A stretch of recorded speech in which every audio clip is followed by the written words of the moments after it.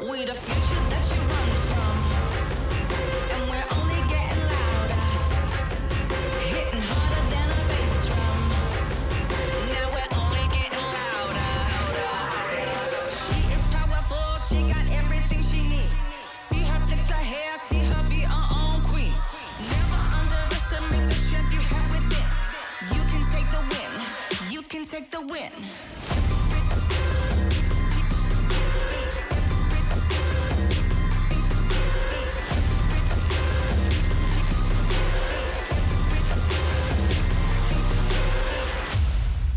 We the future that you run from, hitting harder than a bass drum. And we're only getting louder, and we're only getting prouder.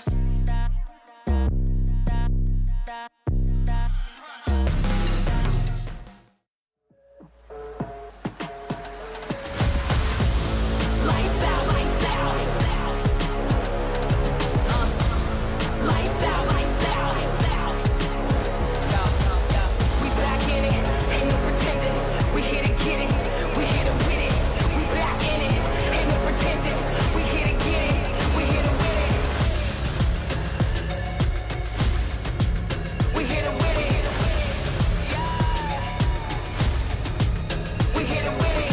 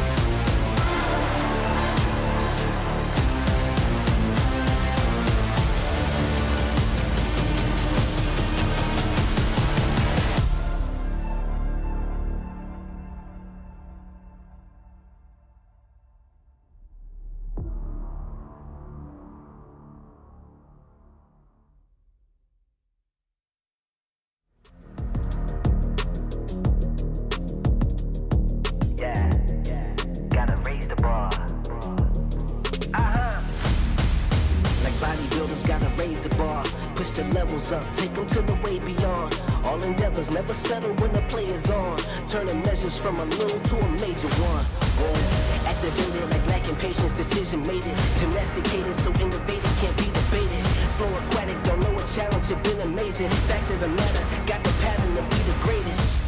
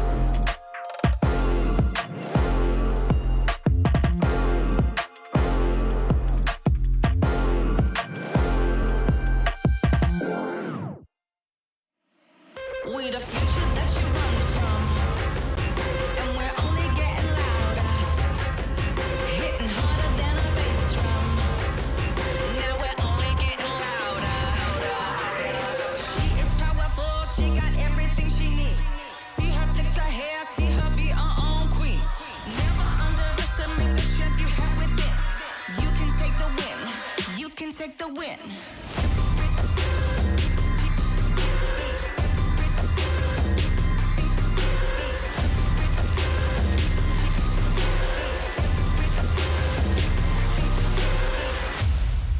We the future that you run from, hitting harder than a bass drum, and we're only getting louder, and we're only getting prouder.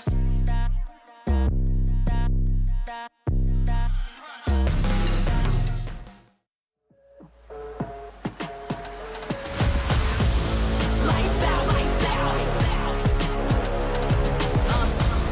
Lights out, lights out. We back in it, ain't no pretending. We hit it, get it, we hit it with it. We back in it, ain't no pretending. We hit it, get it, we hit it with it. We hit it with it.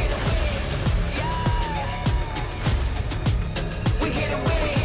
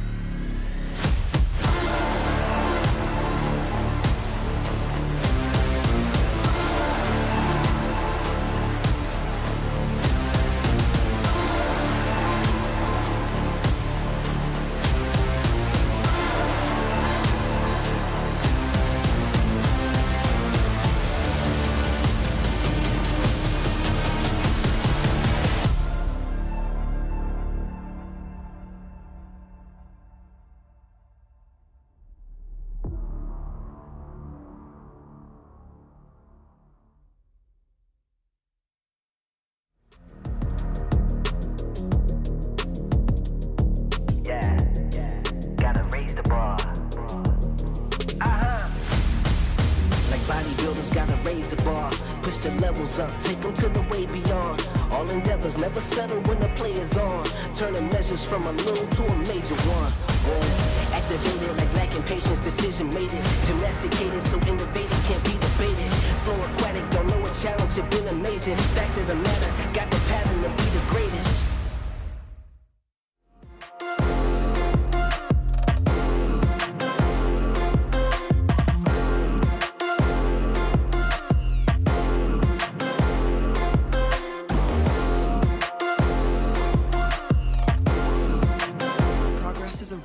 That has no end. After every finish line, another challenge awaits. How can we continue to push innovation in a sport at the forefront of technology? This is how.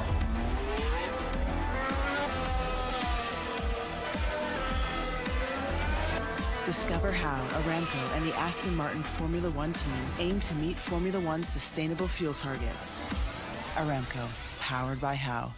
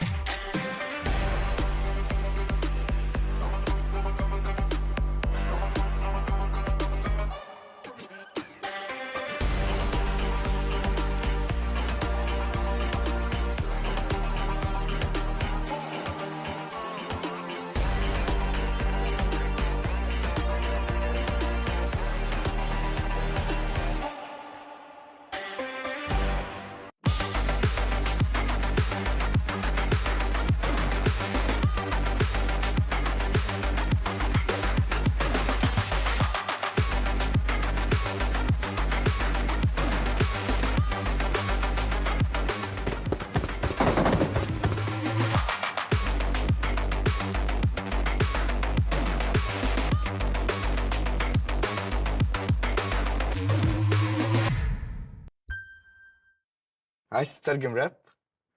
تعالى لي. ملوك السين دي انا ملخصها في سطور، بس مين يقرا؟ فاهم؟ كلام الشارع ده انا هرشه كل المجال حبايبي بروز. وانا كاكازوكو مصدع ايه القي نظرة لو على الحلاوة عندي كاستر بالاسم. عفرت يا عفرت، هتفضل معفرتها ولا ايه يا برو؟ انت مين يا هو ازاي ده دخل هنا يا جدعان؟ نكسر الدنيا الاول وبعدين نتكلم، نعيد من الاول. لا لا لا لا لا لا لا مش مسجل. اخواتي عشان فاهمين السين، سبوتيفاي عمل لك بلاي ليست الاقوى راب مصري، اسمع ملوك السين ببلاش. مع التحديث الجديد لستي سي بلاي، تجربة جديدة للكل. لو جوك دايم تحديات، نافس وانضم للبطولات، استكشف الشات والتايم لاين، وتسوق من متجر التطبيق.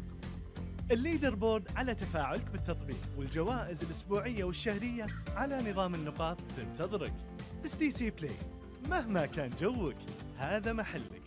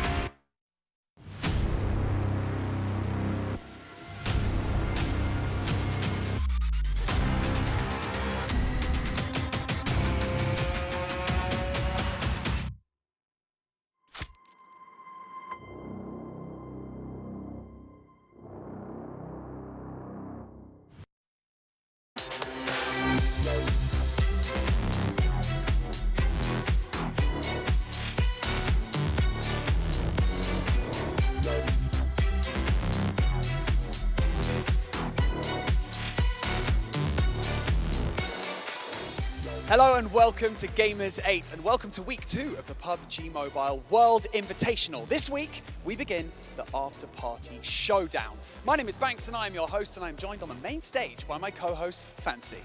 حياكم الله من جديد أعزائنا المشاهدين والحضور في بطولة الببجي موبايل وورلد انفيتيشنال في الأسبوع الثاني راح نشهد فيها البطولة الاستعراضية بطولة الببجي موبايل افتر بارتي شو داون راح نشهد أشياء مختلفة في هالبطولة ودنا نتكلم عنها على طول خلونا نبدأ فيها.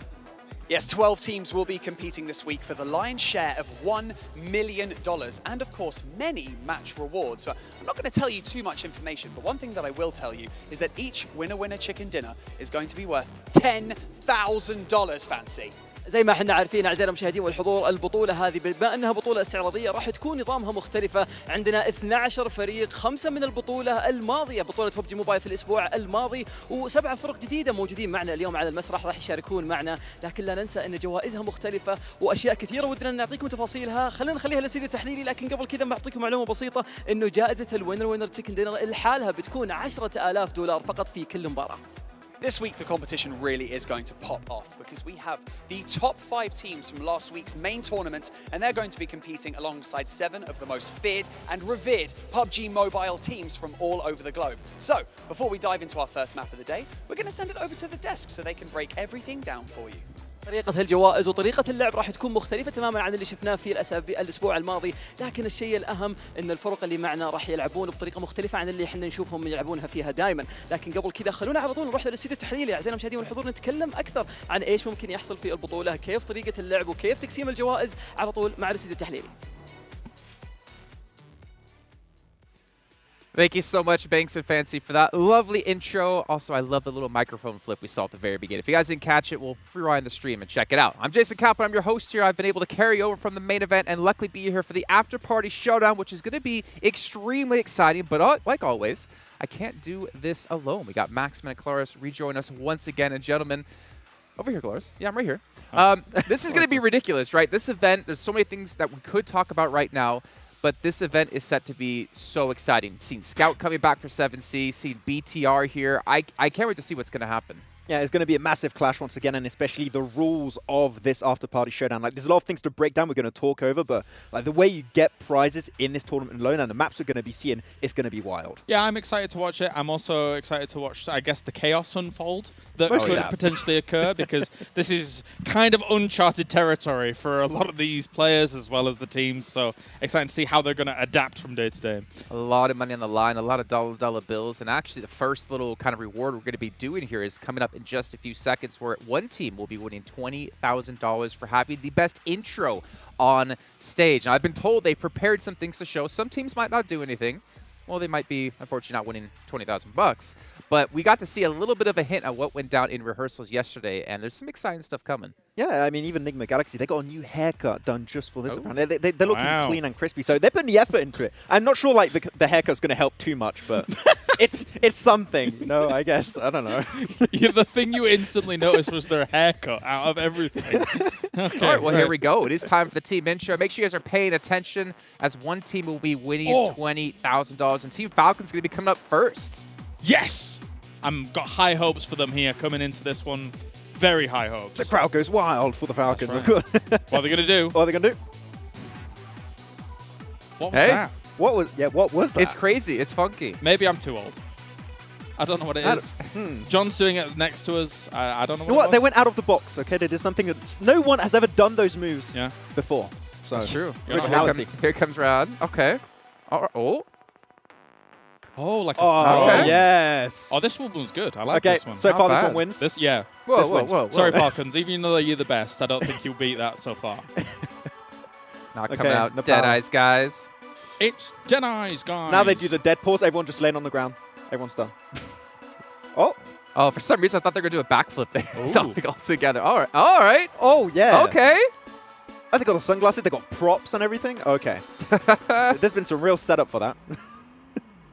Don't hate it. Bigetron. What we got? We got the twins, right? So they should be in sync, I would imagine. Big fan favorites. They need to do something about that. Could fake like a mirror or something, yeah. Oh. What are they going to do?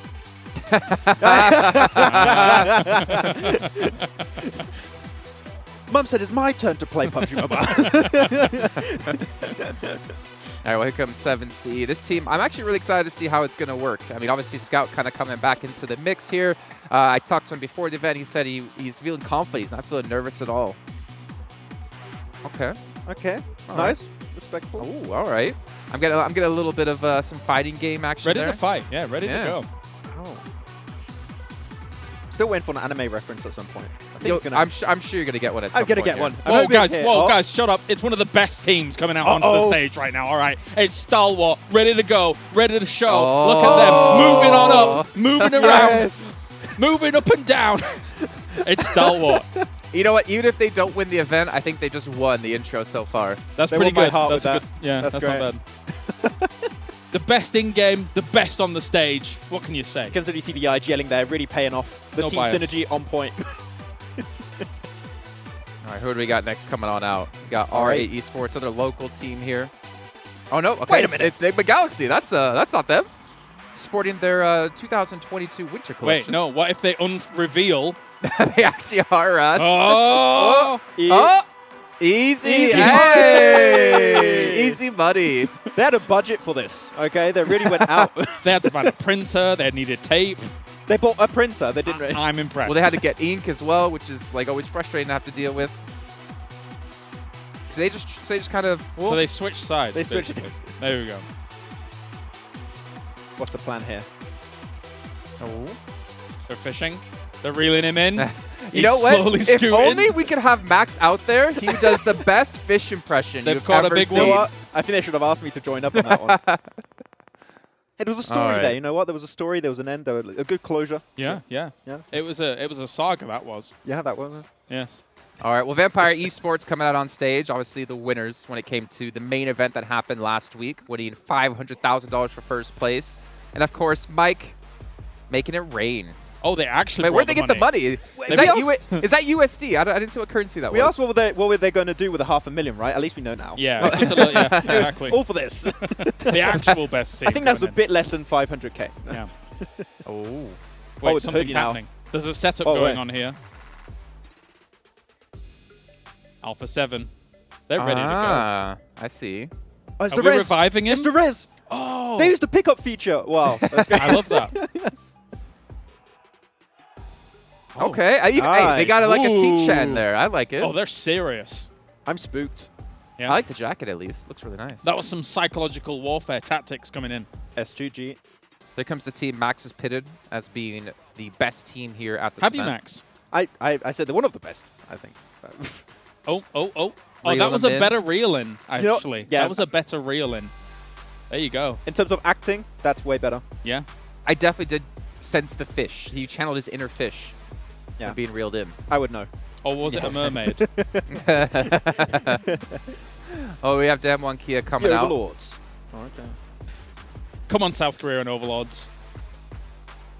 What's happening? It's a heart. That's a heart. Hey! That was elaborate. I was a bit confused. I was concerned initially, and then it worked out. But the ending was worth it, okay? There was a moment. I thought we could maybe do one on the desk, but we didn't practice anything on that one. No, Are you trying to do a fusion? I was trying to do it. I don't know. We can't. I'm in the middle. I feel I'm not necessary for this. No, you're right. You're not necessary. Jason. I mean, he's not wrong. You told me that you haven't been mean to him, so I kind of, gotta get. Doesn't mean you have to. Come on. Wow. Actually, contractually, if you look in his contract, there's a stipulation that he has to be mean to Max at some point. Who signed that? Oh, with that in a heartbeat. Yeah. And he wasn't even the one that proposed it, actually. It was someone else that put that in there. All right, well, let's actually get a little bit more serious, though, because this event is going to be kicking off momentarily. But we need to dive into, I guess, the format of this whole event. You guys might be a little bit confused going into this because things have changed quite heavily. We've hinted at it a little bit. It's more about the money.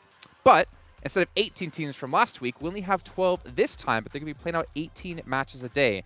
But, Max, there's something on this page that makes me extremely happy. That's a lot of maps. That wasn't it. That is a lot of maps, but there's a few things here that make me excited. Vikendi. We're seeing Vikendi being brought back. I'm super stoked about that in particular, right? Potentially castle finish, I don't know. But Livik and Karakin.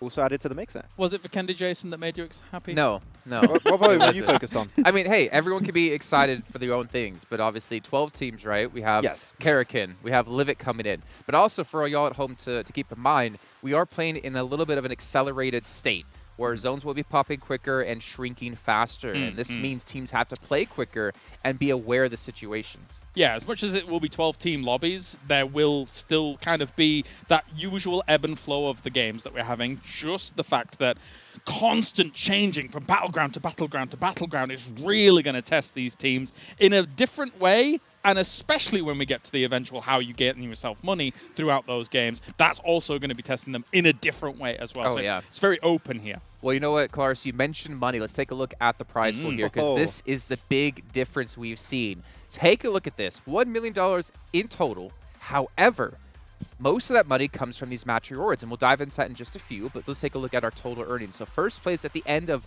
these 3 days will win themselves $60,000. Second place, $55,000. Yeah. There is a big difference between total and match rewards. Yeah, the match rewards also, what's really cool is that based on how the match rewards you can get them, if you get a lot of match rewards, you're going to be in one of the top positions in the ranking by default, right? And $23,000 per match, that's without the chicken dinner. Chicken dinner is $10,000 per win every single game. That's the most money for a single chicken dinner you could ever get in PUBG Mobile Esports, like, ever, really. So $33K per match, that's absolutely mental. And what's important, Kalaris, is we've talked to some teams and we wondered, like, what are you going to go for? Are you going to go for just being the #1 team at the end of the event? Or are you going to go for earning the money? And that's going to be, I guess, showing us in terms of the playstyle. We're going to be seeing that resulted in the playstyle of some of these teams. No, definitely. I mean, some teams here, well, we've even seen them have hot drop scenarios go down in the previous weekends with the tournament. So actually, that could play in your favor if you feel quite adept in order to be able to do that. Although, that being said, for some of the later circles, there might be a little bit more extra room to work with. So maybe you can play things out and see how it goes from there. All right, well, let's take a look at these match rewards, right? $414,000 on the line over the course of this event, and this is how you win the money in each match. So as you said before, Max, $10,000 for a chicken dinner, but look at the rest of the money you can win here. You got so many interesting things to look at, and we had a little bit of a theory, me and Kalaris, when we were looking at these match rewards. Yeah. First elimination and first team elimination. You could get 7K right at the very start of a game. But how a team's going to work on that? If they see the elimination feed like pop off and like one team is already eliminated, are they going to play super passive? Are they going to keep looking for the eliminations like this? So many options here. It's just we were just going to have to wait and see. Absolutely, because once those two elimination incentives are concluded, you still want to survive for quite a while. You want to maybe find yourself a lot of airdrops. You want to get those extra 1Ks on the board alongside the most airdrops down the line. Team with most eliminations as well. Team with most special eliminations. I believe Jason was talking to us about that earlier. That's car runovers as well as explosive grenades, right? Yes, Not mollies. no Molotovs. Yeah. Right. So, yeah. I mean, I wish Salazar was here because I feel like he would win this almost every single time. But this is going to be exciting, right? We talked about this could potentially change the strategies of teams, and I think we will see some teams adapt as the event goes on. But besides match awards, we also have the event awards as well. As we saw in last week, you have things like fan favorite player. Well, actually, that's new to this one in particular. We also have Eagle on there, most headshots. But there's a couple of ones in there like best duo. You're like wondering at home, well, what does that mean, best duo? We'll get to that in a little bit of time here, but there's still a lot of extra money to win outside of just the individual matches. Yeah, exactly. Just so much money to make outside of that $1 million prize. But right, team presentation, I think we already have like a decent idea of like some top contenders. Yes. I think you can see in the chat also maybe a few people saying which team they're going to be rooting for. But man, it's going to be so many things happening in this tournament for the very first time. So as I already said, it's going to be wild, and I'm here for the ride. No, definitely. Uncharted waters is the best way to describe what we're about to witness over these 3 days, especially the fact that we've got 6 battlegrounds for the main tournament and just constantly chopping and changing. Yeah, and a lot of learning to do for all these teams as well when it comes to specific maps. But let's maybe advance on further and take a look at the teams. We obviously got to see them walk out. Maybe we could talk really quickly about who you're looking to focus on here. Who are the ones that you're really rooting for, Max? I'm actually really hyped for S2G. Like, we know this team now from Turkey, and Turkey has been like a very, very present region in like international stay. You had Class Digital Athletics in the past. You have also Five Flux has done really good in the championships. S2G is a team that has that international experience with Silas, and you have Hamsiji and Kalsi that really, really stepped up in the last few months, right? So I think that this is a team that has yet to really test this roster at this stage. And with the Uncharted Waters, as you said, I think it's going to be a very interesting mix. Yeah, we can see the point system is a little bit different as well. No longer are you getting 15 points for a chicken dinner. It's just going to be 10. However, eliminations still 1 point each. Yeah, definitely. Not as many limbs to really be going for in these games. So as these points kind of tally up, I think the ratios as we've gone down to a 12-team lobby as well, it's going to work out quite nicely. Yeah, I want to give a shout out actually to Sony Xperia, the 1-4 actually made in collaboration with professional esports players. And also, actually, funny enough, an official partner here of PUBG Mobile. Also, Savvy Gaming Group for making sure this event can happen for all of us. It's not only been a 2-week event here for PUBG Mobile, though obviously that's the one we care about because it's the best one. This has been a 5-6 week long event. We're getting to see all of these different titles participate. We can see our social medias, and these are important because you guys need to go vote for your fan favorites. You can head over to the PUBG Mobile Esports Instagram page and give likes and leave comments to your favorite teams. And as we saw before, fan favorite will be winning money. But let's take a look at the schedule. You guys at home are wondering, well, we saw 6 different maps, but we're actually having 8 matches in total. Important to point, Showmatch 1 and Showmatch 2 at the start and the end of the day. And this goes back to the duo prize of $15,000 for the best duo. We're going to be having teams sport 2 players from each team to go head-to-head here to start off and end the day. And these players cannot switch. But as we've seen the rosters, there's some spicy things coming. Yeah, there's so many things that we saw, right? I think the one that's very interesting, and we saw it already, like Stalwart, looking at action and top, like one of the most deadly fragging duos in the world, playing in a duo matchup like that, like things that, oh man, I can't wait to see how they're going to perform. I'm excited to watch them. So actually, it's 5 matches in total for the duos tournament, right, Jason? Yeah, it is. I mean, 12 duos, 5 matches, but the trick is it's going to be the start and the end of the day for the first 2 days of play, but obviously in the final day, we'll be starting things off with a show match, and there won't be a final one because you know what? We want to see who's going to win overall and see how much money each team will be winning. But as you saw, it's going to be Sanhok and Livik, and we're going to be starting things on Sanhok here momentarily as we can see everyone dropping in and getting ready to go. And I'm excited. Hopefully you guys at home as well are excited, and I'm really curious to see how teams are going to be breaking things down here in terms of strategy, in terms of who they might field. Are they going for an in-game leader and a fragger? Are they going for double fraggers? Well, that's eventually all going to be broken down here with John, Allen, and Blank to kick off the game. Hell yeah, we're getting straight into Sanhok map number 1. We're going to be getting in with 2 players per team. Remember, this is the duos game, so it's a little bit of fun, a little bit of a fun one to kick things off on Sanhok, Blank. A little bit of a fun one. That's exactly what we're looking for. Just a bit of a fun match, but also this is a chance to really show off your duo skills. Because, I mean, we have seen some fantastic duos throughout the history of esports in PUBG Mobile, as well as teams that, you know, have gone down earlier on and only have 2 left alive on the team and yet still come out on top with a winner-winner chicken dinner. But this is really where you get to flex those numbers here on these maps during the show matches to be the best duo in PUBG Mobile for the PMWI Afterparty Showdown.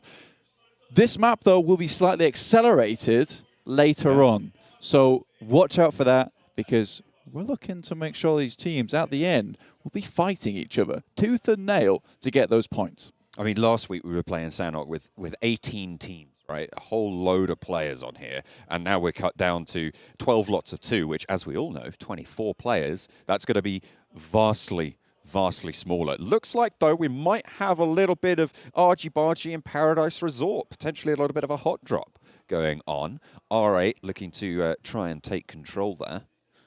No. BTR is going to speed on past, go to like the usual drop spots for BTR, are heading over towards the eastern side, but we do actually have 2 teams. Can't quite see it as they are just overlapped slightly, but it is S2G as well as R8. Looking to go out early on. S2G, I know this team has liked to drop in Paradise Resort before, and already S2G have lost 1 right off the bat. So kind of unfortunate start for them, but R8 extremely happy with 1 point. Now they just need to finish off that player to see if they can get that extra point on board for themselves to keep shooting up those rankings. With 2 points, shooting up there, I'm telling you.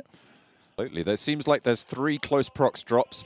We were on board. We were talking about the Paradise Resort hot drop going on. Hatin also has its fair share of conflict going on. Deadeyes Guys did drop up there, and I think Damn One Kia did just get eliminated, if I'm not mistaken, over in Hatin. They do go down first. That is unfortunate. That was the Hatin. And Vampire and Alpha 7 on Camp Bravo. They're going at it still. Silas left in a 1 versus 2 now, and it's going to be the Tommy gun to be able to take that one down. R8 Esports claim Paradise Resort in the duos. Here's Joker playing for Deadeyes Guys over here for Nepal, instantly taking down Damwon with a UMP. Incredible stuff coming through from that one player there. Obviously a veteran over in that region. We still do have our PMWI Gunskin and Outfit sale on at the moment. They're on for a limited time. You can also win PMWI Treasure Chests if you play PUBG Mobile during the duration of this event. You can make sure you get those on board. Stalwart, at the moment, just looting on up, getting what they can. They did drop over towards boot camp, so they will be playing in the center of that map. They will be playing from that angle. Should be fairly accessible. Circle a little bit north. Yeah, I mean, this was really nice for Stalwart as well, considering, you know, they're not being dropped upon all the time. There's SK-Ton with the classic little drop shot coming through, which I think caught Calci by surprise there. It would have done the same for me, so slightly unfortunate for them. I've seen you play, man. I think you could have hit that. Maybe. You know, I feel like I've been, you know, raising my rank quite a bit recently. 7C though, we got Scout. Everybody loves Scout. I think that is the name of his personal show, at least. But it's really lovely to see this guy playing again, all the way back from, I think it was World League when he was on Orange Esports, you know, taking second place there. Really good stuff for him. I know he's back repping it for the guys over here in the Afterparty Showdown. Not quite got yet to meet him. I would like to. You know, he did his classic Scout pose when he did the team parade, you know, the fist in the hand. It was good stuff. I like to see it. He was bringing things back. You, we were watching the team parade. Have you got? Were you thinking about who maybe we're going to talk about trying to get our vote cast for? Do we have any influence over it? I mean, probably not. You know, I think no. We've got to go through our current English representative, who is Jason. I think I will be voting for, you know, maybe Damwon Kia. You know, that really surprised me. I was like, what's going on here? And then suddenly, a barrage of love from the Korean team. So you love to see it. Yeah. Team Falcons, though, you know, equally, they came out. They looked like they were having a good time, though. And I think for the passion factor, that was certainly there for the Falcons. I still enjoyed the Stalwart approach, the thriller kind of walk up the stage. Yeah, that was good. That was kind of cool. I kind of like that. There was a lot that. going on there, for sure. There was. We'll have to review. We'll have to review the footage. Yeah, that'll be done tonight, for sure. Yeah, that's what we're all going to sit around. We'll find a room. And we'll make a very serious discussion about the dances that these players are doing. Absolutely. Now, for these games, placement points aren't as heavily, you know, they don't massively change up the top of the leaderboard, considering a second place is 6 points. Obviously, if you're consistently getting first place, though, with that jump up of 4 points to first with 10, you know, you are looking to hit that 10-point marker in these games. A chicken dinner is absolutely fantastic for you, but if you can't get that, it might just be time for those eliminations. That's what you need to be looking out for already. 2 teams going down, 4 players leaving the match. It really does leave us with very little players still left alive.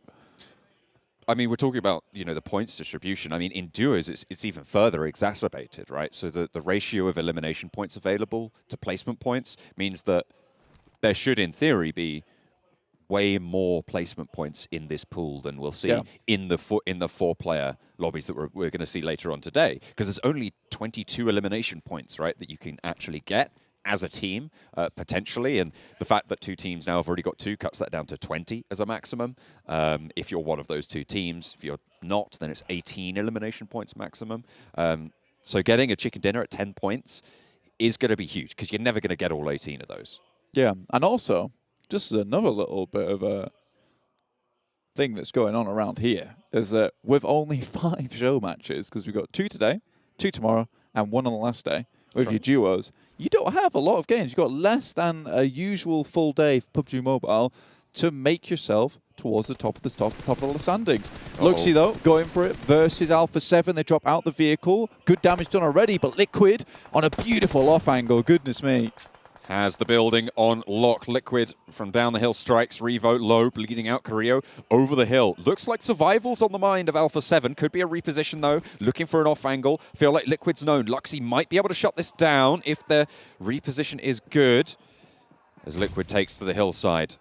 pushing up to the location. They know where Korea's gone. These nades might give his position away a little bit. Revo is down for the count and will be timing out just there. The flush comes through from Liquid. And now Luxy can start to push in from the flank. Liquid, with that fire, will have drawn the attention of Korea. But it looks like they're not going for the push just yet, Blank. It's very doubtful that BTR are going to let Korea leave anymore from Alpha 7. They're looking to pick up these points here. It was really, really good stuff for them. Vampire Esports, Fluker, though, able to earn himself an airdrop on the way. So Vampire Esports looking for that end game at the moment. They're down towards the southeast, just to the side of Barn. Luxy, though, playing his cards smart here. Looks like Liquid did take a little bit of damage coming through from Korea. Does have the UMP in hand, extremely accurate gun when in close quarters. So very, very terrifying to go up against 1v2 as well, just because there is a lot of opportunity for outplay here. Especially with a gun like that, you know, you can get up close and personal and potentially with the 35 bullets that you have in there, go for a massive spray onto both these players. We'll need to bide the time, play it perfectly, but that will remain to be seen just how that's executed on. Stalwart, they started in boot camp. They've moved up to southwest of Paradise Resort now. They moved northeast from that boot camp position. No real challenge on their rotation just yet. There's a lot of open ground, a lot of space that just is not controlled in a way that a lot of these players just might not be used to.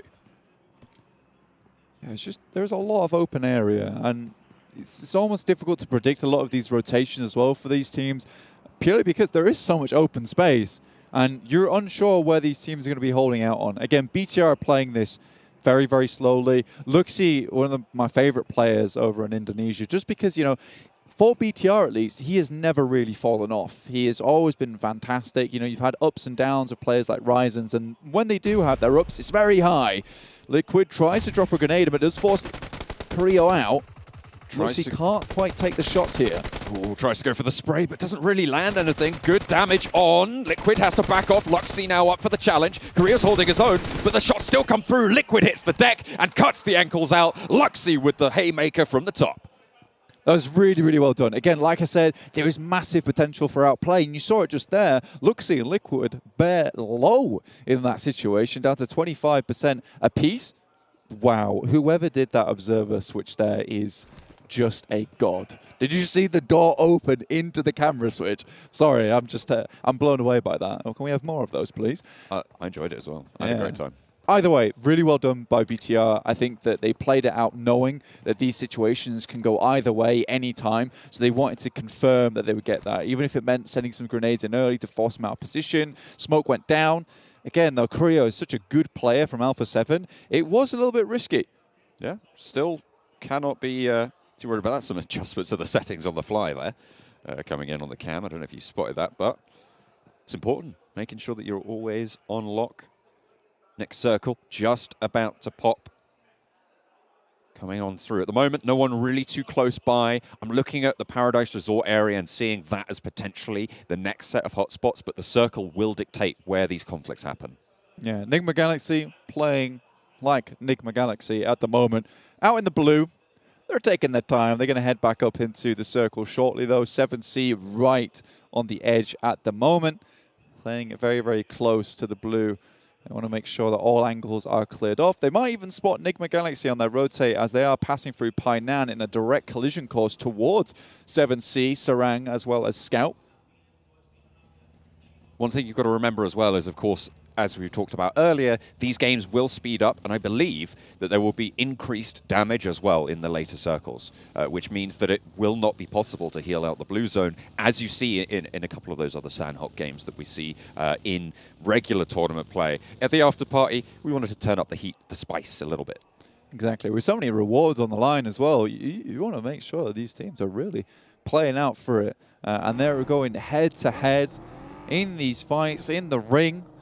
I'm looking forward to it because these players are really going to have to strut their stuff in these games, show us some good mechanical skill as well, some smart rotations, trying to play around the 12-team lobbies. It's going to be interesting for sure. And again, there is so much money on the line here.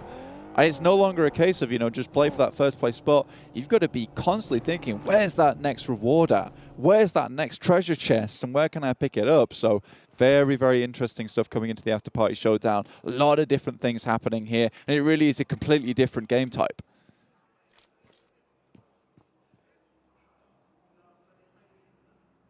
R8 currently just biding their time right in the center in a couple of those buildings between Riyadh and Vampire right now. Stalwart to their south, BTR to their north. But there's no real incentive to push out at the moment. I mean, the circle centered up pretty much exactly right in the middle. So really not too much to worry about there. There's a little bit of the central river in, but again, nothing really to worry about. There's plenty of ground. There's plenty of terrain to play. I feel we're about to enter a period of mild downtime here, Blank. I would agree with that. I think especially with this area of the map, look how many compounds are still available. You can see just around Riyadh alone, up in the top right, there is compound right here. There's a compound to the left of them. You can't quite see it on your map, but we can. And, around their area, the very close vicinity, there's the warehouses off towards the north side of them. There's a couple of compounds just towards the bridge side that's still in the zone. So these teams have a lot of positions to just chill and not really have to take too many fights this early on. I know it's 13 minutes into the game, but we are probably going to be pushing towards that 8th or 9th zone until everyone gets pushed together and finally has to fight it out. So perhaps even 7 minutes time, perhaps even in 9. Yeah.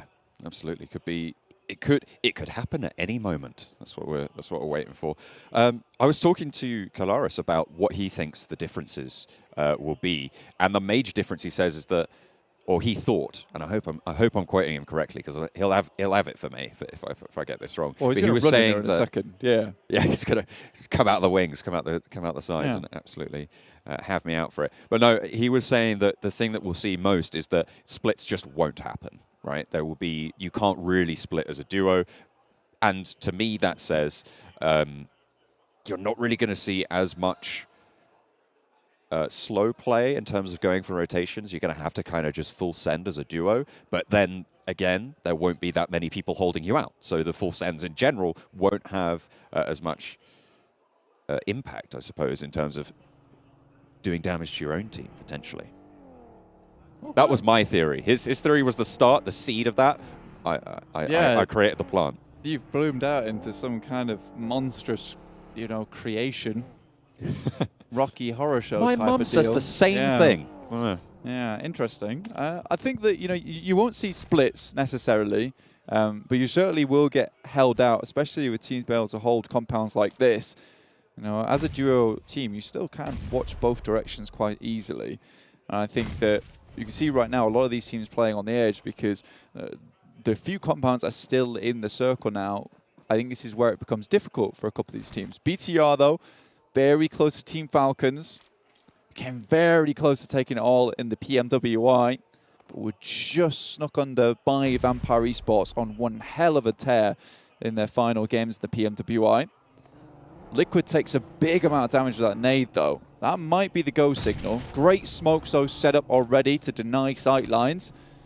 Now Luxy and Liquid can start to try and reposition. Molotov to try and hold them back just a little bit. Switches to the smoke. The grenade was good, but the reposition from Bigetron was slightly better, slightly faster. So nicely found. They're on the long side of the blue zone, so they will have to get a shifty on. Falcons, they want to dip. Bigetron trying to suppress this, trying to control it, but the disengage from Falcons, I feel, is the right decision in this scenario. And they have disengaged directly into the path of Vampire Esports, just on the other side of Paradise Resort. Both these teams not quite in the circle as of yet. Stalwart holding it down. They've got Action and Top here. I mean, honestly, throughout most of PUBG Mobile, most people will tell you that if you're looking for the best fraggers in the game at the moment, Top as well as Action, they're very much up there. Got some plenty good fraggers here. Luxy and Liquid rolling on in towards R8's compound. They didn't go into Paradise Resort. They took the other choice. But unfortunately, there was a snake in the grass. There was an off angle. Luxy takes that knee. Now it's just Liquid to fight on for Bigetron.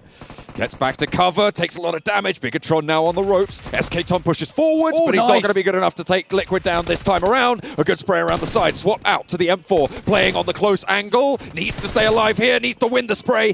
Wins out that small trade, and Liquid stays alive for now. Around the side of the window, R8 Esports trying to keep their hopes in it. The push is good, it's fast. The UMP reloaded and a lot more damage sent in. Swap back to the M4, everything's there. Around the window, it is too high! He jumps at the wrong time, and it's R8 to stay alive in the duos. Oh, dear me, but Liquid played them like a fool there in that situation.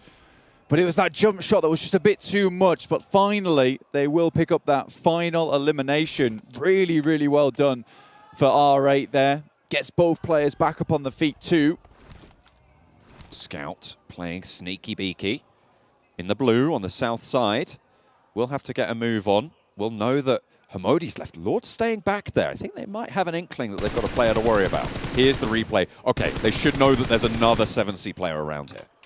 Scout doesn't even opt to go for the peek out there. He just wants to remain hidden for as long as possible. But he will have to start walking into blue. Luckily, it's right in front of him.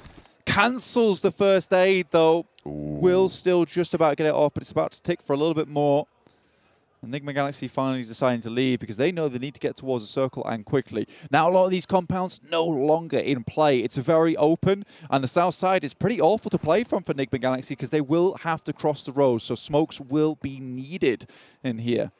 Popping another first aid. He's right on the blue line here, and it's moving on the long side. It's going to be painful for Scout. I don't know if he's going to be able to make it through when you have Stalwart as well to worry about.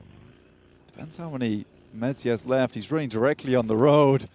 The boogie sends in. Lord just trying to keep them out of the way, but it's on top from Deadeye to take down Rod. Just one of them goes down. Taking a look at the state of play. No one's central right now. At the moment, it's Rod and Deadeyes Guys, as you were talking about just then, that are really in the thick of it. R8 to the northern side as well. Could have a shout into the fight, but it's Deadeyes Guys to take down Rod. To survive to fight another day, and 4 elims. A pretty good record right now. 5, though, in the hands of R8. Yeah, really, really well done. R8 have been doing fantastic this game from the very beginning when they took down S2G, and they have followed through on that momentum to 5 points here, 5 eliminations. Deadeye Guys, obviously we're on top, and Joker, I keep saying this, 2 veterans in the game. Managed to get up to 4 eliminations, now just only on top left though. Scout made it in, so 7C is still going. But the zone will push him even further, and you can't stay out in these zones anymore. Falcons as well. They managed to keep themselves on the eastern side fairly unperturbed. They're doing okay. 2 elims so far. And I'll have to push in just a little bit further. Scout, right on the edge, you can see there, but Stalwart have moved away, and Falcons will engage them. Potential for a third party if Scout has his wits about him. We know he always does. Powerful, takes a tick from the nade. As top lobs one over. Yusef on the back as well. Not quite close enough to feel the same nade, but stims are there. Heals are good. The question is the timing. R8 up the hill as well. The onus is on Falcons, though. They have to move in. Stalwart, though, have got a really good position here to hold them out. 7C still making their way in. Rico. It's R8 coming in from the top side. Action takes down Yusuf. 1 more left. Powerful in the bush, spotted out, I think. Hang on a minute, has he been? Yeah, Action's on the swivel. Able to do that dirty, and SK-Ton taken out as well. R8 under pressure now from Stalwart. Late bloomers into this game, but they are on the warpath now. They want to dominate this northeastern edge. Nice nade out, cooked, was it? No, just too far. And there's the DBS around the side. Not going to be able to do the work. It's top to take down R8. Look at the synergy between these 2 players. They've been playing at each other's side for such a long time. The way they even just take their splits coming in, it feels like a T-Rex is stomping towards you. I'd be terrified. Scout, though, still in. They didn't spot him as well. They were running directly at him, right in their field of view. He was shimmying and all. But Scout staying alive, playing slow. 4 teams remain. You want to outlast this one. Only 2 players from top. From Stalwart, sorry. You've got the broadside, but the circle is not in your favor. Another team goes down. 7C ladder up yet again from the south side. The crawl is good. He knows so much information here, but they're going to have to turn their info that way soon. Top doesn't see it again. G36C as well, 40 bullets in the mag. That's enough for a double elimination here. When does he pull the trigger? Right now. Just goes for it. Action goes down. 2.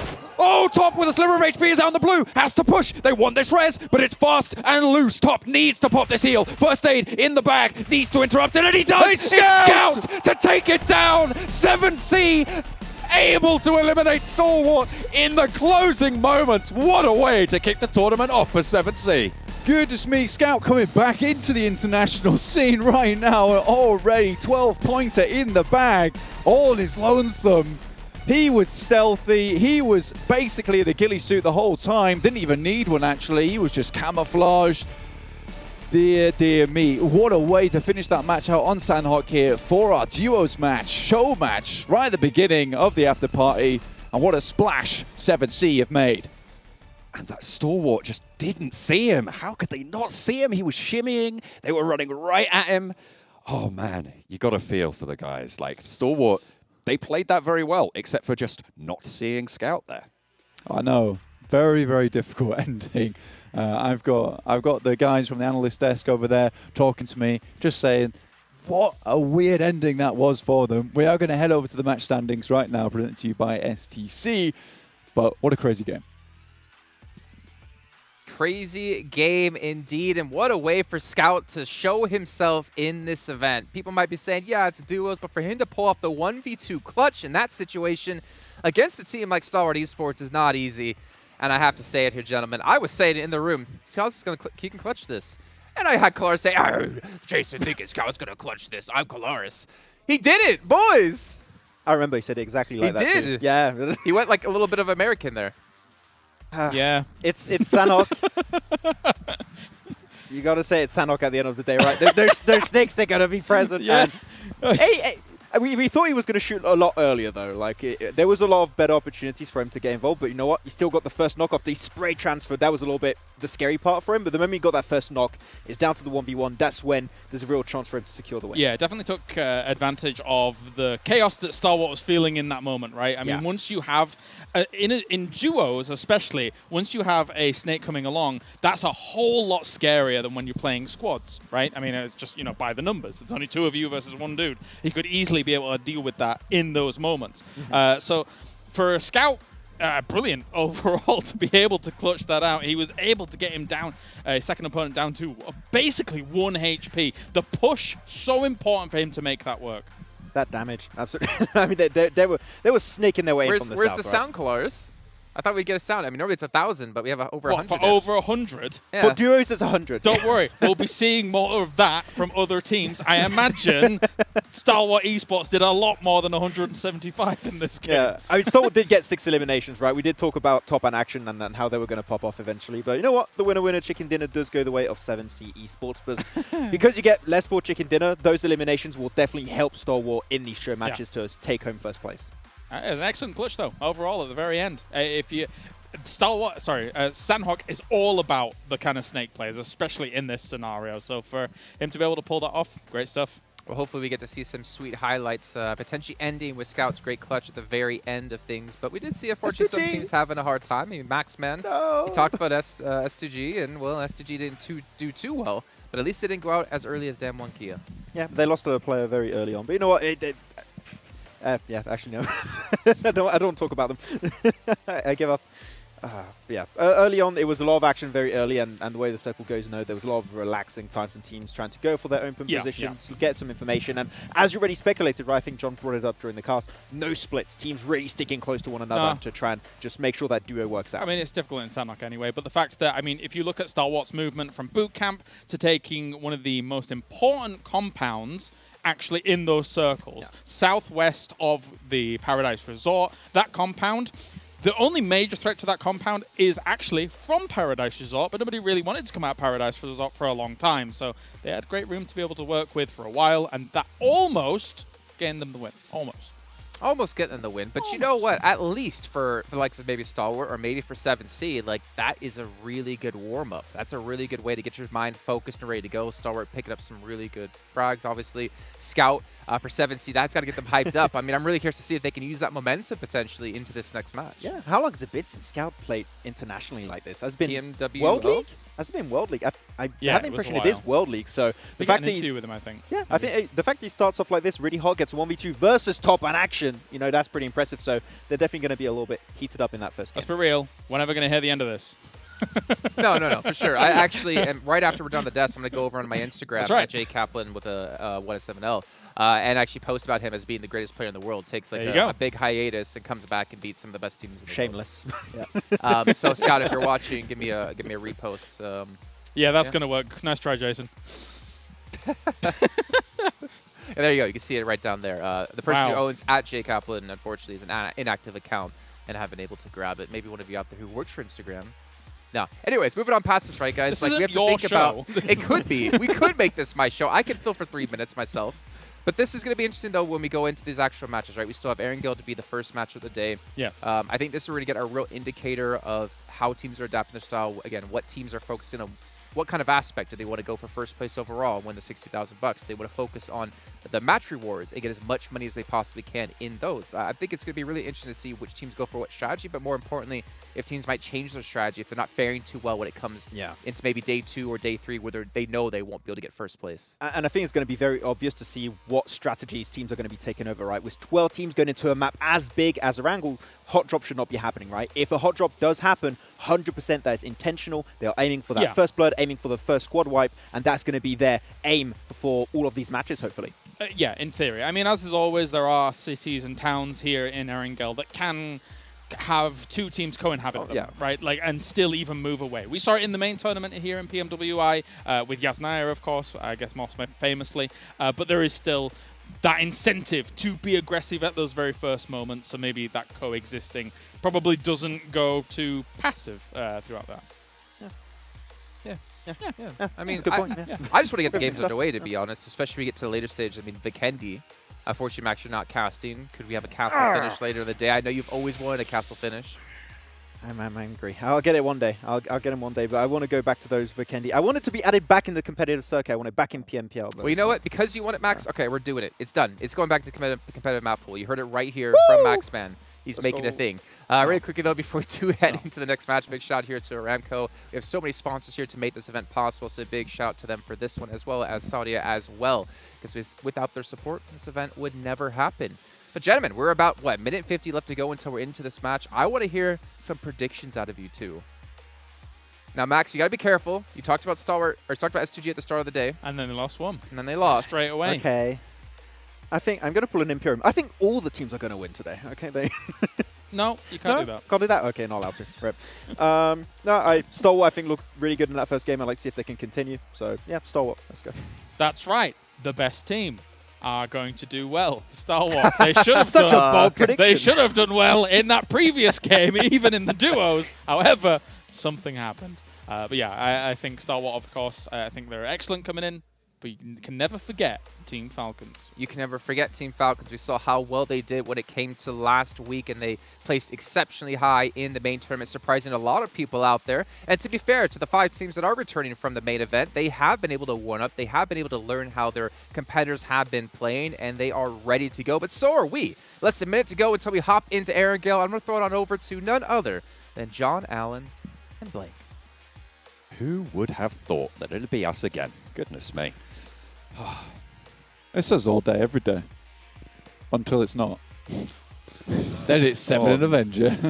That's true. That's true. But we are absolutely thrilled to be here for another installment of Erangel. We're going in with 12 teams this time around. Of course, all of those prizes on the line as well. It's going to be super exciting to see what these teams have in store for us because, of course, we're much more used to playing this game with 16 and even in the last week's games, 18 teams in the lobby.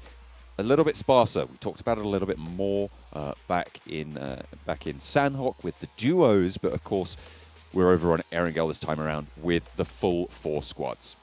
Just before we jump over into the map flight, let me quickly remind you of what kind of prizes are on the line here. So there's $10,000 here for the chicken dinner, which is an absolutely huge amount for a win in the matches. Most teams eliminated at $5,000, and a team elimination counts if you are the team to eliminate the final member of a singular team in this lobby. So it doesn't matter if you eliminate 3 beforehand, it's only if you eliminate that final member. First airdrop is $1,000, first elimination, $2,000, first special elimination including car rundowns and HE grenades, that's $2,000. Most airdrops, another $1,000 on there. First team elimination, this is where it gets spicy. Who's going to be hot dropping on who here? That's $5,000. Most special eliminations, once again, let's remind you, that is cars as well as HE grenades. And overall, it's the team with the most eliminations, which will take home $5,000 each match. And for the prizes that have a most caveat, so for instance, most special eliminations, most airdrops, most teams eliminated, that is going to be the first team or player to reach that threshold, will hold that position until someone else supersedes that. So if you, for instance, have 2 team eliminations to your team's name, that's great, fantastic. If someone else reaches 2, you still have that title for the game until someone gets 3. At which point they take that one, and you have to get 4 to be able to take it away from them. It's a little bit complicated, but we'll keep you going. It's King of the Hill rules for these most caveat prizes. Indeed, so let's head right over towards this playing path as all these teams are starting to make their way down onto the map. Nigma Galaxy, as per usual, heading towards Pachinki, and Circle does pop down towards that southwest. So BTR on that eastern side, a little put out about this one, but it's 7C all the way in Lipovka, so they'll have to make their way across. Luckily, with less teams than 18, we're heading down to 12, not 16. You know, these rotational paths will definitely be a little bit easier. You can see all the way down towards Mill to Power, Mill to Farm. That is all free real estate at the moment, so sending it through in the vehicles, nice and easy. Doesn't appear to be any super hard hot drops at the moment, though. Down one Kia, scarily close to the Nepal team of Deadeyes Guys. Moment though, everyone keeping it very chilled out. Vampire Esports playing from their winning position over in PMWI down towards the Ferry Pier Primorsk split. Of course, you have to remember that there are placement prizes on the line as well. It isn't just these in-game prizes, as tempting as they are to be able to grab those earnings. Of course, there is placement prizes, right? It's 60K for first place, so you can't ignore those either. So maybe a little bit of trepidation from some of these teams. No one, as you say, going for these hot drops super hard right now. The Farm Melter area actually being pushed into by 2 teams. Stalwart, who's on our screens right now, and Riyadh, who have headed down a little bit further east into Melter, towards Melter Power as well. It looks like Stalwart, I mean, they drop Nova all the time, right? So it's no surprise to see them going down there on this southwest circle. Yeah, it's interesting to me now that, you know, you have 12 teams in the lobby. I don't think Stalwart need to be fixated on Nova Repnoya anymore, especially if you have a drop like that. I don't think you need to force this drop anymore. You can head down towards Milter. Maybe they're just feeling out for the time being. They'd rather not go out super early. They know no one's going to drop down Nova Repnoya because it's their position, and having it free this early on is great. Maybe they can do some review after tomorrow and kind of reassess how they're going to earn those rewards in-game. You can also earn some rewards in-game by joining us for the 2022 PMWI Watch Together. You can watch that together with us in-game and over at the Esports Center with your friends to win some PMWI special sets. And of course, if you want the gun skins and the outfits, the PMWI packages are on sale for a limited time. And you can also win PMWI treasure crates if you play PUBG Mobile during PMWI. Don't play right now. Watch these games, and then you can play. Or you can play right now and multitask. That's true. We don't judge. We do not judge. 2 Xperias set up. One to play the game, 1 to watch the stream. That's good stuff. Now, looking over towards back at the match, nothing too much happening at the beginning. Obviously, you know, you aren't going to get these early skirmishes, especially in this format with only 48 players currently dropping in, with only 12 teams. It's going to be fairly calm for the beginning of the game. It doesn't look like anyone wants to scupper their chances this early with a hot drop. In fact, they just want to get going and that'll happen when it happens. Remember, there's still a lot of other stuff there to win, including the chicken dinner at 10K. You know, if you are a very, very good team and you are confident at taking that chicken dinner, you know, maybe you try and go for most eliminations, most team eliminations. Perhaps you try and pick out those rewards, but that is kind of like your secondary objective to the chicken dinner. And as well, we've got 18 games to play as fours, right? Which is 18 times 10, $180,000 being given out just for chicken dinners. If you can pick up 2, 3, 4, that's like 40K in your pocket. That's the equivalent of second place. Exactly. Yeah. I think that is the kind of unseen thing that maybe these teams have figured out. It's like, yes, there is 400K of in-game rewards still on the line here for these teams, but one of the most successful and perhaps one of the most consistent ways, if you are a fantastic team, or you know you think you're a fantastic team, is to grab those chicken dinners in these matches and come home with, you know, maybe not the most sizable prize pool, but a consistent prize pool. And perhaps that's the strategy of some of these guys. And I assume that will change as the days go on, especially if you have one team who's just winning it all. Perhaps you start to think, maybe we hot drop that team, maybe we try and take them out early, and then we can get them out of the way, and then we can get the winner chicken dinner. A lot of things to be thought about in this match, but I'm sure we'll see how it does progress into the remainder of the Afterparty Showdown. And you need to make sure that as a team, you've got your eyes clapped on the sky, because it's first airdrop with a bounty. $1,000 for getting to the first airdrop. Potential to see a little bit of conflict around those areas if it comes to that. So teams from the northeast, though, looking pretty close together right now. Falcons on our screen, close to Damwon Kia, close to 7C, with BTR at their back. Could be a little bit dangerous around school, around Roshok, with Deadeyes Guys sat in that Roshok position right now. Perhaps.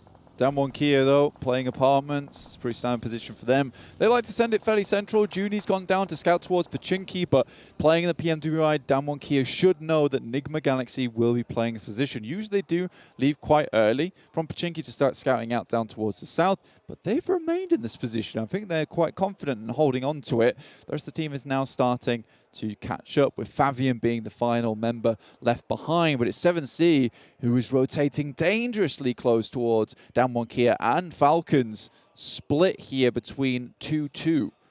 7C actually managed to get ahead of Falcons on the rotation on the north side of Potato Hill. That is a big shift, Blank. South all the way to the military island, looking like it could be a military finish as well.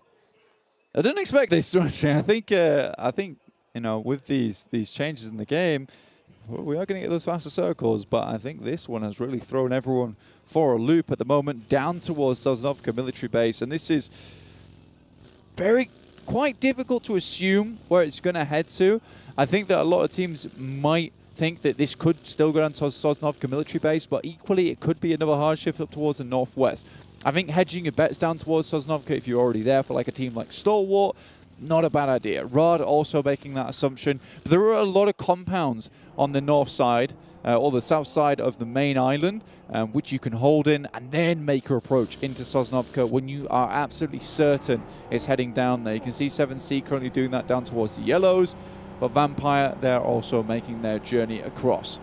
If Riyadh have done their research on Stalwart, they'll know that Novo potentially is held, and therefore that eastern bridge potentially dangerous. And it's exactly what they're running into right now. The buggy managed to wend its way past the hail of bullets from Scry, but it's out in the blue zone. Luckily, it's early doors. But there are still more Stalwart players waiting over the hill to be worried about, and the rest of Riyadh are going to be slowed down on this push. Spray's looking good, maybe looking to try and go away, get away, disengage from this fight. With Falcons at their back, though, that door is closing. Where do you go at the moment? It's just either side is rough. Powerful, though, tries to make something happen, and it is Kaito that does get knocked here. Not eliminated yet. And now he goes down. So Stalwart will take that first elimination of the match for themselves. So perfect stuff. You saw it just briefly on the side of your screen before he disappeared. That's $2,000 right there, earned in the pocket already for Stalwart. Great to see. And the Falcons are going to pressure them at the back. Potential here for the first team elimination, but let's get on board with the Falcons versus Bigetron. An early knock goes through, and then second one as well going in. getting that flush up. Zuxi not really having the foothold to take this fight. Bigetron want to get out of there. But Zuxi not so lucky, never alone. Cuts him down across the way. And Team Falcons doing work from the Northern Shore. Unfortunately for Zuxi, never alone, has got the eyes of a Falcon. He'll see you from across the map. I mean, he had that Miramar with 4 consecutive headshots coming through from the sniper, which was just unbelievable to watch. Zuxi going down, Luxi, Masiri now moving out off into the distance. But Stalwart, I mean, these guys really should have done their homework. Everyone knows that Stalwart has never in the PMWI rotated over the Western Bridge. And when it has headed down here, you know, they just hold onto this eastern side of the map, which is why we have this ridiculous pile-up over towards Farm and towards the south of Milter. It's very unlikely that these teams are going to find themselves safely into the circle, at least with all their team members still alive. But it's Vampire Esports. Kalaris called them clairvoyant, and it certainly looks that way.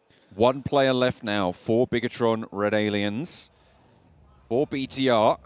So potentially on the cards as the first team to go down, giving over that $5,000 bounty. Alpha 7 now up to bat against the Falcons. They've rebuffed some pretty strong teams so far. Can Alpha 7 get the best of them? Yusuf pops that node over the top. Mythic pushes all the way up to the wall now to back them off their position. Carrillo tries to careen over the hillside, but has to swerve back into cover as Demar has an off angle. Out in the blue, Damwon Kia takes this opportunity to sail straight on past. This eastern bridge is brutal.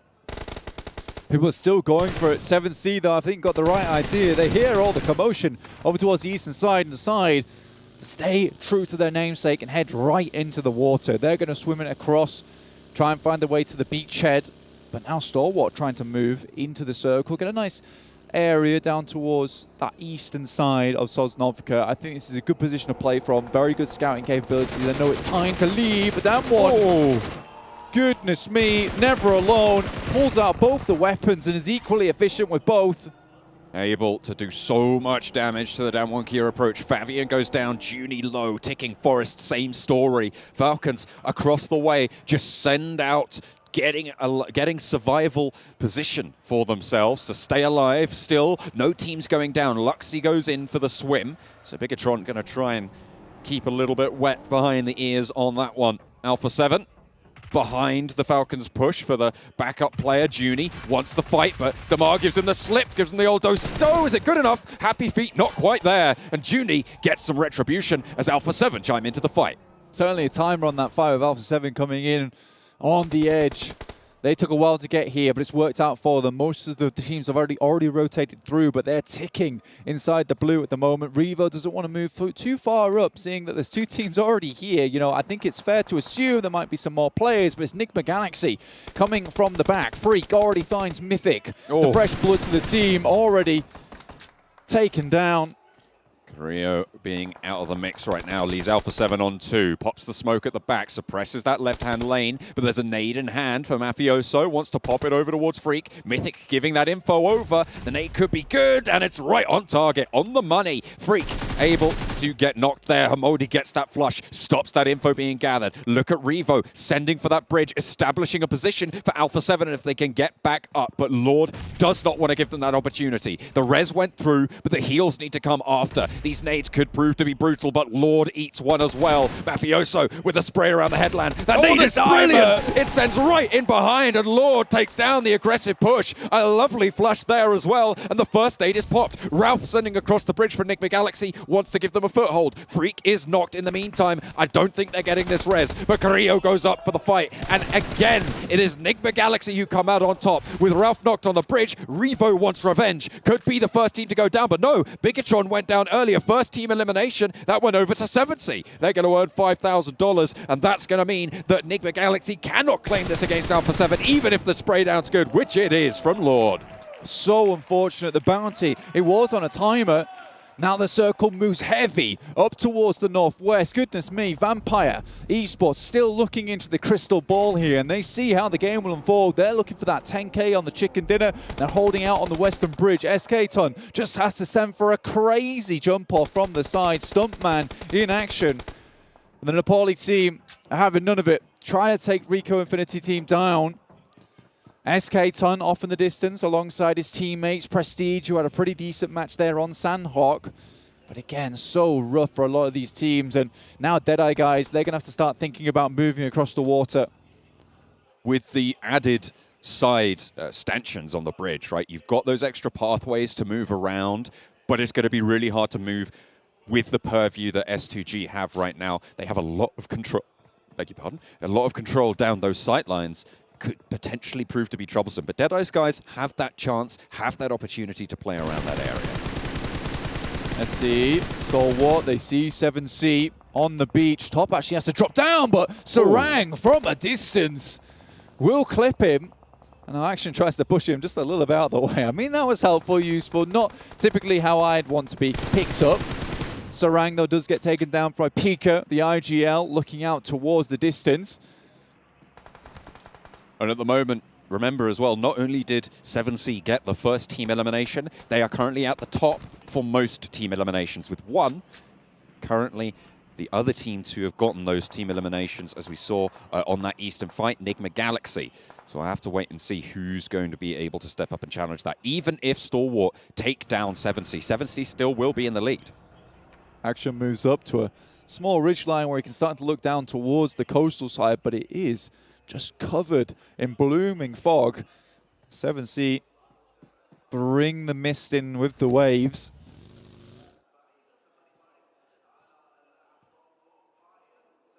Vampire looking pretty chill right now. Stalwart with 3 limbs.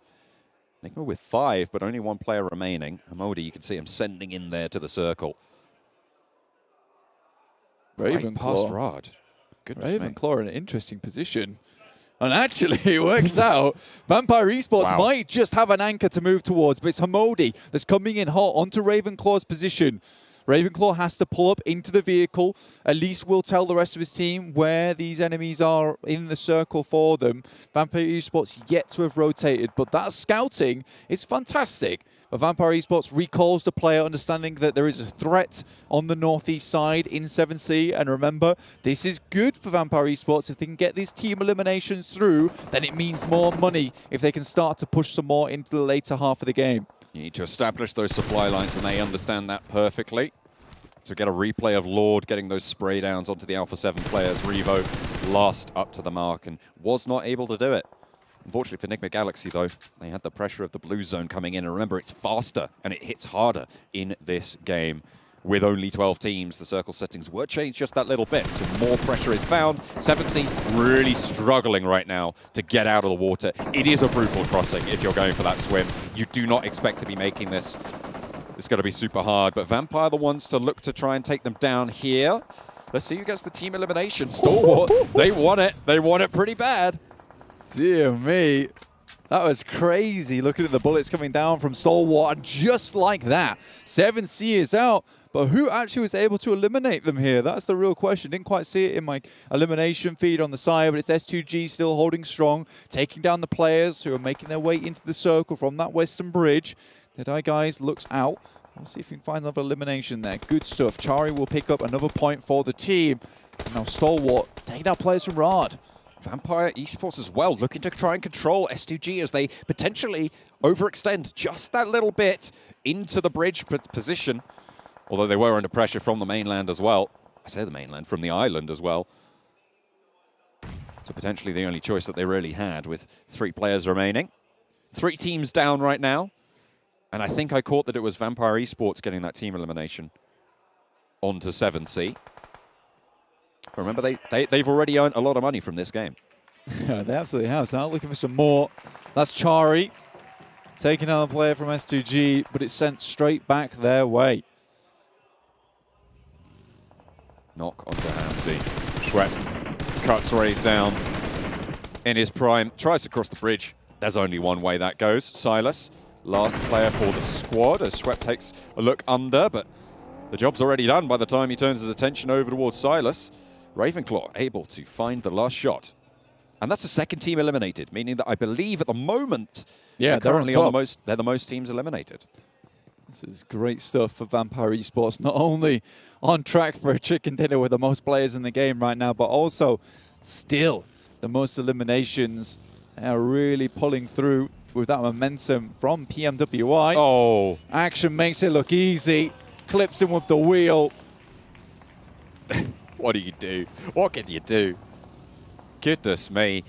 Super, and a special elimination as well. Maybe That's trying to rack right, up those points there. The first special elimination, 2K. I believe that's already come through. Deadeyes Guys. That was instant. Shut down. Ravenclaw, again, on the swivel, beautifully. Most special eliminations as well. Another 2K, so racking those up. Potential for a money earner. Deadeyes Guys try and cross the way. Will get cut down yet again. Oh, okay. On top with a big gun. It's me. I mean, the caliber much higher than AWM, and it hits hard. I think I would prefer to have an AWM in hand though, but you can see it pumps and it's loud. Scary to deal with. His action. Poor Hamodi left spinning on the right wheel as he heads up the hill. At the moment, Vampire Esports, they lost a player to Stalwart up the hill. Vampire Esports seemingly with the inside track on the zone, but a knock, over onto Fluketh. Pushes them into the fight. Another nade from Mornir. As he gets spotted out. Top deals with Riyadh at the back. Stalwart starting to rack up team eliminations of their own. I've lost track at this point, but 8 eliminations. One of Vampire knocked. Nades pouring downhill as Fluketh gets claimed. 2 players left now for Vampire Esports. Stalwart, they're angry that they weren't able to take the top spot in last week's games. Looks like they want some revenge. Absolutely, and they'll be able to rack up some cash if they keep playing like this, and the second runner-up might just get some more money than Vampire Esports at this rate. We'll have to wait and see till the end of the Afterparty Showdown. Stalwart, yeah, they're on a warpath right now. And they're making it look easy as well. They're hitting all the right targets. Next circle pops in to the map. Vampire Esports looking to make their way down into it. Are in zone 6 already, but it's Schweppes immediately. It's top there with it, but Forest able to provide some support. One of the 2 remaining players from Dan 1 Kia spots top on the ridgeline. And there's a Falcon as well down in the valley. Stalwart down to 2. Vampire maybe looking to get this res if possible. They certainly will want to. And at the moment, the forward player is the one that's knocked, so potential to regroup for Stoned. Good spray. Will get the flush over onto top. Nade is there, but Schwepp in a resable position potentially if Stalwart don't turn their attention this way. Scry look at a peek out, but action turns his attention over to Forest. It's 4 ways on the fight as Falcons strike from the back to take down the Vampires. Now there's 1 player from Falcons remaining. Looking to crawl his way up. Powerful has been extremely good throughout the PMWI. Now looking to bring up some of that back into the Afterparty Showdown, but with Stalwart playing how they currently have, even in that game on Sanhok, now making it to the top 3 with 9 eliminations in this match. Forest, though, crawling around the side. This is not good for Scry, and Forest peeks up.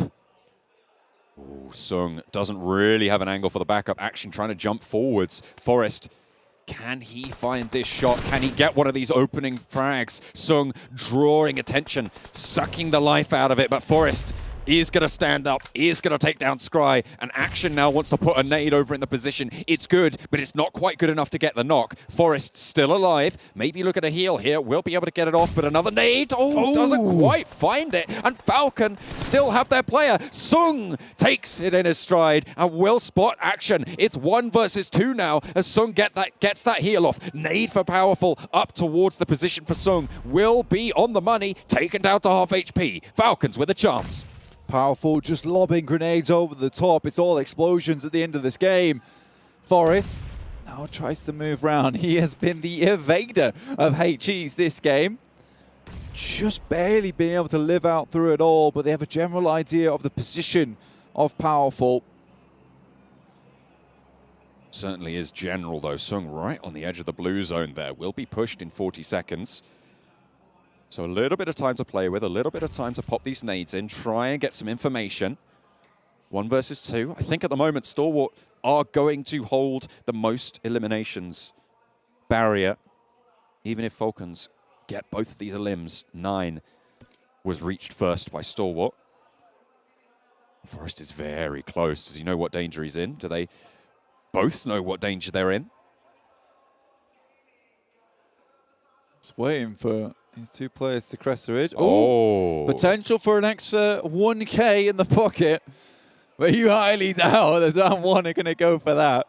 Maybe it's worth it, but is it worth it to snub the 10K of that chicken dinner that Damwon Kia is looking for at the moment. No one wants to make a move. Damwon Kia really stretching out the final moments of this game as we head into the 24th minute mark. Powerful might be able to leverage that crate as cover from Sung's position. You can see that line of sight could potentially be blocked. If you can isolate the 1v1 with Forest, that could be the play. It's just closing. It's just closing now. This is the time to go. You don't have much time left. I think Damwon Kia want to get a little bit further into the circle and wait for the initiative to have to be placed on Powerful to make a move. And Sung, like you said, just crawling ever closer to that loot crate could provide quite the opportunity to get into a crouching position to maybe look down upon Powerful. With that nade, they're going to know he's on their right side as they look at the ridgeline.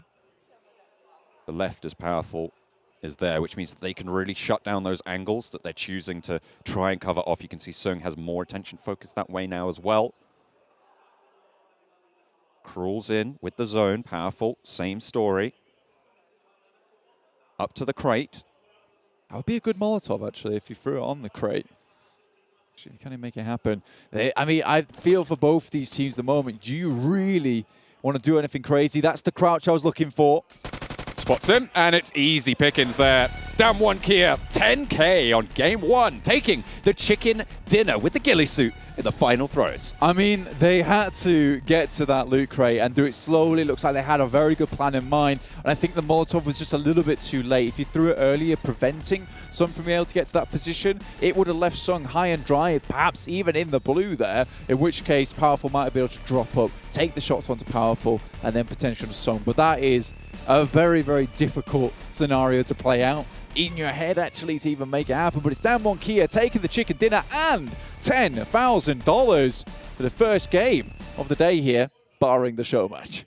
That's true. But also, all of those bounties were given out. I'm going to be super interested to see how those fell, how those got distributed, because, of course, I mean, we saw 7C earning 5K just from that first team elimination. That's half of that chicken dinner already. I mean, there was a huge bounty on the head of Luxy. That game, he was like crawling in between like 10 different teams. You got to really feel for him in that situation. So I felt bad for him, and he was literally just crawling around like as a $5,000 target.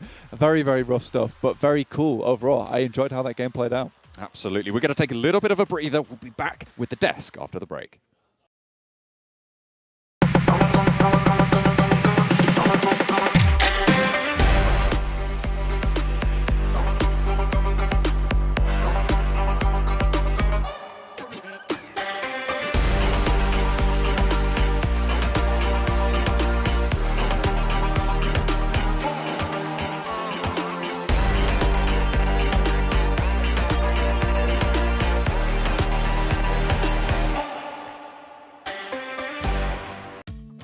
مع التحديث الجديد لستي سي بلاي تجربة جديدة للكل. لو جوك دايم تحديات، نافس وانضم للبطولات، استكشف الشات والتايم لاين وتسوق من متجر التطبيق. الليدر بورد على تفاعلك بالتطبيق، والجوائز الأسبوعية والشهرية على نظام النقاط تنتظرك. ستي سي بلاي، مهما كان جوك هذا محلك.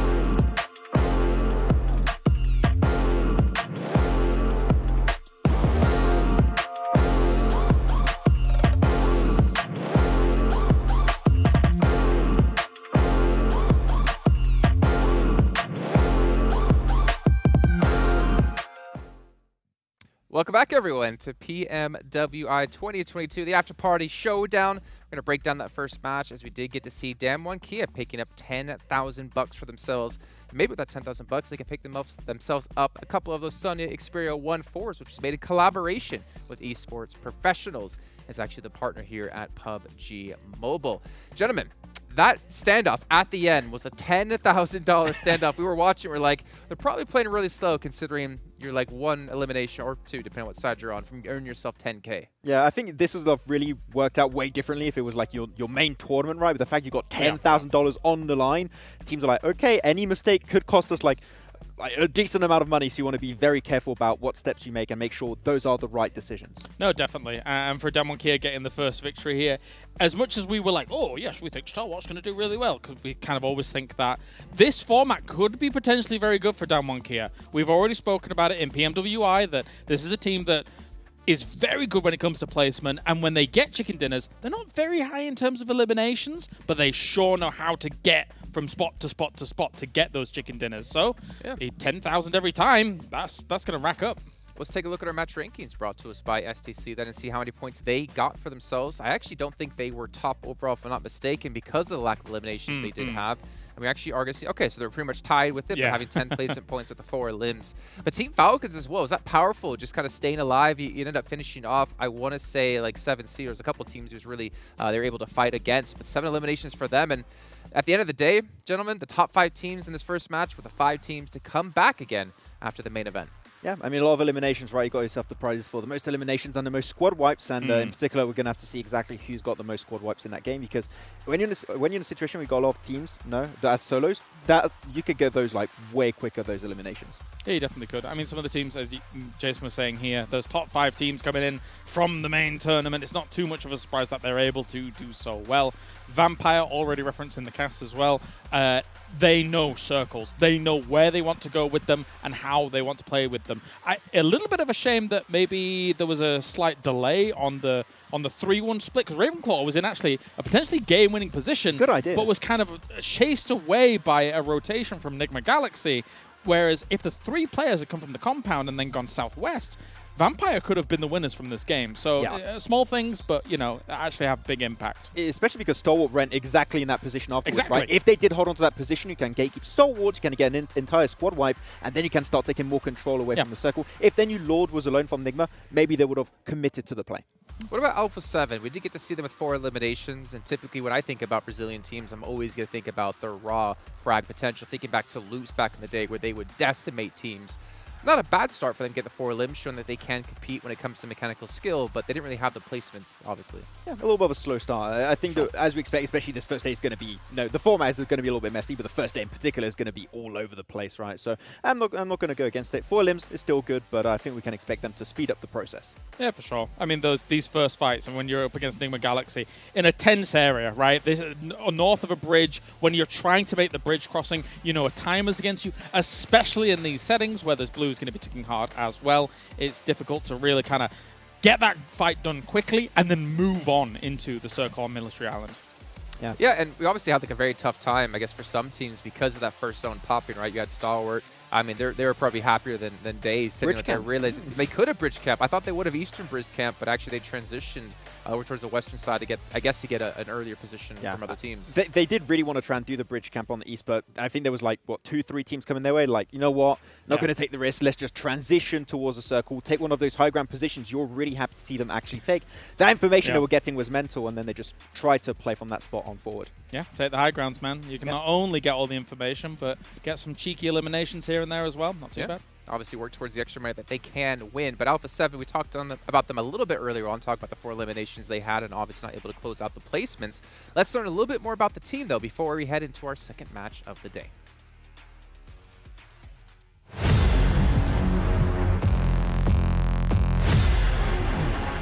É uma grande honra participar e vestir essa camisa da Alpha 7, que é a atual campeã da PMWI.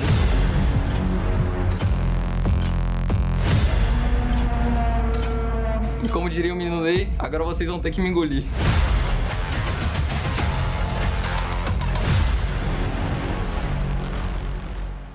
Bom, quando eu entro aqui na GH, o sentimento que me vem é um sentimento de muita responsabilidade, obviamente, por ser o nosso local de trabalho. Tem que ser assim, porque se não for assim, acho que o time não anda pra frente, sabe? Porque a partir que eu tô na Game House, eu acho que eu deixo de ser o Matheus e sou mais o Mythic. Sempre sonhei em defender um time grande. O ambiente, pra falar a verdade, me lembra um pouco mais da minha responsabilidade, que eu tenho que defender meus fãs, todo mundo que torce por mim, minha família. Porque a gente sabe todos os títulos que a gente tem, o nome que a gente tem no cenário. Antes de se tornar pro player, pra falar a verdade, eu comecei bem cedo nos jogos. Comecei basicamente no competitivo ano passado, eu jogava antes. Eu criei um pouco mais de responsabilidade, sabia que eu tinha uma camisa para defender, um país para defender, e eu consegui mostrar todo o meu potencial aqui. Eu estudava e nas horas vagas eu treinava, né? Mas aí surgiu o jogo, me apaixonei e estamos aí até hoje. Não mantive tanto contato com os amigos de infância, mas eu acredito que seja por um bem maior, sabe? Tipo, para realizar os sonhos que a gente pretende.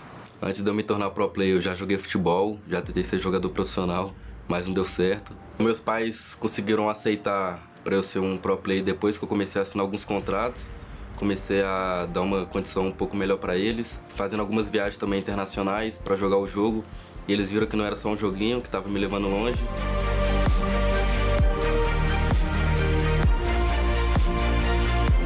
Quando eu abro o Instagram e vejo o direct, tem muito fã mandando mensagem, pedindo sense, HUD, os códigos. Às vezes você não acredita, tipo, que você é reconhecido por eles, porque até a ficha cair é meio difícil assim no começo. O reconhecimento é muito bom, porque eles acabam te dando um gás, sabe? Sempre te apoiando e eu agradeço muito por isso. Tem uma torcida que apoia realmente o time. Eu acho que isso faz muita diferença nos campeonatos. Sem eles, não seria a mesma coisa, entende? Seria mais difícil.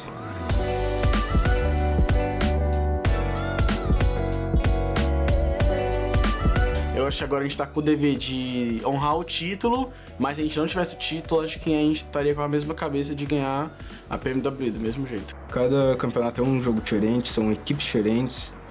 Ou seja, a nossa equipe tem que estar preparada para o estilo de jogo das outras equipes, de acordo com como elas jogam. É difícil ter um padrão.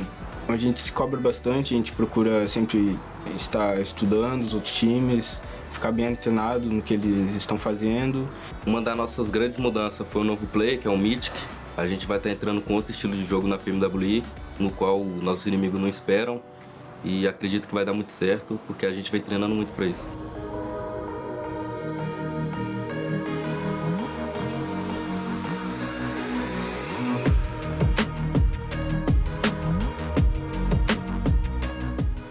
Nosso momento de distração, a gente vai sempre em algum restaurante para comer alguma coisa, dar uma caminhada, jogar um futebol na quadra, e treinar o tempo todo, minha cabeça não fica cheia. E quando eu vou ali, saio com os meninos, me distraio um pouco, na próxima partida ou no próximo campeonato, eu entro bem mais confiante e aliviado. Porque às vezes é bom dar uma distraída dentro do jogo pra relaxar a mente, não ficar com muito nervosismo. E é basicamente isso que a gente fica fazendo pra não ficar tão tenso. É bom você sempre estar feliz pra entrar na play animado e conseguir dar o melhor de si.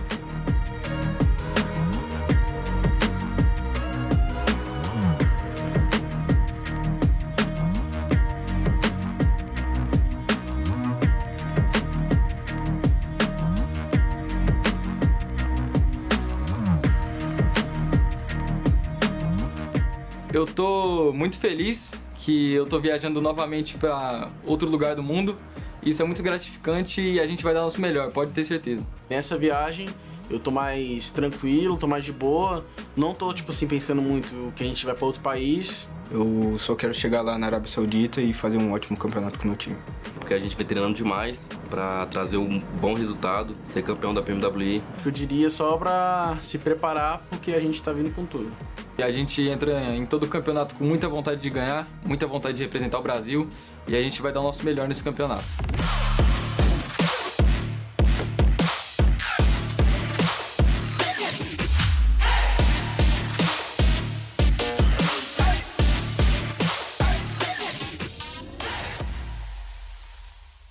Well, Alpha 7 have high hopes to become the champions of PMWI, but if they want to be champions, they need to get more than 4 points. Well, ladies and gentlemen, we're about to get underway here with our second match of the day, but really quick and remind you guys about Dr. Suleiman Al-Habib, who has been one of our sponsors here over the course of these last 5 weeks, making sure this event can happen. But not even just them. We have also STC, another group here to make this possible. For you guys at home, though, we've been talking a lot about how the players can win money. Well, you guys can win things yourself by making sure to pick up the Vibe and Drive event currently going on within the game. Make sure you guys log in and complete these missions with your friends and get yourself a free, permanent legendary set. But with 20 seconds left to go, it's time to throw it over to commentators, though, as we're about to drop into Livik with John Allen and Blank. For the first time here, we are going to be in Livik, Blank. It's a new entry for this sort of format, obviously the after party. It's a little bit of groundbreaking stuff going on here, right?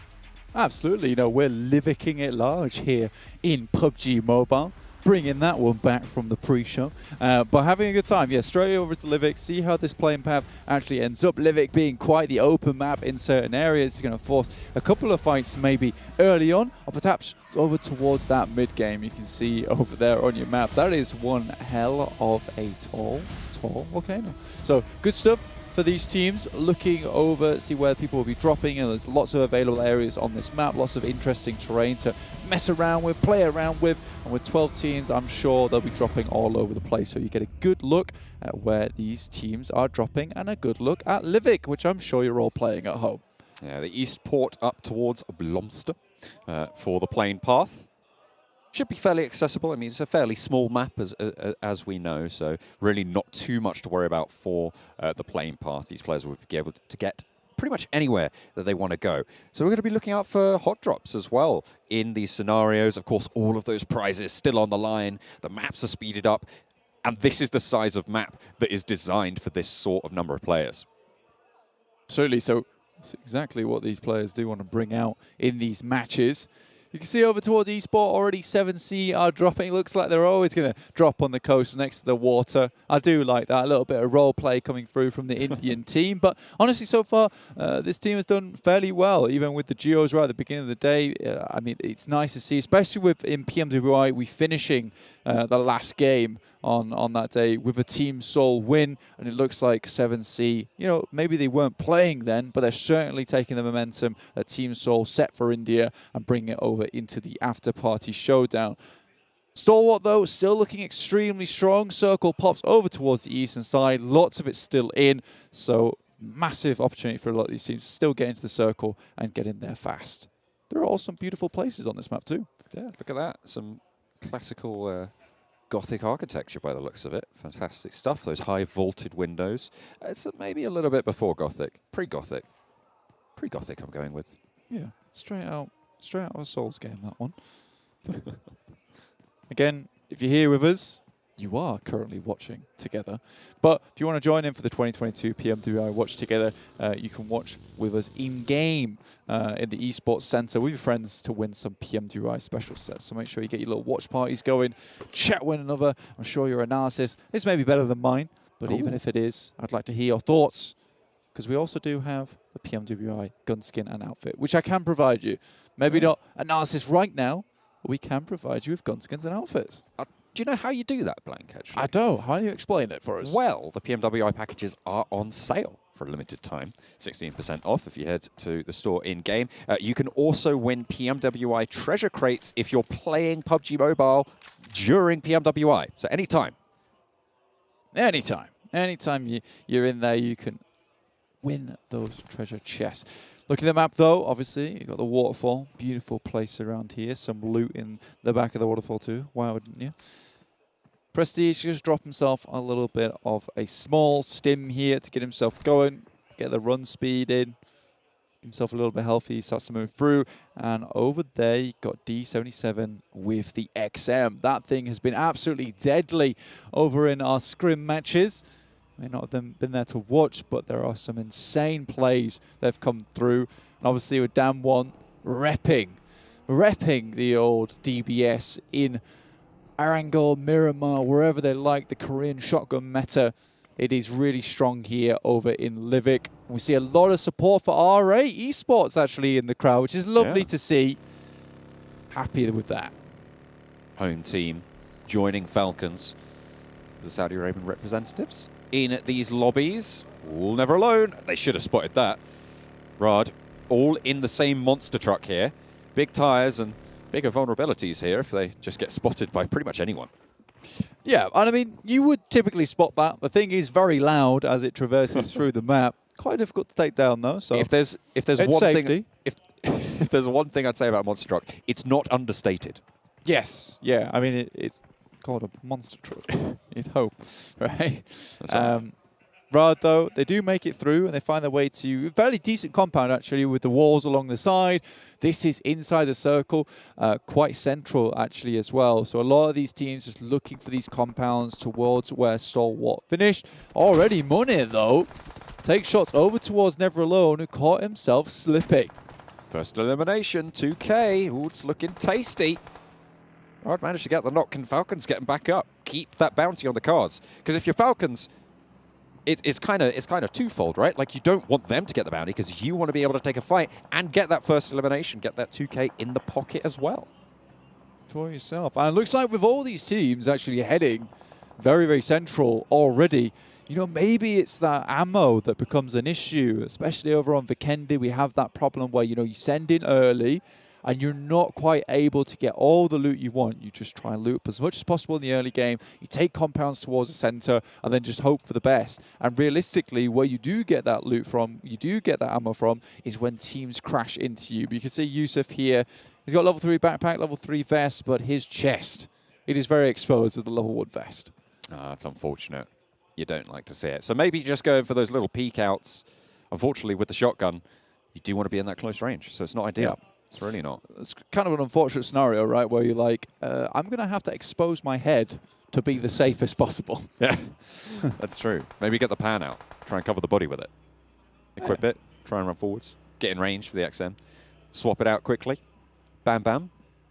Thank you, ma'am. That's all right. That's if you can pull that off, which is easier said than done. Ooh. The res did come through, I believe. So nobody has gone down just yet. Still chilling, still vibing. I think 7C sent out to take the loot crate, and that is the first elimination coming through. I think that was from S2G, who headed out that way to pick up the airdrop to try and secure themselves. Yes, it was. $1,000. I don't know if they've already picked that up, though, but if that's the case, you get the 2K for the first elimination and the 1K for the airdrop as well. That's a good point, actually. Did they manage to loot that airdrop first before the LM came down? We'll have to wait and see. Just where the earnings fall. So we get a little bit of a replay. Ah, they spotted him. Spray God caught out in the open. Is this a retreat? Is this on the way back from the crate or the way to the crate? Looks like this is still open. Okay, S2G, they've covered off the position. Okay. 7C are looking to try and shut this one down, stop anyone going for the crate, and they're just going to dip completely. They're going to give this one away. Not give it away, but give that position away and play from that far side against 3 from 7C. Yeah, they've cut underneath and over the top side of 7C, so distractions all over the place. S2G move a little bit further in with his Eastern shift on the circle. It makes sense as well, but 7C leaving Eastport has got to feel rough here, especially with that being their drop spot. And they move further into the circle, and perhaps it might have been better for them just to stay in Esports to begin with. Eastport, not Esports. Yeah. Esports drop. That's right. Esports, I like that. Yeah, Livik was made for esports. Apparently, that's what we're calling it from now on. Esports. Esports over on the east near the port. That's right. Looks like Nigma Galaxy having a bit of a tough time of it. They've been spotted. 1 player down and out for the count. Down to 3 players. So the south side of this next circle seemingly a little bit more occupied as teams coalesce there. Bigetron keeping it chill here. You can see, though, already, just in Livik, the amount of open ground that is available to so many of these teams. Just the roadsides, just completely barren. And there's a few boulders, you know, a few little places where you can start to play around. And these are just open compounds. The windows are all open, fairly large. So you have to be very, very careful when rotating and moving into areas to begin with. Deadeye Guys, they're up towards that northwest. They're moving up towards Falcons' position, who still haven't quite recovered from that initial knock. And like you said, there is a nice special elimination coming through, and that will be the first one of the game. Shifu will be taking that one. Cheeky. 2K, is that 2K? That's 2K, 2K, yeah, for the first 2K. special event. Very nice. Add that to the tally. Bigetron engaged with the forward guard of R8. She, across the bridge, has potentially got some sightlines. Zuxi wants to pop the nade. SK-Ton out the window, so position known, but pushed in through the window. Will dodge the damage. That's a dangerous hop. SK-Ton goes down. And back around the sidelines, needs to be careful. There are off angles from R8 to be worried about. BTR need to back Zuxi's position up now. Uses the Uzi, and it's Rico Infinity that take the doozy. Zuxi with the Molotov, tries to prevent them from pushing too far into them.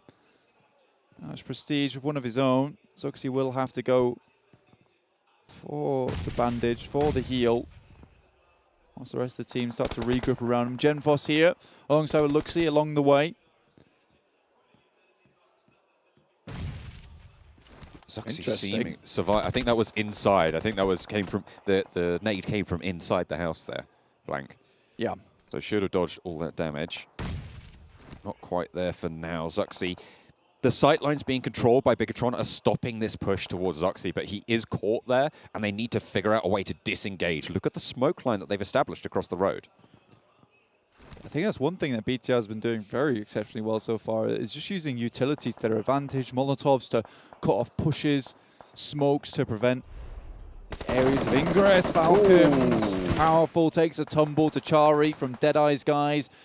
These guys have been outside of the zone for a long, long time, and took Team Falcons by surprise here.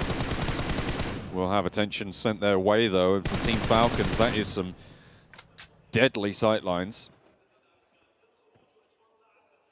Not quite getting these knocks just yet, but Powerful is ticking away. Shifu repositioning after that special elimination, picking up that point. They've been harrying the back of the Falcons for a while now. Damwon Kia very much outside in the blue at the moment. Forrest finally making his way over from Logistics Center. With the map being so small, it's very easy for him to tear across the field and back over towards his team. Chari will finish off the player from Falcons and now look towards the rest of them.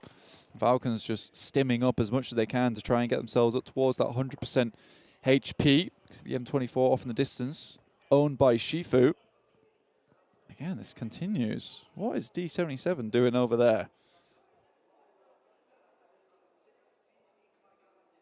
Just bide in time. I mean, that's in the middle of a couple of those zip lines, right? So has got some speedy ways. Don't you get out? I think he's going to bleed out, though, out there, honestly. Yeah, it's not ideal. Next circle comes in. Pops up a little bit further north. There is a drop right on Alpha 7. I wonder if that... No, that would have been the... Is that the drop from earlier? I'm not entirely sure. No, it's not. That is the drop from earlier. The new drop is down towards Fiskahus. That will never not be funny to me as a name. I love these names coming in Livik. And we're going to be seeing them a whole lot more over these next couple of days. I wanted to introduce Hulim Hayahusu, honestly. That's what we all want. First, team elimination by Team Falcons. There we go. Okay, Falcons pick up the 5K for the first team elimination. Excellent news for the home team. Yeah, really sad for Damwon Kia. I mean, they've been doing so well in the scrim matches, but again, now it's all to play for here. So they had to really pull up the socks, but they were outside in the blue for a long time. Alpha 7 on to 7C. The XM from Madmine does not do quite enough here. Aladdin trying to hold down the stairwell. It's going well to start off. The AKM finds Mafioso Mythic. Turns tail. They want this res. Might give a chance to get the res onto Madman. Oh no, not really going to take that chance. XM, as you say, didn't quite do the job there. As Aladdin wants to drop down, he's allowing this res, and I feel like it's just been a little bit slower around the side. Pushes in, and they cut down. 2 players, 2 barrels sent your way. It's just too much to handle. I do like that from Alpha 7. The instant drop shot from both those teams. The circle, again, it's moving all over the place. Nigma Galaxy get their way in, but Lord's very low. 1 first aid kit. Very, very surprised for Nigma Galaxy to come into a circle with hardly any meds. But a heavy southeast circle will set Stalwart up for success here. All right. Nigma Galaxy, get those heals off. Could be crucial in this engagement between Deadeyes Guys and Riyadh. Shifu out in the open, does get knocked there. The smoke a little bit wayward on the position. And spotted from the off angle. Chari gets the heal off, brings himself back up to that 75 HP. Can keep on going, crawling to safety. Both of these teams will have to move. Deadeyes Guys further of the two. With only 2 players in this fight, Riyadh have control. On top, spotted. Just Chari now for Deadeyes Guys. Riyadh are just sending it over towards Deadeyes Guys at the moment. Like you say, Chari left on his lonesome. And Riyadh looking for a team elimination here. Alpha 7 moved out from the compound, starting to make their way through, but stuck out in the blue with a shot from behind from Silas along the way. Turkish team make their way in here for a bit of damage. Stalwart, 4 players alive, 2 eliminations so far. S2G, 4 players alive, 2 eliminations so far. Vampire Esports with just Stoned now. Close range, 2 shotguns. So many pellets going to be sent out your way, Stoned. And look at the tick damage from the blue, but he's burning. All right, taking down Nigma Galaxy are in this fight as well. And just out the way, Vampire Esports will get taken down to boot. It's Nigma Galaxy to stay alive. Goodness me. Free comes in, sends some insults their way and roasts them underfoot with the Molotov there. And Stone's able to get out of it, thanks to that play. S2G holding onto the Wizard Tower at the moment, looking out towards Stalwart, who now have to move in. S2G making a very, very good push in the early game, and they've been lucky with these circles. Finally, Deadeyes Guys do go down, but S2G taking shots over towards Alpha 7 and Stalwart. How does Stalwart make this push, though? It's going to be difficult. They have the smokes and the vehicles, but it's a very, very impregnable position from S2G that they've set up. 2 bounties as well on the heads of these team eliminations. Alpha 7, Nigma Galaxy, allowing them to ladder up in terms of placement points if they're able to take them out. 1 player left for Nigma Galaxy, Alpha 7 with 2.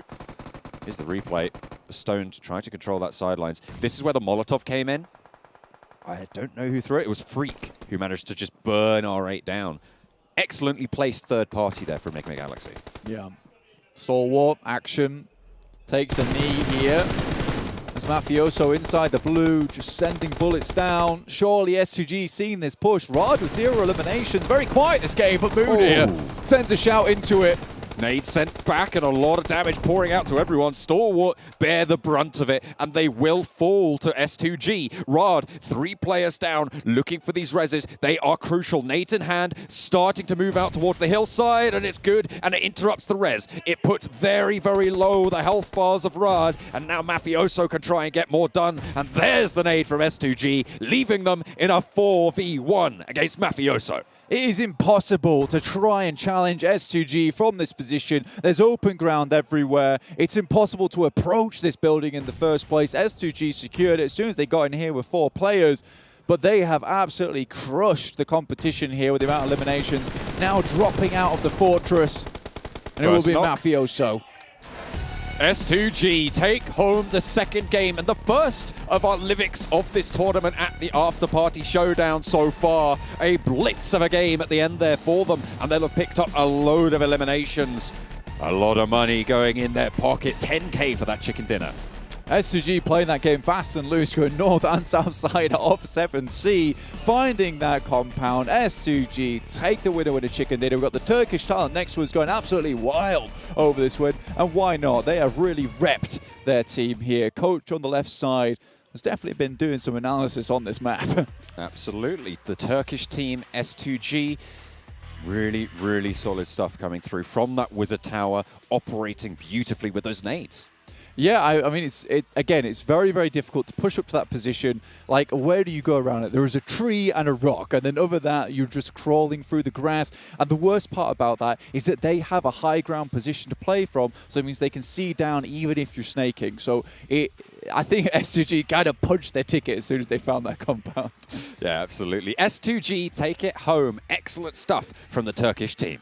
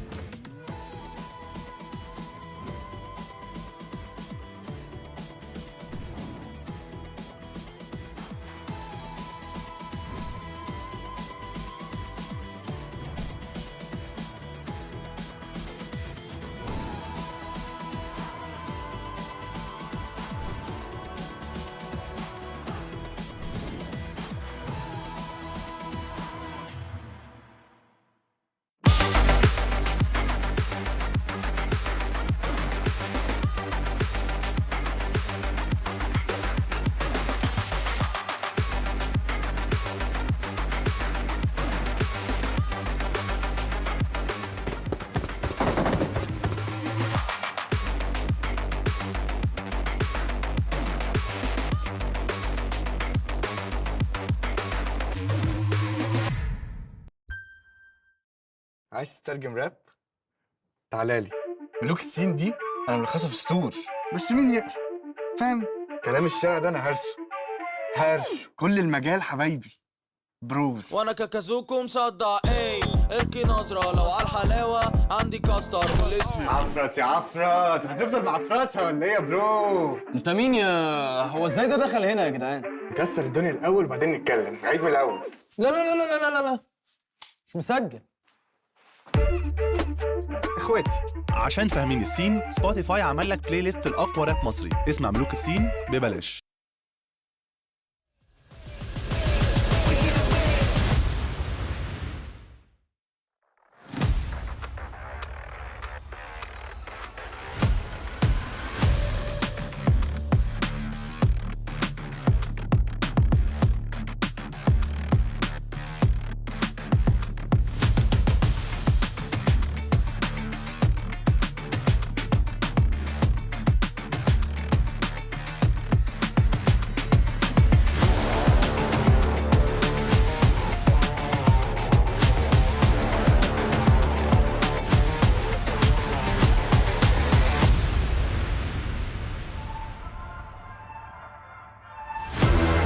Welcome back, everyone, to the PMWI Afterparty Showdown. We've had another match conclude, our first one here on Livik in particular. Let's take a look at our match rankings by STC to see how the teams did. Obviously, STG taking home the win, but also $10,000 extra in their pocket. Have to be extremely happy about that.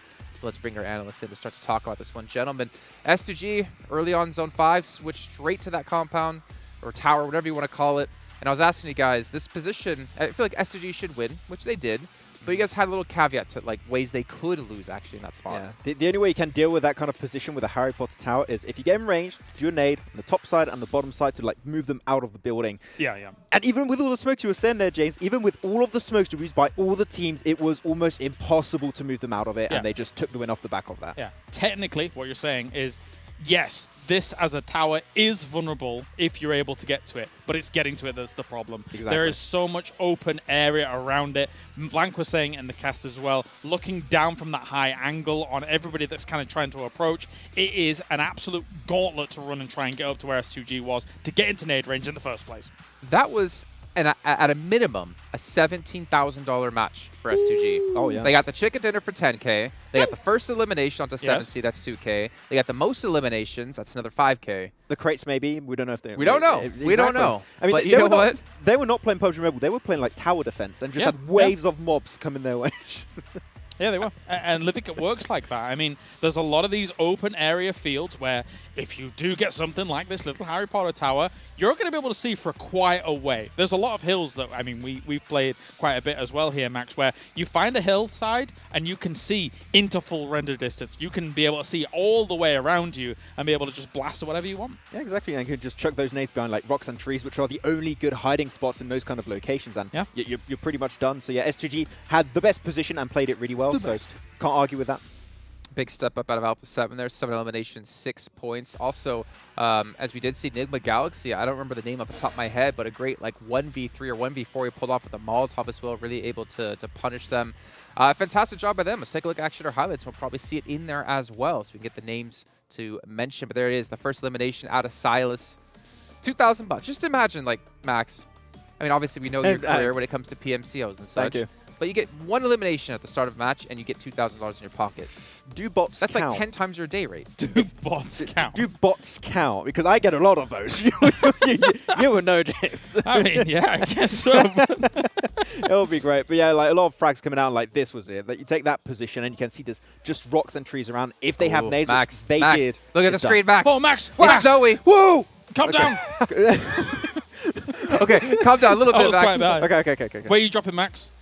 I'm going for Dino Park. I'm going Garaka, the best place. Castle. What about Castle, man? You're not dropping Castle. I You want an a ending castle in Castle. finish. No. Come on, man. I'm the king of the castle. All right, well, ladies and you're gentlemen, you not. can see we have 50 seconds to go, but a big shout out to What you talking Spotify about? and Razor for making sure this event can be held and making it possible. But 40 seconds left to go. The Kendi is on the cards. I know a lot of us have been looking out there waiting and hoping for it to come back into competitive map pool. Max is so happy he's jumping for joy. Not very high, I might add. But you know who's also jumping for joy? The two commentators who get to bring all the action to you in our I guess, third match of the Afterparty Showdown. Our fourth match overall, because obviously we had the show match in the beginning with the duos. But John out and Blank, take it away. It's over 40 degrees here in Saudi Arabia, but Blank, a fell chill has swept through the studio as we are going over to Vikendi. Jason's laughing at me for my dramatics, but I feel it. I'm feeling it. Exit, stage left. Excellent. Okay, yes, indeed. Well, that was for you. Please leave my commentary desk now, sir. It is time for Vikendi, and I wish to commentate Vikendi and not play out an entire play. That's fair. That's fair. But it doesn't mean we can't script it. We could do. You know? We do it in iambic pentameter, rhyming couplets. That's right.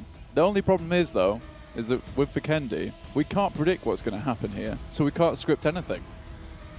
That's fair. That's fair. I am with, I'm kind of with Max in that Dino Park is one of my favorite areas of this map, but I'm kind of against him because I wanted to finish in Dino Park. That's what I'm always looked out for in every single time I cast Vikendi. Dino Park finishes. I'm not dropping in Dino Park. Look, it's difficult. You know, you're rolling around, you're going to the ticket booths. Those dinosaurs are scary. There could be anyone there. Yeah, absolutely. And I'm getting absolutely terrified of the dinosaurs whilst I'm playing. You know, I'll grab an M4, I look up, it's dinosaur, I look down, it's an angled foregrip. I'm like, oh, okay, this is not so bad. I look back at the dinosaur, and then I have to find a compound. So all in all, very awful time. You know Chris Pratt. Let's put it that way. Exactly. That's Max's job, right? Right, that's Max's job. He's got blue on lock, right? He's got the Raptors along his side, but none of us can quite play PUBG Mobile the way that Max does. That's true. That is true. I don't know, Seven might give him a run for his money. Actually, yeah, he does carry us in most I'm not games. sure. But if you're interested in just how these teams are going to deal with Dino Park and the rest of Vikendi, and you should be watching together with us. Watch PMWI together in the in-game esports center with your friends to win PMWI special sets.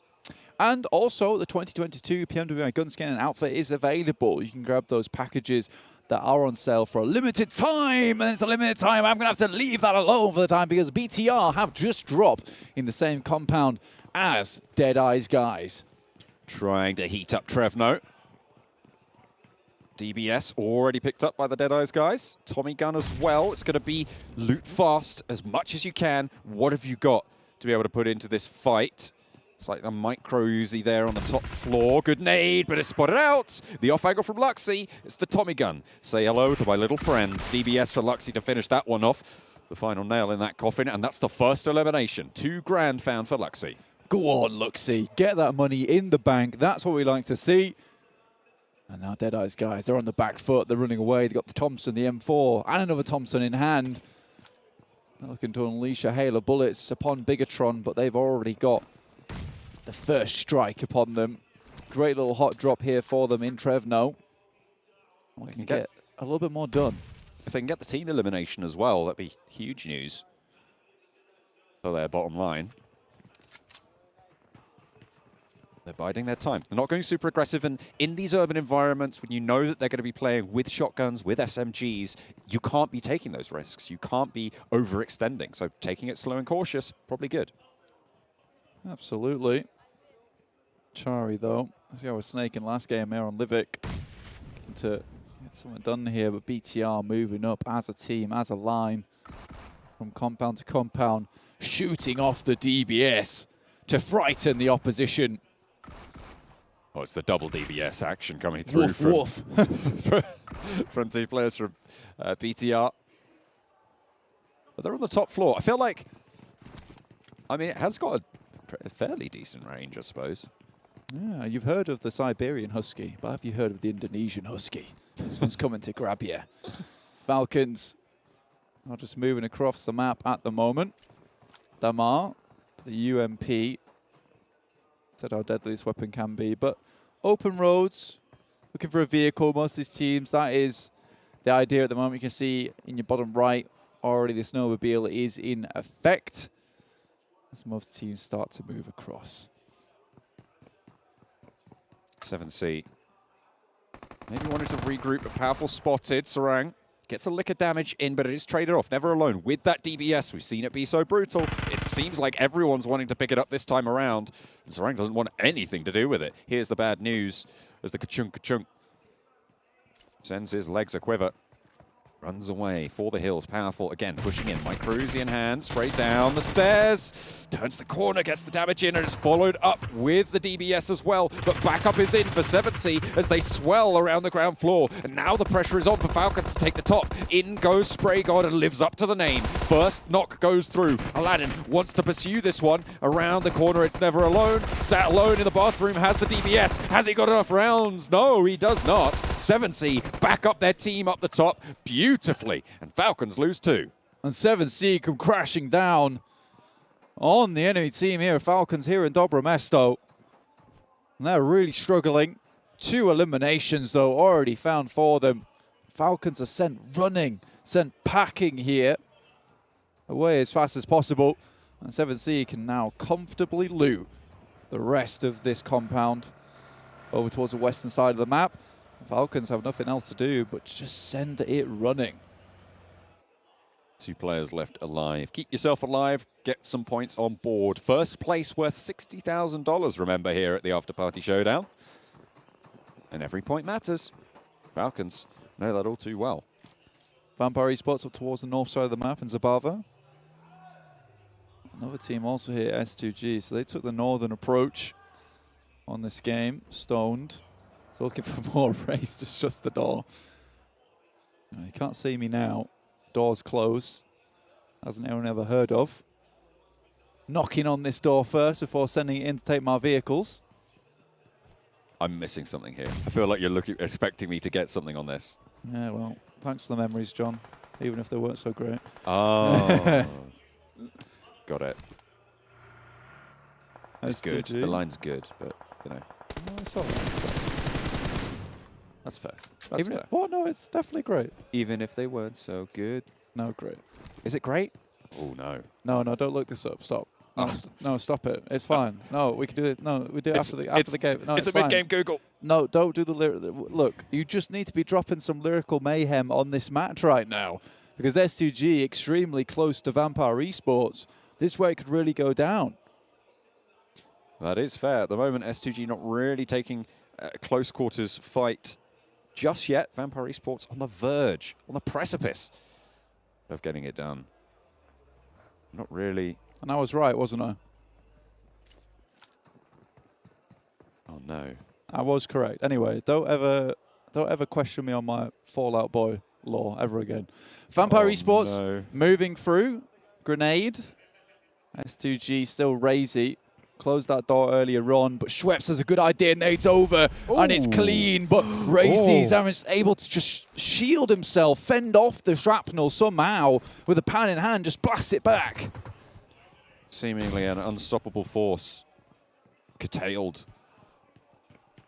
Ooh. Another nade in. That one could be good. That's on the money. Razy can't stand up to a second. He used one of his lives there. Schwepp gets across just about. Silas with the G36. Not quite able to get the job done. Razy does go down, and Schweppes would love to confirm this, but Silas with such a good oversight on this fight. This is a really, really good place to take down the enemy team as well. Nice knock onto Schweppes here. Bullets come back their way, but this is right inside the circle. And it's a classic Vikendi circle as well. You've got half of a circle over in the blue at the moment. So a lot of these teams making a massive run up towards the north side of the map. Tries to pop a nade, tried to rebound it off the door frame there to just get that flush, get that confirmed. Look at the earnings on the right-hand side of your screen. 24K so far for S2G. Locked in that fight. They're already 10K clear of Stalwart at 14K. Wow. If they can win this fight between them and Vampire Esports, they might be setting themselves up for a back-to-back. But Stoned. Nade goes through, will finish off Razy and take home the first special elimination there, $2,000. I think it was Stoned who threw that grenade, though. But, you know, it was, in fact, Schweppes who got the initial knock. So we'll give it to him. You love to see it. You love to see it. Kelsey for one. Silas with the flush. Oh, that's a cheeky angle. That is pretty nasty, isn't it? Oh dear, that's even cheekier. Silas! Oh my goodness me, Zuxi. You can't be missing those. That was a sitter, if I ever did see, but Silas snakes away. Yeah, Silas clambering onto the side. You can see his legs moving, but the body not quite getting over the railings. And I think Zuxi was as surprised as I was looking at that. Hamzy, though, comes underneath. Ravenclaw takes the DBS to the face. And somehow S2G are still keeping this one up at the moment. Fortunately, Hamzy goes down, which leaves S2G down to just the 2 players remaining, which is still feasible here on Vikendi. Hamzy maybe looking to just survive as long as possible. Kelsey and Silas, the last 2 for S2G now. Top earners so far on the day. With 2 players left, maybe that run will be cut short. If Stalwart are able to take this one down, they were 10k behind at the start when we saw the earnings earlier. Of course, that's a 10k chicken dinner. Whoa, Schweppes, okay, doing the moonwalk in the vehicle itself. Just rocks it on backwards. In that situation, you have time to turn in that thing. It's going to spin right out of control on that hillside. I know, I've done it.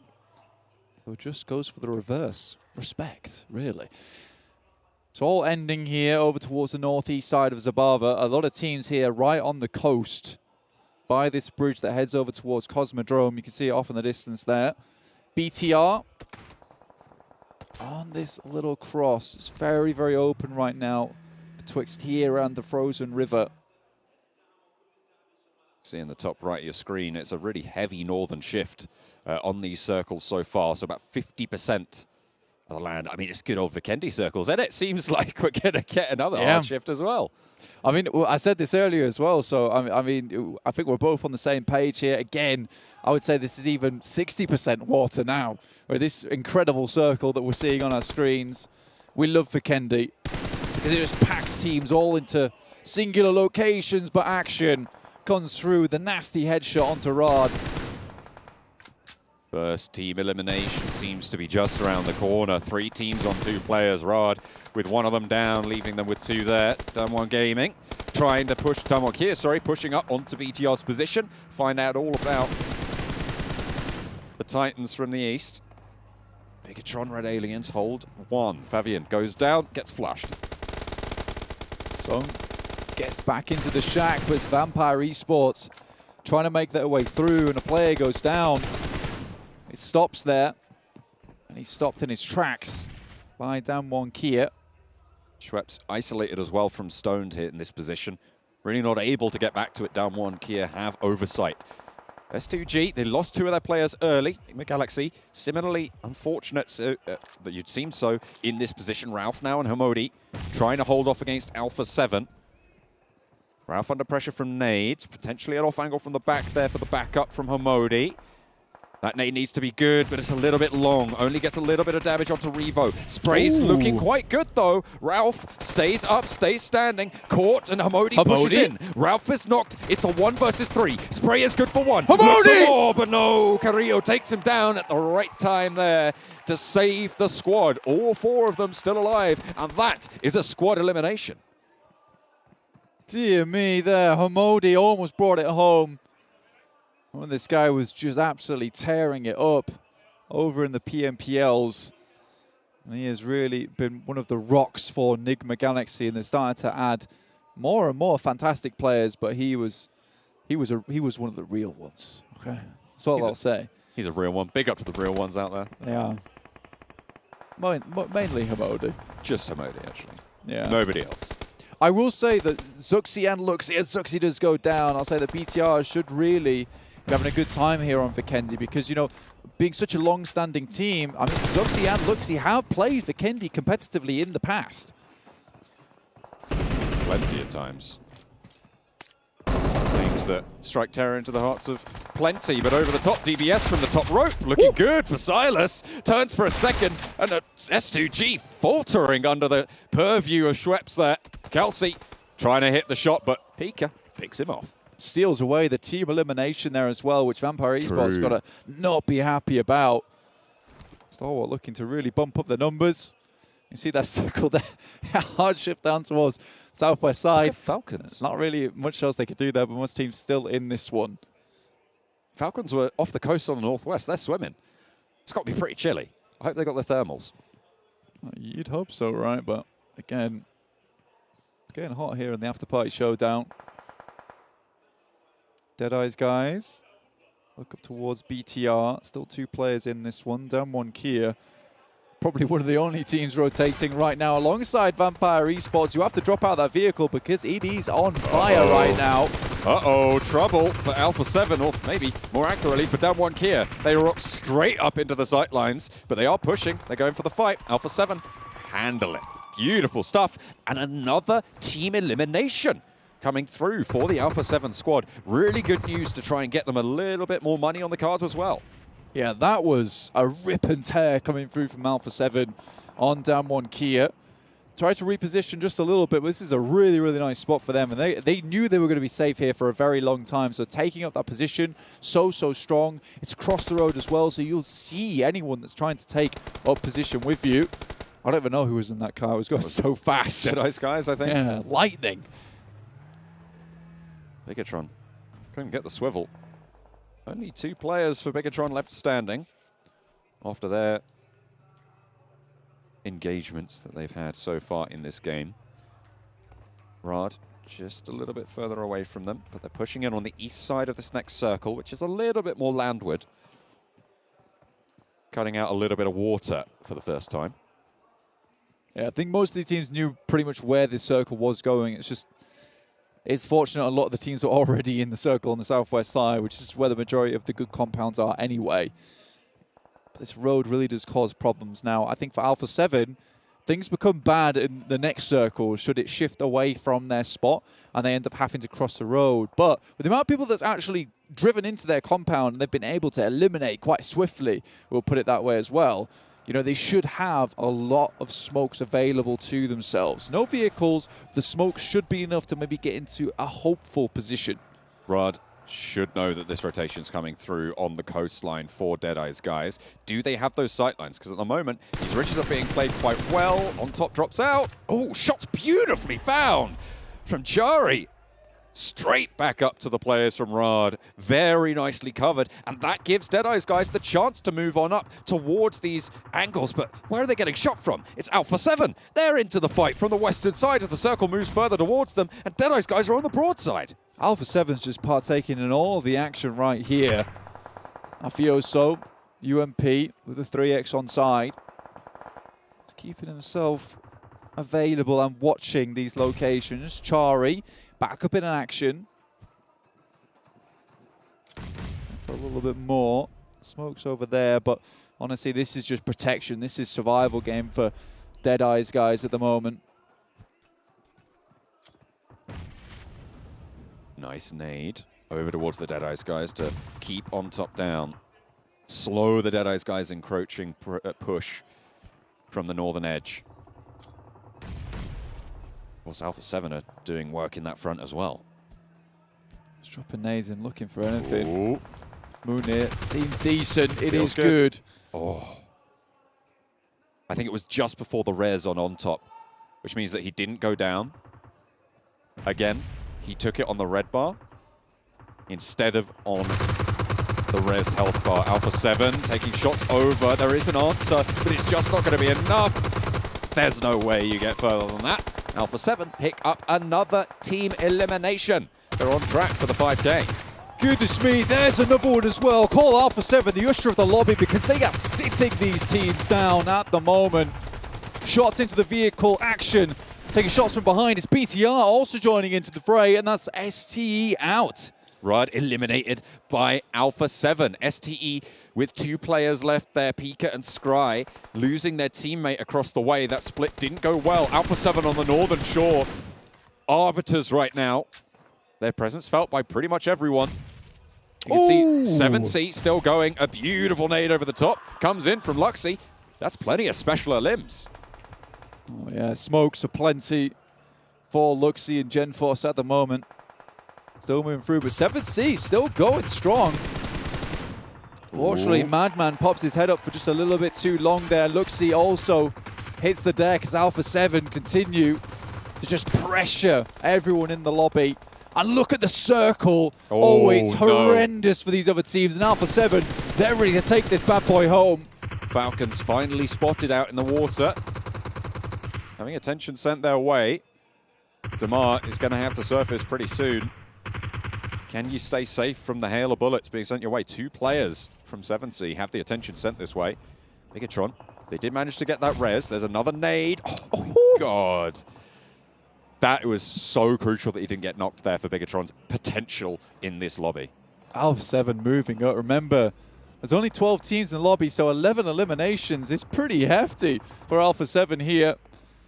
7C still just their side, but this circle just benefits Alpha 7 so much. We're going to get a quick replay on Mafioso. This is such a good spray down.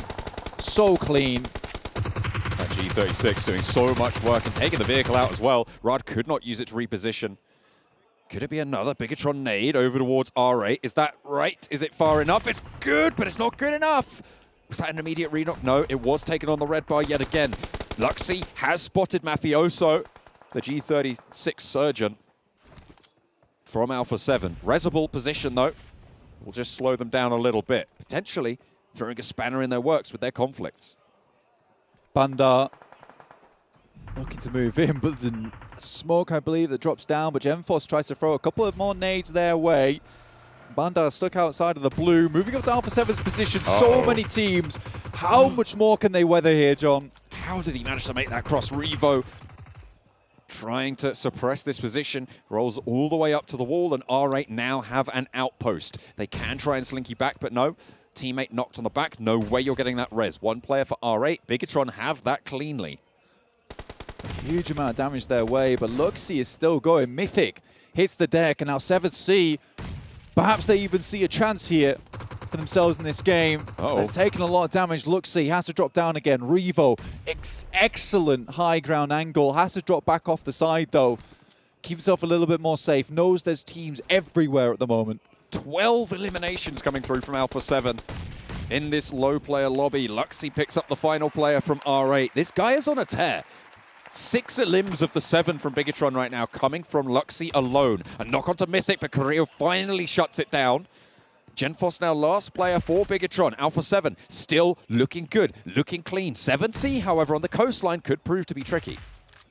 Alpha 7, goodness me, coming to Afterparty Showdown, may have not been in the PMWI, but that last World Invitational for the West Side, they took it with a clear point lead. Now they're looking to bring that kind of same power here into the Afterparty Showdown. Lovely name from Genforce.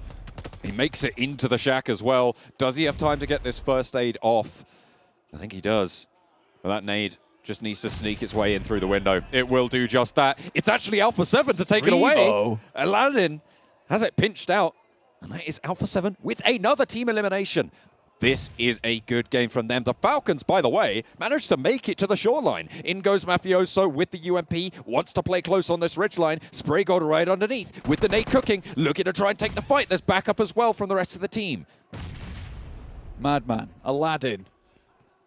Last one on this side, very, very low at the moment. Sarang just trying to throw some nades up, but it's Falcons. 7C all underneath. Alpha 7 have fantastic purview over the rest of this, and really 7C or Falcons, they need a lucky break here. If the fight can be split up, if they can take the fight on 2 fronts, 7C and Falcons might be able to deal with half of Alpha 7 each potentially.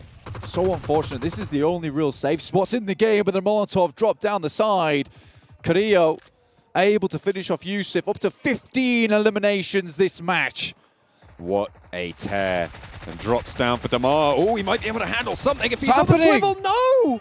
Carrillo puts a stop to the mess. And now it's 7C. Need to take the fight with Alpha 7. Low HP bars on Alpha 7, but Sarang gets sat back. Carrillo the only one on full HP, but this guy can fight. This guy can frag. Aladdin around the foothills needs to get the trade. We'll be able to find one, but that is it. Alpha 7 clean up on Vikendi. Goodness me, it's Carrillo dropping the shield wall. No one can get past him. And now they'll be on cooldown to the next match, and absolutely they will need to cool down here because that was unreal despite the freezing temperatures of that match. I would have been wearing a t-shirt if I was Alpha 7. They were absolutely brutal in their northern side compound. They were on the swivel. Nobody was really trying to push them at that stage as well. excellently executed. Yeah, unreal circle for them, though. You've got to admit, like, directly on that top side, they drop up, head into a compound, don't have to cross the road, and it comes back up to them again. So, yeah, I think the way they played it, they definitely deserved it, though. Having so many teams crashing into them, it must have been a tough time. Brilliant, brilliant stuff from the Brazilian team. Plenty of other teams with a lot of money earned that game as well. That was really, really good. That was just unbelievably That was so good. good. Yeah, that's all you need to say. I kind of lost for words, pretty much. That's what I'm getting at, I think. Okay. I think overall. But we are going to head over to the standings to take a look at the points presented by STC. Well, I think you can see why, ladies and gentlemen, John Allen is a cast-on analyst, because you can't say Alpha 7 are just really good and have that be analysis. But to be fair, he is right. A fantastic showing. 19 elims coming out of them, 29 points in total. Maybe I shouldn't be hosting anymore at this rate. They have been getting better and better as each match has gone on, and Brazil has shown the true power of what they can do. Wow, and what an insane finish from these guys. And we were talking about it, Kalash, right? Before this game, well, they had zero money earned. Zero money earned. So they just had an incredible rise, like 19 elimination from the guys is absolutely insane. And their compound, the fact that they survived 3 breaches in a row and still kept 4 players alive, you don't see that happen every day. No, definitely. They defended it really well. They painted the town orange here when it came to Vikendi. I mean, looking at this, they absolutely blasted out. That compound, we were talking about it just before we came on, it has a natural advantage in terms of the northern barrier. Well, one, because it's near the sea, so it's kind of whatever. But also there's a cliff face there that you don't really have to worry about too many teams moving up against that. So just looking at the other angles as teams are coming in, but their awareness was hyper keen in this game to be able to provide them such a massive victory. And also big respect to Mafioso in particular. He was constantly like taking a little bit more vantage point towards the south, making sure he's keeping information clearance of the road, and no teams are going to try and third party. If he's not there, I think with all the breaches happening, a third party could have happened. So there's a lot of micro things that happen for Alpha 7 to get this far and get this many eliminations. Yeah, and the thing is, right, it's not like they fought against like 1 or 2 teams and had a good position, but they literally had to fight like turrets, taking every single team down that possible went after them. Getting a little bit lucky sometimes, thinking back to them versus Riyadh, and then that was at Stalwart Esports. They tried to actually steal those eliminations away, but then Bigetron chimed in to actually prevent that. I mean, all in all, and what makes me sad to say this is the fact we haven't seen like Brazil be this strong in a very long time. Back to the Loops era, years and years and years ago. I think Blank mentioned during PMWL West a long time ago. And it's fantastic to see that this team has been getting better. They have been improving, because they were definitely a letdown when it came to PMGC this last year. Yeah, it's been a little bit rough, unfortunately. But you know what? You still got these possibilities on these kind of stages to get back into it, so it's good to see. I'm happy to see 7C especially get a few extra points down there.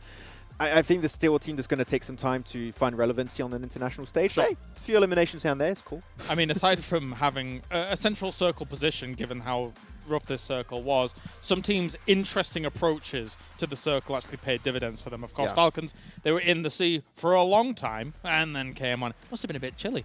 And then likewise, 7C on the other side. That's right. 7C on the other side managed to kind of have their west kind of covered for the most part, moving on in against this. And then once you get up against that cliff face, it's okay. But yeah, an interesting circle. It didn't really feel like a Vikendi game, if I'm honest, with the way the circle worked out. But it was very, very north, and we kind of didn't expect that. I know Max, I guess, technically happy or sad, because he obviously wants to be able to cast the castle finish at some point. But you know what, gentlemen, let's actually take a look. Let's take a little bit of a look at Alpha 7 and their player stats here in this last match, just to see who really was standing out for their team. And as you mentioned, Mafioso and Revo doing some work. Yeah, and especially Cario being able to get so many of those elimination confirmed when you had, like, what, 3-4 crashes in a row. Like, he was getting all those finishing blows on the teams. And then, of course, you had Mafioso that was taking really good control of the the southern edge, should I say, of the compound, making sure no one's going to get involved. But, man, that conversion rate from 7 knocks into 6 eliminations for Mafioso, 7 elims also from Cario. Like, these 2 guys in particular really stepped up to the plate in this game. Do you reckon Mythic did this on purpose? Alpha 7, 777. What do you think, Max? I feel like this could have been a game casted by 7. Quite a lucky game, yeah. Yeah, it's pretty lucky. I mean, lucky game. You know what? Yeah, fair. I was going to make a point, like, it's not a good point. I'm just move on. That's fine. I mean, there are a lot of 7s. 7 knockouts, 7 eliminations, 777 damage. Revo 77. Yeah. Cool. Oh, in his name, yeah. Yeah, his name. Nice try, Max. Nice try. Thanks. I'm helping. But still, I mean, the thing is, right, a lot of the money A lot of what we've been talking about and focusing on when it's come to this part of the event, it's about the money. It's not about necessarily the placements. Yeah. It depends on obviously what route you want to go. But technically, you could be a team that comes out like doing exceptionally well in every match and win a lot of the match money, but also getting first place and taking home an extra $60,000. Like realistically, you could just do that. Yeah, I mean, one comes with the other. If you are the team that gets the first elimination, the squad wipes every single time, by default, you're going to be placing way high in the ranking. Sure, sure. You can't do one and not get the other. They could just come in a package. And the interesting thing about a game like this is, aside from maybe, you know, drops and stuff like that, the money that you would get from those, Alpha 7 could have potentially got a huge portion of the money from this game, considering they probably had more eliminations, more team eliminations, the first special place, eliminations. Special eliminations because they had nades. So They didn't get the airdrop though. That was Genfos from Bigetron. Okay, well, you know. $1,000 gone. I think that's the easiest thing to take away from them there. But everything else, they absolutely dominated this game. Not only in actually getting the win, but also everything else revolving around the prize pool distribution. Yeah, look at that. You just get barely in range of them, and they're just going to instantly spray you down. And this 2-2 split in particular, making sure the two last teams had no way to make it up that little ridgeline position and contest. Like, the control was huge, and it was just impossible to escape Alpha 7 there. Yeah. And the thing was, I think it was Blank saying, I mean, Carrillo putting down the shield wall so nothing could get through, but I think Carrillo is more retaliating there, shooting at everyone that shot in his direction, like head on a swivel. But still, that's just one match. We still obviously have had a lot of teams do exceptionally well over the course of the event so far. I think for me, since we didn't touch on that much, is actually Bigetron starting to get into the event. I feel like there always have been a team that starts really slow when it comes to an event, then they start to warm up, and obviously with a 3-day event, you don't have much time to warm up before it's over. Yeah, they did get the first elimination that game, so that's still something that came their way, right? But there has been some iterations in the roster that, like, it is going to take a lot of time for them to find their groove and find their comfort. So it'll take some time, but as you said, they're going to be a slow burner team. Tomorrow might be the day where they really step up big time. No, definitely. And Luxie almost did 1,000 damage before he was goes down to Alpha 7, fully enough, while all of those fights are going on near that compound. So, yeah, they were definitely gaining speed, momentum, not the last one. And we actually have, of course, Blank was saying about Luxie, he's one of the guys that kind of stood the test of time in terms of performance.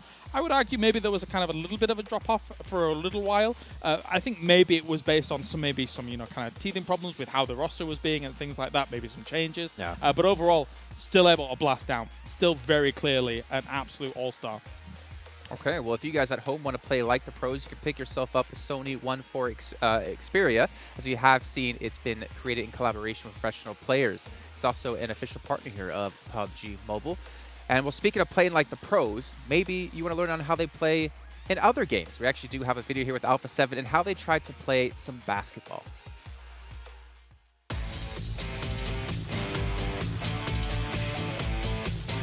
Five, 4, 3, 2, 1. Use that blue one. I don't know. Luan, muito difícil. Pode catar? Não, vai. Bolinha. Vem, que negócio disso. Não, não. Aqui, ó. Uma. Não, é muito forte. Outra. Outra. Nossa, é muito difícil, velho.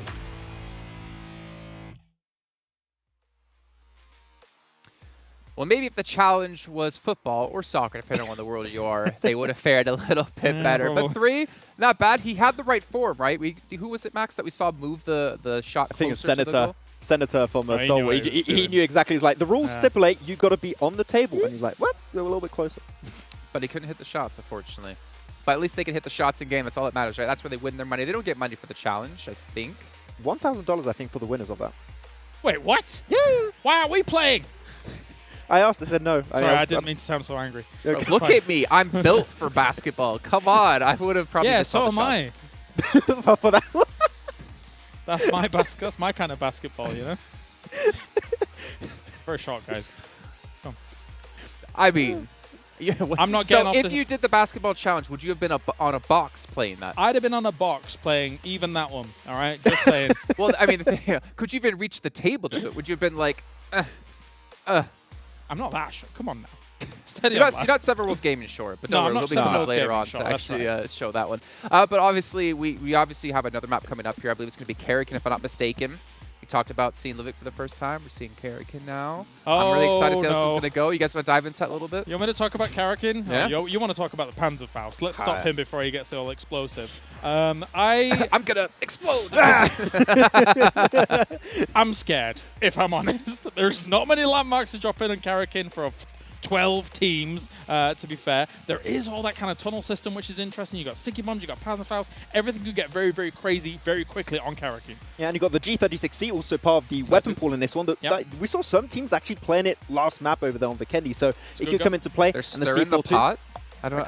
What are they doing? They're stirring the... They stirring a coffee? That's their thing. It means easy when they do that. Easy. Yeah, when they do that, that means easy win also. Like, it's just like celebration. Yeah. When I do that, it means I want soup. Yeah. Spaghetti also. Oh, spaghetti, yeah. Yeah. Why are you laughing? Go away. You're not supposed to be here yet. Sorry. I don't... I don't... Maybe when Avenger and Seven Worlds Gaming get in, they can tell us what that means for them, but this doesn't... Okay, well, anyways, I want to give a big shout out here to MasterCard as well, one of the sponsors here of this event, as well as Saudi Investment Bank.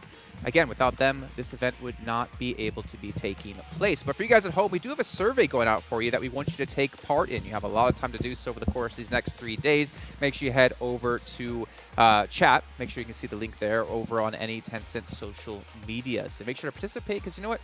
It matters for us. We want to know exactly what you guys have to say.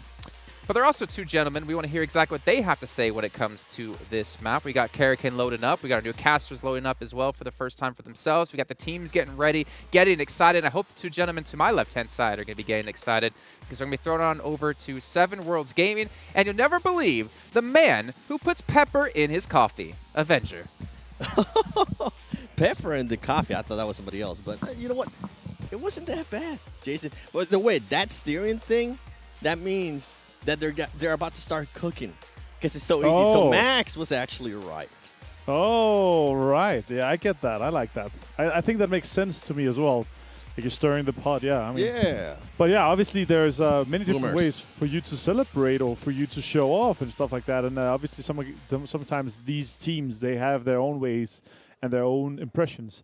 And I just want to kind of throw back to the opening show and the kind of award that's going on for the best entrance here is pretty cool. So yeah, I really enjoyed obviously watching. Stalwart was one of them. Alpha 7 was pretty cool as well. Obviously, yes. Corellia here, the boys. And this is kind of mean, right? Or not mean, because it's kind of biased. You know the Alpha 7 guys for a long time. I've cast them this year. Really enjoyed their style of play. And now with Mythic in the lineup coming over from Rise, it's a absolute banging lineup. I love what we've seen from those guys, especially Alpha 7, also obviously last year's PMWI winners. So really excited to see what these guys are going to be able to bring throughout. And also, we are going to be joining and going in with these guys on Karakin here as our first map to catch 7. That is going to be amazing. I have played this match plenty of times, and it's absolute madness because there is an underground system that you can sneak up on teams, and a lot of teams are going to have to keep an eye out on that too. And also keep in mind that on some of the buildings for Karakin, you are actually able to just knock down certain walls with C4, and if a player is behind that wall, he will end up getting knocked. So a lot of players are going to be keeping an eye on that too.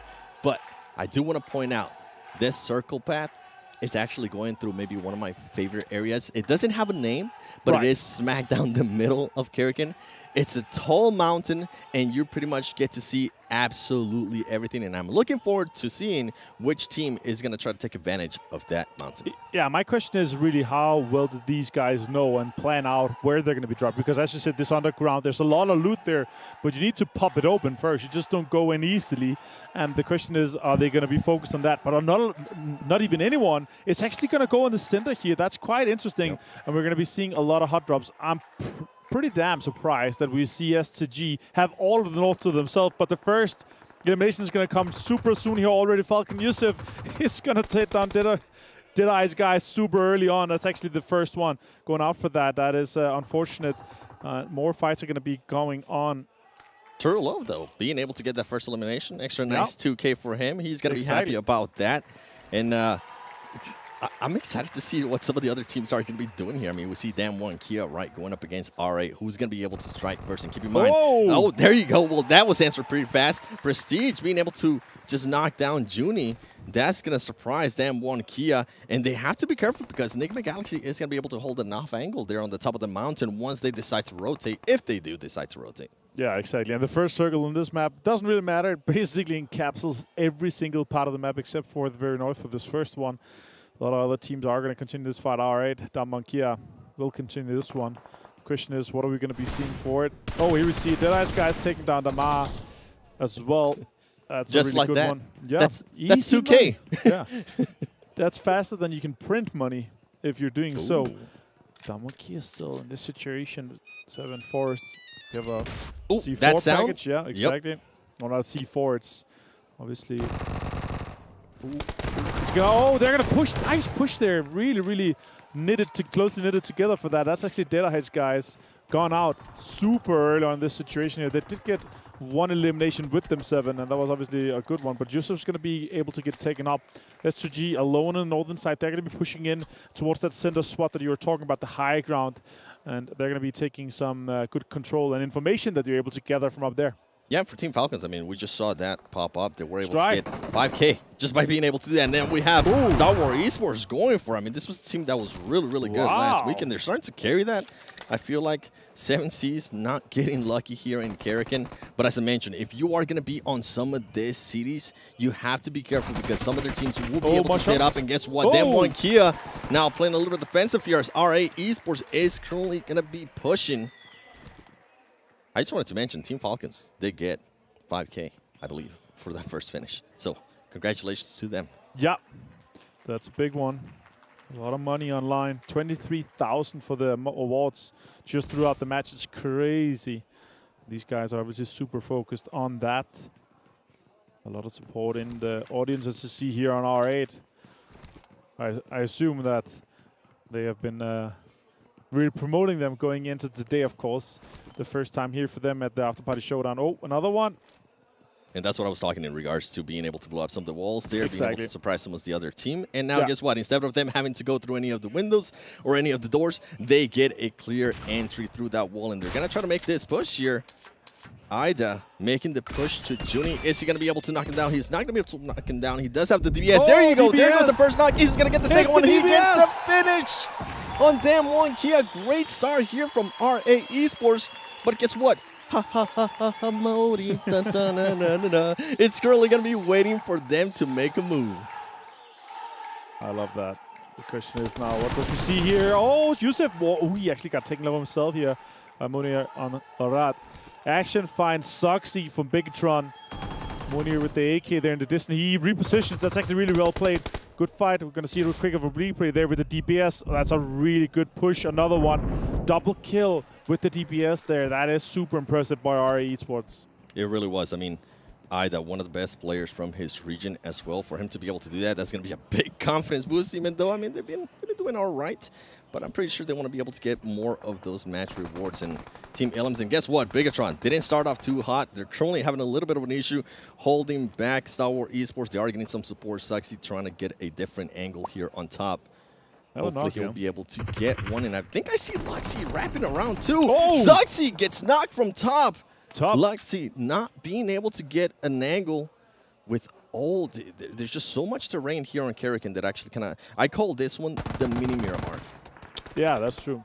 Even higher on the very top as well. Also super accessible. You can just basically run straight up. You can see there in the distance, Alpha 7 is having their eyes on them potentially with the eliminations that could come out. They're kind of holding them out, making sure that they could capitalize on that situation. It's on the south side, and especially here with the first circle, 7. There's so much focus on eliminations because there's not that much focus on getting into the circle, right?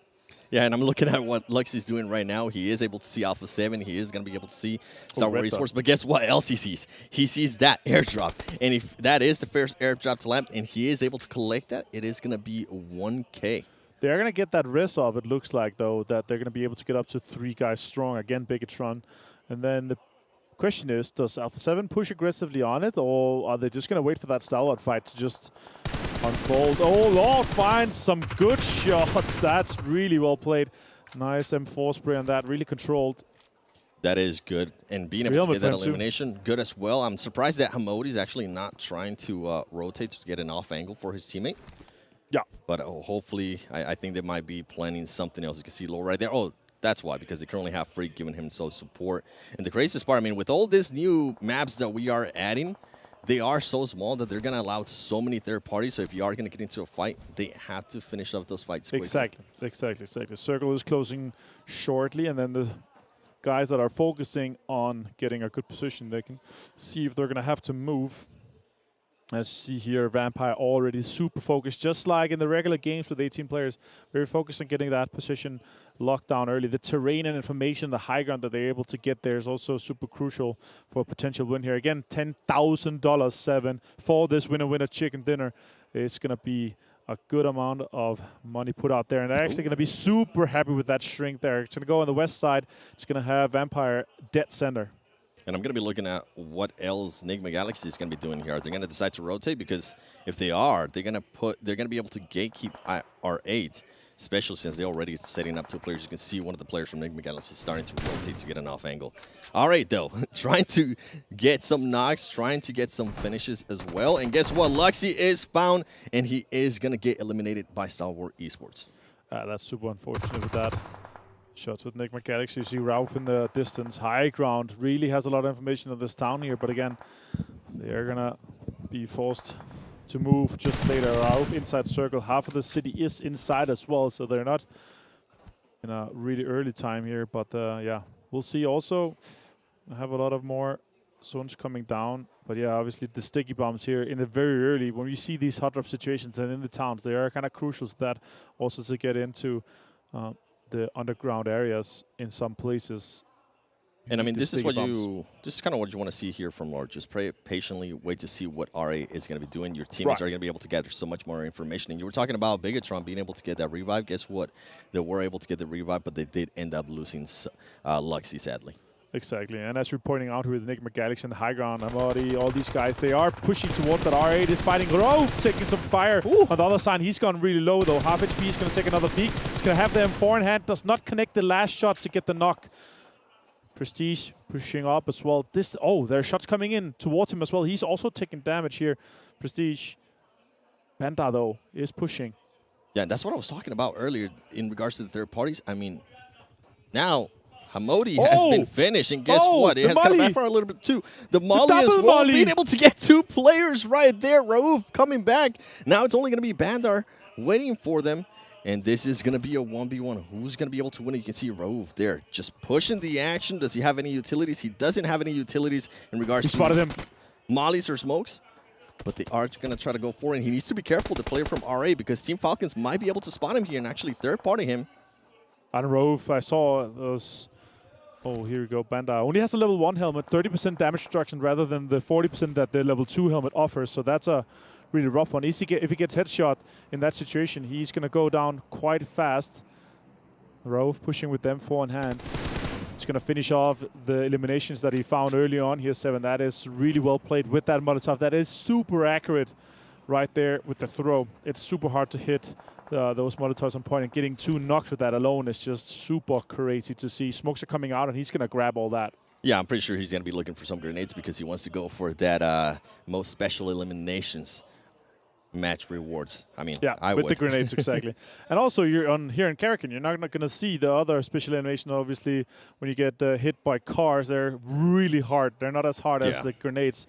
Mythic, one of the guys that had the most grenade eliminations throughout the PMPL Brazil region, and also we saw him really active throughout more as well. But the new circle is closing, and the question is, does Vampire keep this really greedy 4-way split throughout the center on the high ground for as long as they can? And obviously then when they see the next one, are they going to go together and stay as a 4-man here? It's that's a knock. Ravenclaw went down. We were just talking about it. It's greedy, and now Stone has to go towards him and help it. I think it could potentially have been Rad or S2G that found that Desha there, the closest player on Ravenclaw. But right now, S2G is definitely pushing really fast towards the south. Yeah, you can see just Vampire Esports decides now to just get a little bit closer to everybody in the stone. He's going to try to get that revive. Hopefully he's able to, and guess what? Look at that zone. Alpha 7 is actually going to have a lot of area to work with as we're looking at that. And Team Falcons, I think Team Falcons, this is a fight that we've kind of been waiting for. Lore is currently knocked. He's more than likely going to get finished. As you see, Nigma Galaxy is just starting to back off and relocate themselves. And I'm looking at the zone Vampire Esports. It looks like they were able to get that revive. Guess what? All right, Bandar. Oh, he missed. Rove misses Bandar just by a little bit. Does he have any nades or anything that he can use just to draw him out? And I'm actually surprised that we're not seeing many of the teams use the underground system, because sometimes you find the better loot underground when you play Karakin. So if you are going to be testing out Karakin, go under, as we do see the replay there of how Freak ended up getting knocked and eliminated as well with Lord. A lot of teams here, obviously, with that northwest hard shift. A lot of teams are going to be coming in from that eastern and southern side. So a lot of focus is going to be on gatekeeping, especially from Alpha 7, potentially also later from S2G in that case. As we see, as Stalwart Esports getting eliminated by Alpha 7. Alpha 7 trying to continue the momentum that they were just able to gather in Vikendi. And by the way, I was thinking back with Vikendi, Alpha 7 was always one of the strongest teams in that map, especially with Korea, so I wasn't surprised to see him being able to get 7 eliminations. We do see he's actually trying to get some shots there on Nigma Galaxy. He's not able to get them. If he's able to get the shots, he might be able to get Squad Ilum. Is he going to get it? And he is able to. He took his helmet off, Soxy, though. It was like tipped his hat. I was like, oh, damn. Now no more helmet for him. That's unfortunate. A lot of damage. Now he has to heal. Karelio, the replay here we saw from earlier. That's a really good 3x spray coming in from Karelio onto Stalwart. Really well executed by them. And Alpha 7 just continues to impress us here with the high ground control, gatekeeping, the amount of information that they're able to gather from that high ground. Yeah, and what I'm seeing right now, I mean, we're seeing some crazy splits on the map, too, from S2G. Players are absolutely split. We do see a 2-2 from Vampire Esports, and when we look at Alpha 7, everybody's staying a lot closer. Interesting to see which one's going to end up backfiring. I mean, we saw Vampire Esports, it backfired a little bit. Luckily, they were able to recover.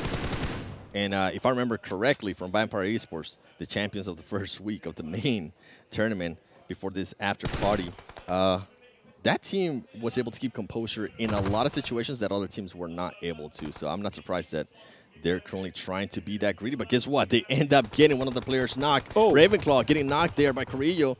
As we do start seeing more fights, as we see Bigetron trying to come in a little bit closer. Guess what? Team Falcons getting some shots on Bandar. Bandar finally gets eliminated there by Team Falcons. Yeah, exactly. Circle closest in this situation. There's going to be more fight for control. And obviously the fights throughout has been very steady. Actually less chaotic than I expected this one to be. A lot of focus on maintaining the high ground control and staying 4 guys alive for a lot of the teams. S2G, Northwest control, 4 guys strong, Alpha 7, South control, 4 guys strong. And a lot of teams have been fighting on that eastern side, kind of focusing on some of the other after-party focus rewards here for this situation. And I really like to see that, obviously, that you kind of have 2 focus points. And here, this $10,000 that you're able to get from the chicken dinner, if you're able to close that one out, that's huge. So the focus on trying to stack that up is massive. So, yeah, let's see if we're going to see some more fights evolve here in the southeast. Next circle does pop here, and as you see in the top right of your map, it does go slightly southeast. So S2G has to relocate from a 2-2 split into a full format, and then they can push uphill from that compound they have on the northwestern side. Yeah, and the good thing here with Vampire Esports, their positioning, they're going to be able to see a lot, especially with the terrain change that they currently have. So I'm not surprised that they're not deciding to move there from the smackdown of the center, even though they currently do have just 3 players. And S2G, you mentioned, I'm actually intrigued to see if S2G is going to try to do a long rotation, and they're going to end up getting in a fight between Mafioso and Mythic. Yeah, that could be a really good question here. They also the high ground in front of them could also be a good one. The question is how much information they're able to gather out of this. The shots are coming in, though. Mafioso, as you pointed out, taking down straight there. S2G losing 1 player. That was really rough for them. And Alpha 7's control is really working out for them, well, paying off for them. Mafioso, kind of the front man entry. And as you say, money's on the line here for this match 7. Yeah, first airdrop being collected. Guess what? There's going to be 2 rewards for that. For first airdrop and most airdrops, and if that's the only one, especially this late, I don't think I'm going to see anybody else go for it. He might be able to get both of those rewards but just getting that one. But Alpha 7, actually, I'm enjoying the way Alpha 7 is playing right now. They're playing really confident after that last match. S2G, I mean, losing one player to Mafioso there. Mafioso, one of the youngest players of the team and also one of the most skilled. I feel like he's finally starting to come to himself. And if I'm not mistaken, I'm looking at Rod, and I think Rod might actually be underground. He could be trying to work that. Yeah, I think he is trying to work that tunnel system. So that's going to be interesting what he's going to end up doing with all these other teams fighting at the top. Falcons here, Yusuf taking some damage. He has to heal. Well, 2 helmet is broken. No vest anymore. That's been pushed off from him. It's a rough situation. I do see a lot of information. Oh my god, the shots connecting straight there. Silas taking so much damage. Down to half HP now. He's trying to curve the bullets.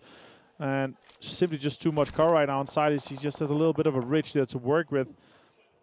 Falcons continuing this high ground control here. As you say, Rod, yeah, we don't really see him on the screen right now. I think you're right. He must be there. He is. Yeah, we're talking about him, and he appears on screen. Great work from the servers. Desha is in this here, and the question is how much further can he get in? When does he have to get out, right? Because I'm quite sure that the next exit is actually close to the Falcons guys, and that is really the question is where is he gonna be exiting, or is he gonna try to continue just to stay down there, right? So it's gonna be interesting to follow his story here for the rest of the game. Next circle is gonna pop shortly, 7, and it's gonna be a big one because that center compound. Good cover, but that high ground on the north side that S2G can push up towards actually offers some good play for them here. As you see here on the left side, bottom left side on the map, as you see here just below Vampire, they can push into that and control that. And a lot of the other teams, they have to either sweep on the eastern side, so Alpha will have to push. Alpha 7 has to push up behind the Bigetron. And that's exactly what they're currently doing. They're starting to see that. And the sweep is I'm coming. hoping that they remember that Bigetron is going to be there. And I think they do know that. And I was going to say, with Desha from Rod, he might want to stay there a little bit longer, but hopefully he does have some C4 because the only way that you're going to be able to get out of that is the sticker grenade. Yeah, if you don't have a sticky bomb and you can't blow yourself out, he's just done. That's just crazy. Carrillo, more shots towards Bigetron. Finds! Oh my god, he takes down Liquid. That is so well played. Suxy, last player for Bigetron 7. Yeah. Suxy, I mean, we've seen what he's been able to do before. Right now, it's a completely different area. It's a completely different new map. Can he hold off 3 players from Alpha 7 that are currently pushing him, and they're going to be aggressive? As we know, Alpha 7 likes to be. The thing right now with Alpha 7 that I'm seeing right now, they are being really aggressive, which I enjoy, but they need to be careful because Team Falcons might end up having a height advantage on them when they end up finishing this fight with Bigetron, unless Suxy is able to clutch up. Here we go. Is Suxy going to be able to clutch up? He's not going to be able to. Revo and the squad are just too much right now. Oh, amazing shot from Stone 7. That was crazy. Alpha 7 ended up losing 1 guy. Mythic also, I believe, is knocked. So they're going to go down to just 2 players. Falcons also trying to gain a little bit more control, but Vampire, they have just played this so well. And that's what I was talking about with Alpha 7. Yes, you are going to be confident, but you got to be careful with those angles that some of the teams are going to be able to get here in Karakin. And if I'm not mistaken, now they went from having 3 players up to just 1 player up for Alpha 7. And Team Falcons, I'm enjoying what I'm seeing here from them. They are currently the only team in this. Actually, they had a player, and now he decided to leave. So we'll see what he ends up doing. Can he get a knock here from S2G? Nice look at Vampire Esports too. Vampire Esports is playing aggressive. They're playing together now too. Clever. They have to get into the zone as well. Never Alone with a good shot onto Silas. That leaves S2G just down to 2 players, and they don't have that many elimination here. So Kelsey's trying to defend this. Never Alone's been found by Revo, one of the top fraggers coming out of Brazil. Really well played by him. Securing the points now. The question is, does he have more information, or can he not see more? He's getting pushed off this high ground shortly, and he's going to have to push into the remainder of the Falcons player. Yeah, Never Alone. And there he goes with that push. And what you're hearing right now is you're hearing that C4. Somebody's trying to get out of there. And that's exactly what happened. Oh, my God. Remember, I told you, these players need to be careful. He's going to throw a C4. Is he going to be able to clutch up? He does clutch up against Revo. Desha, he was quiet, but he's finally starting to wake up, and he was able to break through that, get an Ilum, wait for it, and get another Ilum. Great plays from that player. That is Desha crazy. 999. That is crazy. Desha, super well played. Smoke's coming out as well. Raze finds Schweppes in that situation, and now could be turned around. 2 versus 1 in this situation, and they have to push up. control right now. They have a little bit of high ground control, but the circle really is going to define this next winner here. Oh, Desha. Hey, you know what? Congratulations. You were able to get third place and as well as some elims. Now it comes down to Vampire Esports against S2G. S2G does end up getting the knock. Kasi, is he going to go for the push here? He is able to spot somebody. He's trying to get some shots on him, and he's not going to be able to. But guess what? Racy is going to be able to heal up, and he is going to go for the push here. S2G, can they clutch it up? Vampire Esports going to hold him back, and they're not able to. S2G getting that chicken dinner and those 10K. Oh, I bet they feel really good right now. Yeah, they're really happy about that. That's a fantastic one for that. That's the second one they're able to get today in this situation 7. That is just amazing. Super well played by them. And yeah, again, Karakin just does not defeat anything here. We're just so happy to see this. I would say the lack of chaos actually was really surprising to me, and I was really happy to see that. Yeah, I was intrigued to see one player at least using that tunnel system. We'll see if that... I'm actually intrigued to see what's going to happen tomorrow once the players are able to spot that and see if it's going to actually work their way. But you know what? I'm pretty sure that Des is going to want to break this down right after this break.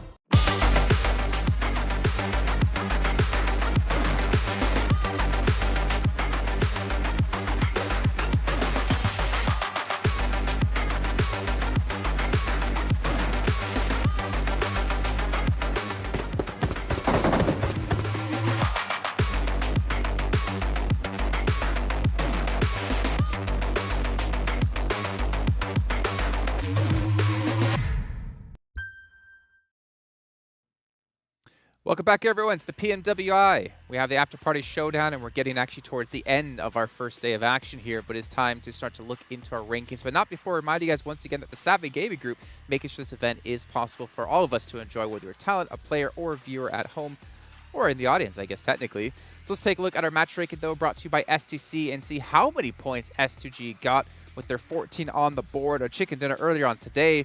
I didn't think we'd have a team doing 2 chicken dinners in a day off day 1. Yeah, and I think you can realize it just by how loudly the Turkish talent was screaming over there. I was like, you don't even have to watch it. Like, okay, Turkish team win. They're pretty sure. But like, they were playing the northern side for the longest time, and what's really good in Karakin in particular are those high ground positions, getting the information right, and they just kept pushing in the north. They had all the information, and they only got involved towards the very end. They had the 4-man team. They had all the resources to take the fight, so not surprised in the position they came in from. Smart, I think, is fair to say when it comes to Karakin. The huge amount mountain range in the middle of Karakin that acts almost like a pseudo kind of setup between Everest from Erangel meets Miramar. All of this stuff, those fights are very difficult to take. If you've got two teams up there, S2G, they played it slow. I think it was smart to play it slow, get kind of even off there, and then eventually kind of rise back to the top through it. And yeah, very, very good by them. Yeah. What about Riyadh, though? I mean, you had Daisha sitting inside the tunnel waiting for people to come around. I feel like he was there for like a good 10 minutes. That's what I wanted to jump on. Like, normally if you're playing on the other maps like Erangel, Miramar, you see a door open, you'll be like, oh, there's maybe a player there, not too sure. Yeah. If you see like this huge hole in the wall, it's like, that's the wind. No, like, a player came there. Yeah, it was.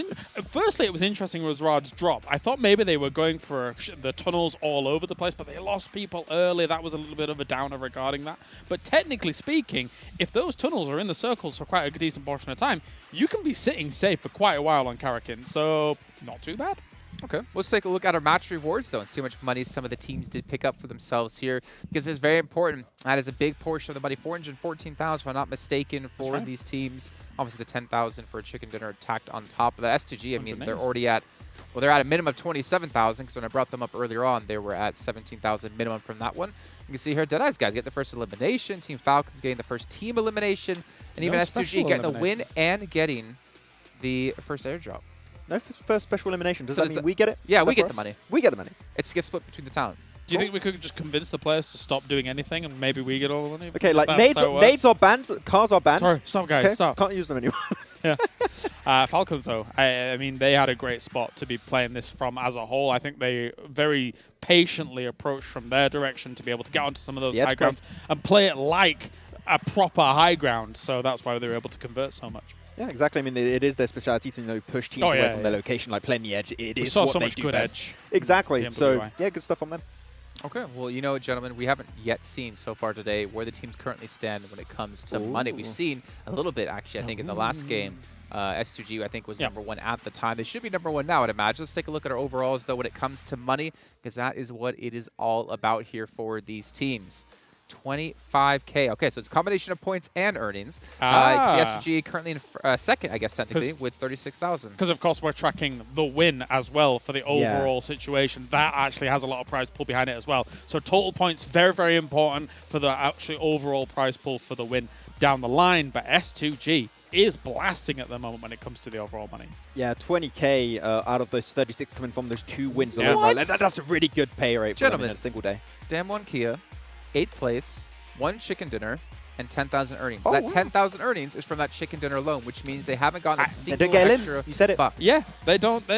They're a team that will play for the placement and play for the win down the line. In a lot of games in their region, when they get a win, it's low elim wins. So not the best for this format. Yeah.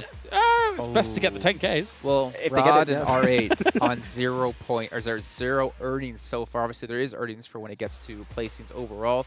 But a little bit rough. For you guys at home, though, as you see, teams are earning money. Remember, the Vibe and Drive event is still currently going on where you can actually play in-game with your friends, complete some challenges, and unlock a free permanent legendary set, which I think Maxman is still working towards. But you guys have until the 24th to make it happen. We're about to load into Sanhok, though. It's going to be the next match of the day. It's going to be the second to last we have before we get into our duo match yet again, and that one's going to be over on Livik. We got to bring in our commentators, though, to kick off this match. It's going to be Avenger and Seven Worlds Gaming. And Avenger, I mean, we went from action in Karakin, and then now we're going to be going from action to action in Sanhok, and I'm excited to see what kind of hot drops we're going to be getting. I'm loving this new format, man. Hopefully everybody currently watching this is loving it too. I'm enjoying the just non-stop action that we're seeing from all of these teams, and you see teams starting to change a little bit of like their strategies, thinking about those match rewards, saying, hey, do I mean, earlier, I'm pretty sure Lexi was thinking about it. Do I want to go for that crate, get that money, or what do I do here? Yeah, exactly. And the big one is obviously, are you focusing on the placements throughout the day, or what are you focusing on? And look at that. The most eliminations so far, Calilio and Avrevo is both in the top 3, and Raze, of course, in there with 10. A lot of damage coming out from Action. Stalwart, again, very well represented, just like we saw at the PMWI main event.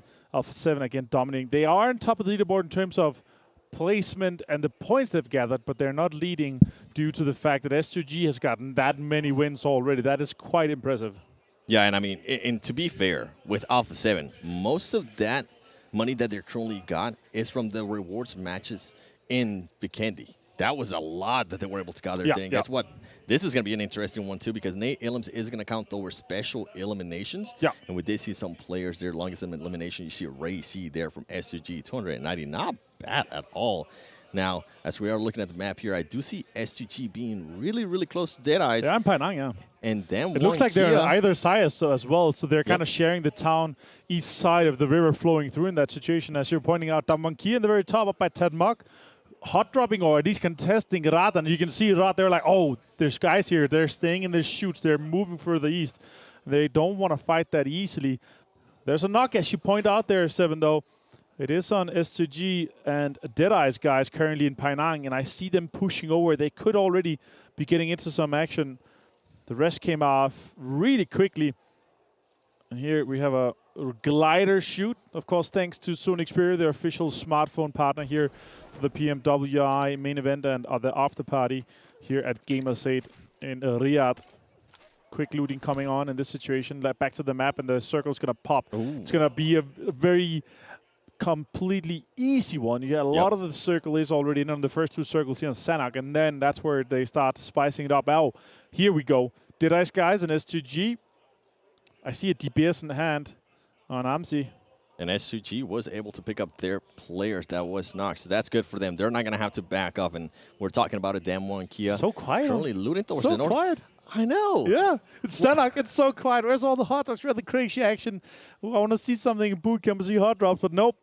They are just chilling everyone right now. Again, you have to remember, we are going from 18 teams over to 12. There are 6 less teams in this situation here. That's quick math right there, right? Able to knock that out of the park. That's obviously clever. And John is sitting in the back, just clapping. That was amazing. S2G still under siege voluntarily with Deadeyes Guys, and they have Deadeyes Guys were the aggressors. They moved across from the east side of the river to now be chilling out here, and it's obviously super important. The first elimination, he's getting a lot of money on the board. $2,000, and the first vibe is $5,000. So just that alone is $7,000.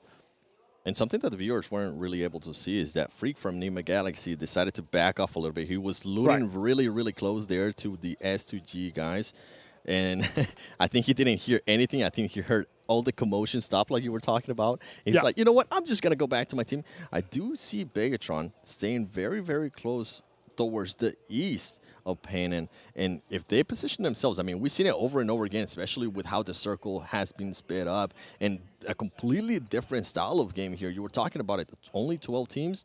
Some of these teams are going to have so much room, so much space to do stuff that they're just not used to doing and position themselves in situations that usually they might not be able to position themselves in. It's going to come down to who is going to get that first knock. I mean, that first elim. I really thought it was going to be somebody from Deadeyes. We're moving towards 5 minutes, 7, and I cannot believe that all 48 players and 12 teams are alive. I cannot believe it. We're in Sanhok. I felt like last week we had already maybe had like 10. And there you go. Oh, guess what? Ray being able to get a nade. Is he going to try to get the finish? Oh, Deadeyes being able to get one of the other knocks. Who's going to... Oh, actually, you know what? Deadeyes being able to get the first elimination on S2G. That's going to be huge for them. And now, are they going to decide to continue on this fight, or are they going to decide to back off? This is going to be interesting. That's one of the Deadeyes guys is running away. S2G Silas getting spotted from the off angle. And Hamsi getting a knock on Shifu. How is Deadeyes going to be able to recover from this Avenger? The question is, do they just commit to the fight or disengage? I see DPS in hand here of Hamsi.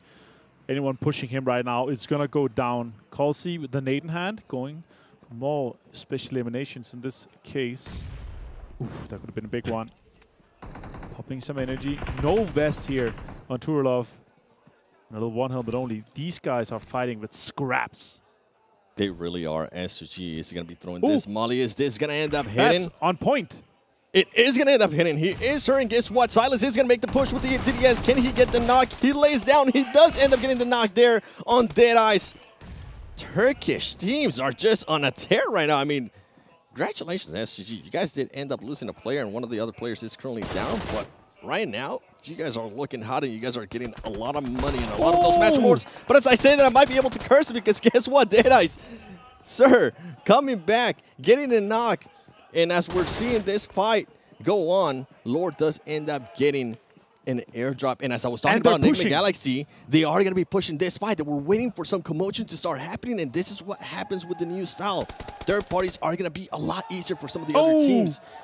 That's it.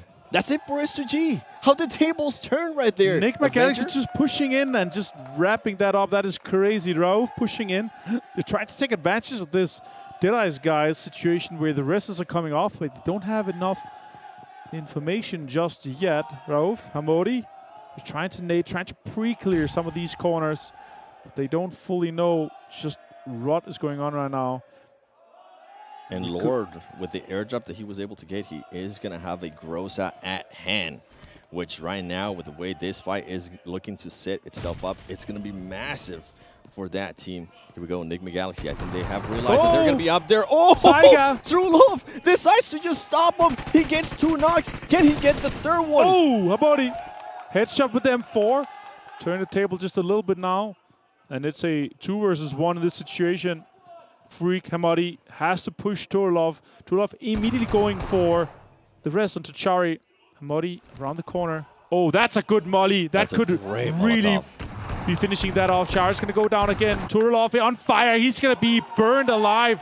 Really well executed by Nigma Galaxy in this situation.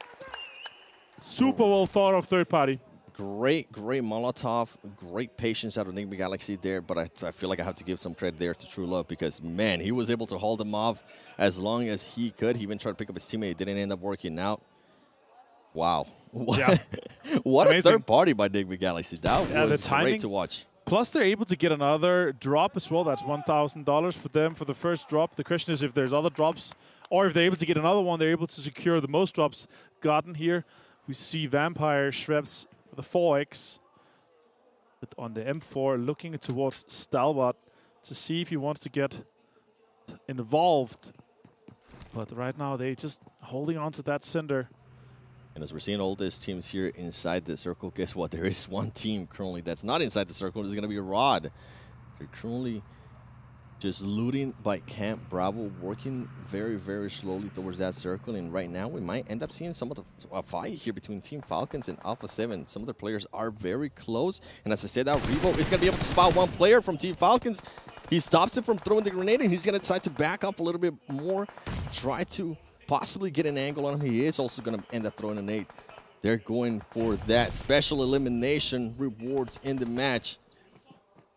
And Powerful decides to back off as well, waiting for his team, Martin. Yeah, for sure. And this is exactly the one, right? We're looking at. They're able to close this one off. Falcons, in this other high ground with Powerful kind of pushing uphill. You could gather some of this information. Revo with a nade in hand is just waiting for that. That could be a good directional nade towards Powerful. Does not connect. No, it was probably too far. Powerful, 3 helmet, 3 backpack. Did he see Mafioso in that moving on that rock? Mafioso has a super amount of information. Powerful right now. He does. And he is obviously relaying this information to everyone else. Revo crawling up towards this high ground tower. Carillo on the other side. They could have him in a pinched situation. Powerful with some damage towards him. Mafioso connecting a good amount of it. He's going to get knocked as well by Revo. Mafioso playing very aggressive. Didn't end up working out for his team. And guess what? Revo goes back to his sniper tower. And now the Rebel went from being on the defensive to back to the offensive. They do know where Team Falcons is at. Is Alpha 7 gonna be willing to take this fight? Or they're gonna decide to push that because we know how aggressive they are currently playing. One player that is currently missing there is Carrillo, and Carrillo might actually be able to wrap around Falcon. And guess what? With that knock right there, this is gonna be a full push by Alpha 7. You can see it from this team. And as I say that, Carrillo was getting that angle on the team. And this is looking great right now for Alpha 7, Martin. Yeah, exactly. With that knock right there, that's the go signal. That's where you relocate because you know you're going to have 2 guys down. Damar is trying to defend that push. He's going to take down Mafioso. Super well played by Damar. Revo's close. He's taking some damage, but Never Alone has a DPS in hand. And as they were able to just make that push, they took a little bit too long because Team Falcons was able to pick up their player. And Damar positioning himself perfectly there to just stop that finish. And guess what? Yusuf gets a knock with the grenade on Carrillo. That's going to be a huge knock, and here comes another nade. Can he get another nade? Ooh. He's not, but he does get some damage on him. Team Falcons starting to go on the offensive. Here comes another nade. He gets some damage as well. DeMar knows exactly where Revo is at. They're just waiting for him. They do end up finishing there, Mafioso, and they also knock Mythic. Now it's a numbers game. Falcon is going to go for it. Ooh, I thought he was going to make the jump. Just go for it. Just do it. He is going to do it. Can he get the knock? Can he get the Ilum? He misses some shots. Ultimately, though, one of the other teammates, Never Alone, does end up getting that finish. Yeah. Alpha 7, it looked great for them, and then it absolutely backfired. I think they took a little bit too long. They didn't have any vehicles to actually make that push. And the way one of the players there from Team Falcons set themselves up just to see what was going to be coming over that ledge. It's just the perfect bait, right? Yep. You're sitting there, oh, we get a knock, all right. Get the shotgun sound, Saiga in hand, DPS in hand. They push up, get close. Forever Alone pushes out Damar with the high ground takedown on to Mafioso, which is super well executed. Top push some shots here towards 7C. He's connecting with action as well. Two of the top fraggers. He is really good at connecting those shots in that distance. Top did go down. Vampire Esports actually getting into the action there. Yep. Between Stalwart Esports and 7Cs, being able to get a knock. And now guess what? They're going to be pushing into 7Cs, trying to get that third party, trying to get those team eliminations for the match rewards. As Stalwart Esports is able to recover that player that was knocked down. Vampire Esports playing it slow, waiting to see what 7Cs is going to be doing here. They do have the numbers, but we've seen that that does not mean anything. As earlier, Alpha 7 had the numbers, and Team Falcons eliminated them. Stone pulling out the UMP. There you go. Shoaib being able to get a knock. Now this is the push that they're going to make. Decide to go inside. Spray God just waiting, healing on the corner. Is he going to get spotted? They have not spotted him yet. He's actually being able to get a knock. Is he going to be able to get another knock? He's not able to get a second knock there on Vampire Esports. Vampire Esports being able to finish up that team without losing any players. Yeah, that should be another situation for Stalwart to just push down and take control of that, because they can capitalize on two knocks. They're just, I feel like they are thinking we're just a little bit too far away to get close enough to do that, just that. And Vampire now, all four guys standing, 4 guys strong. Pika has moved closer. Top still on this rocket. They have a good amount of physical cover that they can work with. They could be holding them out in this situation here. They are the guys closer to the circle. Better high ground control. More shots are coming in. Ravenclaw taking damage from action. The way Stalwart Esports is located right now. Look at them. My God, pre-firing that smoke was just crazy. So much damage onto the Vampire guys. Action with the 3 helmet and 3 vest. Stalwart looking so strong from this terrain. Stalwart Esports being able to get all the angles to where they're positioned right now. If I'm not mistaken, one of this players from Stalwart Esports is actually starting to make a bit of a rotation on the other side of Vampire Esports, trying to get just a cheeky angle on this team. And Vampire Esports right now is just in a corner. I don't know how they're going to be able to get out of this. The only hope that they would have is that some other team comes up behind Stalwart Esports and distract them. And I don't think that's currently going to happen with the way that these teams are set up. I think you're right in that situation. Damon, Kia on screen, R8 in the distance. Fabian moving in closer. He's going to be close to R8. Shots are coming out. Stockton is not going to be able to connect just that, but the support from Damon Kia in the distance is good, and he takes some damage. Now circle is closing here, and this is where the action really comes into effect here, because this next circle is going to be a small one, and there's going to be some moves that's going to have to be made. Nigma Galaxy still in Painang. Bigetron has gone into Quarry high ground on that center hill, so if they have a good shift for them, they could be looking at a lot of eliminations. Ooh. That's a good shift for them actually, and Falcon is going to be on the east side of the quarry, Riyadh on the northeast side, and R8 is going to be on the northwest side with Bigetron on that west side on those compounds. They're going to be moving in closer, potentially with a 2-2 split, I could imagine, if they want to be greedy, or if they want to stay close, it could be a full 4-man in that northern compound close to the road. Yeah, and with that rotation now becomes a question for Stalwart Esports. How long are you willing to wait for Vampire Esports to actually make a move? Yeah. Because guess what? Vampire Esports is realizing that they were in a tight spot, and they're now deciding to back off, try to get a vehicle, and try to find another route just to get out of there. And I think Stalwart Esports, at some point here, they got to decide, okay, you know what? It's time to back off a little bit more, maybe reposition ourselves. Right. And they need to be careful, too, because Scree is currently very, very far away from his teammates. If he does end up getting knocked, he's just going to end up getting eliminated. And guess what? Vampire Esports Stone knows exactly where he's at, and he's going to be relaying that information. Oh, that's a headshot. That is a headshot. It backs him up, and this might be the opening that Vampire Esports needs. Yeah, exactly. That was the angle that they didn't want them to cover. And Scry cannot go down from that angle. He's far away from his teammates. He has to heal up. He has to get fully healed.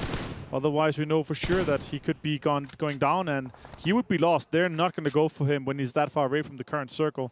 Stalwart looks to be disengaging from this fight here, 7, and focusing and prioritizing on getting some better terrain inside the circle, which I actually like. Yep. Focus a little bit more on the placement points for this situation. Only 1 elimination on them so far, but they are 4 guys strong, and they could control that western side, considering Bigetron have the center right now. Obviously, they don't have that information, but there's some pretty good terrain that they could take. There's some compounds available, and Pika is already super out far, getting that information on that T-Road section compound that is quite strong inside the new circle. And ultimately, I mean, Vampire Esports, if for some reason Stalwart Esports was going to end up staying there, Vampire Esports was able to find a way to rotate out of there. You can see them right there on the vehicles, making a long push. But what I'm going to be seeing now is they might end up running into Nigma Galaxy, because they're both of those teams are currently making the exact same rotation. And with Stalwart Esports, I think the main reason why they decided to back off, they were on top of that hill south of bootcamp for a very long time. And I think they might have been able to hear some of the shots from the earlier fights that we saw from Nigma Galaxy being able to third party. So they might have that in the back of their head. They might be thinking, you know what, we don't really want to get trapped here. This is a fight that we're willing to just give up to get into the circle. And right now, I think they're starting to realize that was the best choice for them. Yeah, exactly. And with just 8 teams left, still 31 players remaining. In this case, a lot of teams standing 4 guys strong. Everyone except for Falcons has 4 members strong currently. So you can definitely tell the shift of focus is going over to that placement heavy focus, or the chicken dinner focus, with that $10,000 on the line for every single win that you're able to get here. High ground above the cave. We'll get into the cave, and now we're going to be looking at the map. The next circle is going to pop, and it's going to be an important one. It's going to be smaller shifts for this one. In that case, some teams might have to traverse across a lot of terrain, maybe with potential without any information here, because there is a lot of high ground and a lot of low grounds, plus the compounds currently around Quarry can really facilitate and accommodate a lot of players, especially towards the eastern side. You can see currently right over there, Falcon. It's going to go west. So Bigetron with a huge advantage. They have a big question to ask themselves, what compound do we stay in currently? And I'm expecting it to be the center one. It is kind of hard to hold because you have all these big walls around it. And also it's hard to get a lot of emulations from it. So the question is, do they focus fully on the win here? Or do they try to gatekeep some of the teams that are going to be pushing in from the east side or through the quarry? It's kind of hard to hold the quarry because it has a lot of deep divots and kind of canyons that are working in through with a lot of cover. So they could potentially be losing out on the players. But let's see what Damankia and R8 is going to be up to here. They're going to be fighting 2 teams for just 1 position available right now. As RA is currently being able to spot there, damn one key. And I love what you were saying there in regards to Bigetron. And I'm glad that all of the players now decided to get a little bit closer, and they are deciding on which compound they're going to be holding. Guess what? It's Yusuf Falcons. from Team Falcons. I can't being believe able to spot that and trying to get some shots on him. Yusuf Look at still that going tap. for it, and he gets the Yusuf! knock too. Trying to go for the longest aim. Can he actually get that? Ooh, that was is so crazy. close. That is far away. We are talking at least 250 meters away there, potentially even further. Could be above the 300 meters that is currently the longest. I don't think he's going to be able to confirm it. Smokes and he's trying to tap with it. Falcons also themselves have to move, but Yusuf have gathered a little bit of information. They could potentially go into the core. Now, Damankia on screen, Rad on screen, and they're going to have to fight for that northern side of that quarry, separated with that high ground road. I'm intrigued what currently Team Falcons is doing there. I feel like they're just waiting a little bit too long. Maybe they're trying to see more commotion happening within the circle. Potentially, yeah. If Yusuf have a lot of information, he could potentially just hold that compound high ground. Then they will move into the quarry. So he's kind of the information gatherer right now on our Lord on screen. Here comes the grenade from Laura. Is he going to be able to get that finish? They do end up getting a finish there from Vampire Esports. But Vampire Esports starts backing off. I don't think they want to have this fight right now. As you do see Stoney making a push towards the circle, and the Vampire Esports players are going to end up following. Nigma Galaxy does decide to back up as well, and as we're talking about what Team Falcons is going to do, guess what? Never Alone decides just to make a crazy push there into Quarry with the information that Yusuf was able to relay, and Damar is looking to make that exact same push towards that Quarry. Here you go, Never Alone. He's going to be very, very close to Bigetron, and you mentioned earlier which compound is Bigetron going to be able to hold. Not holding anything right now. They're holding that kind of high ground with that rock just outside that compound. And that's kind of interesting because if you have somebody that just does a smash and grab on the compound from the north side with R8 and Damonkia, potentially they have a car, they could do it. But obviously they don't have a lot of information. We're going to see the next circle here. They're trying to survive, and then they're going to make a decision what's going to happen. But I'm definitely seeing an R8 and Damonkia fight revolving. Oh my god, they get a northern hard shift. That's going to be important. That's going to be a fight for terrain here for Damonkia and R87. Yeah, this could be a very, very big fight. Nobody's going to be near them for whoever's team ends up winning that. Is he able to get a knock? He's not able to get the knock. Fabian, he's going to try to go for it again. Can he get the knock? He needs to be careful that he doesn't. Oh, he doesn't. He doesn't end up getting the knock with the car, but guess what? Scon does end up getting knocked. Damn one Kia soon trying to make that push. They decide to get off the vehicles. They don't want to go for that special Elam, and now they're making a push. This is a great push here for that one Kia. You mentioned it. This is a great position for the team that's going to end up winning, and Damwon Kia definitely wants this.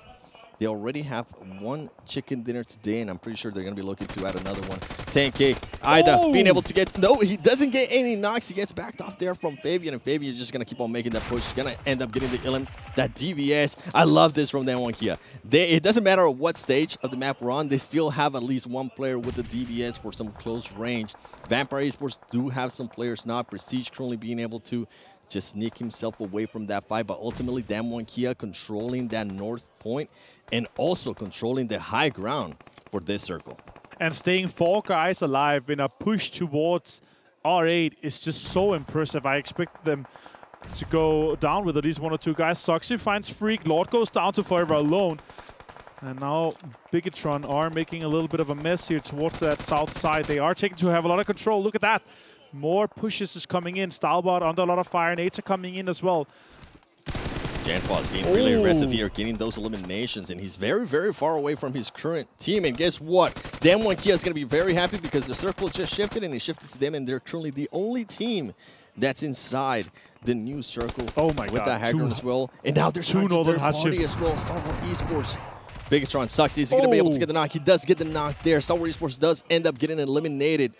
Bigetron, the twins, he eliminates Nigma Galaxy as well. Bigetron currently looking good with this eliminations, but they need to hurry up and pick up those players. It's got to be fast in that situation there. Also, otherwise they're going to lose Misery, and they need every single member they can have if they want to control that next circle, at least have a chance. 2 Northern Shift in that situation is just so rough, especially with Damwon Kia, 4 guys strong on that high ground. That is going to be a rough push for them. Juni pushing, or at least standing high ground here, putting some shots into Riyadh and Falcons. Guys are still outside the zone. That's a good amount of shots from Juni. Munira is gone down from Riyadh. With the high ground right here, then he's going to be able to get the other knock. He does get the other knock, and he's going to go for the finishes. Juni just putting himself in a position that he's going to be able to acquire a lot of points for his team. Damwon Kia with the 2-2 split, but right now it's working wonders. And I love that they're going for that 2-2 split. Team Falcons, you might want to make a push to that circle because it's different. We are not back to last week. And guess what? Juni does end up getting the finish on one of the players that he knocked earlier. Bigetron Esports now trying to climb this mountain.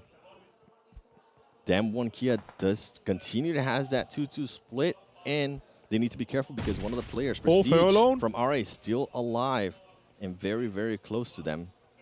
Rad has been really quiet. Yeah, super quiet. Oh my god, they're just next to each other. Rad hears him with the UMP, takes him down. That's another elimination for them. But Rad now have given the information to everyone on the high ground. And that next circle has shifted as well, and it's insane. It's gone northwest towards Damwon Kia once again. Back to back to back high ground. Hard shift. It's crazy. They should be able to hold on to this. But they should be able to. Bigetron has 3 guys strong. They could make it the big dream happen here in this case. If they do make a push to the Damwon Kia guys that are currently by themselves outside of that circle, this could be huge for Bigetron. But I think right now they're just so focused on the guys that are within that circle. Damwon Kia decides to back off. Judy, Forrest, you can see them right there. They're like, okay, I think it's just one player over here. I think it's just going to be 1 point. And they're going to back off to try to hold off the teams that are going to be coming into that circle, which is going to be Bigetron. Bigetron laying down Luxy, Suxy, and Masiri still alive, trying to get some spot. You can see Rod right there. They've been quiet. He's going to get spotted by Juni. Can Juni get this knock? He is going to be able to get that elimination. 11 for them so far, 7. That is so impressive. The question is, can they hold off the Bigetron guys? We see Soxy jump out. Juni goes down, and Soxy could be pushing on to this rock and take control of that. Fabian trying to defend. Soxy goes around. Fabian also puts a lot of damage. More pushes coming in towards the... Oh, Misery goes down. This is huge. Soxy putting in more damage. Takes down Fabian. Soxy getting the knock right there. Now it's going to be a 1v2. Can he pull this off? He does have one Molotov. He's going to make the other players push off. Forrest, that's perfect. Does it hit? Oh, it doesn't hit. It does back him off soon. Throwing the grenade. Is this grenade going to hit? Oh, barely 2 HP for Soxy. They're going to make the push. Can he get the knock? Forrest going with the high ground on top of that rock. Back it up, but guess what? It's too much. It's too much. That DBS is just too much. And guess what? Who's going to be happy right now? Team Falcons, because Team Falcons actually decided to continue on with that Hail strat, and it worked out for them. 5 more. And now Damar's trying to see if he can maybe get an angle and possibly get some elimination points for his team. I doubt it. He has 5 more first aids, though, or 4 more after that one. Song could be looking at his general direction, but Damar is slowly walking towards that circle. He has to constantly heal, move super slowly when you have this first aids popped. Song does try to molly some of these angles. Damar, he knows that he potentially is second place already, or is quite sure. He has 3 helmet and a 3 vest. Could potentially get 1 down, but there are 3 guys alive. There's absolutely no chance that he survived this one. But it will be 6 points guaranteed for Falcons after this heal strat working up. And now we see a little bit of dance. No more. He's going to deny the points.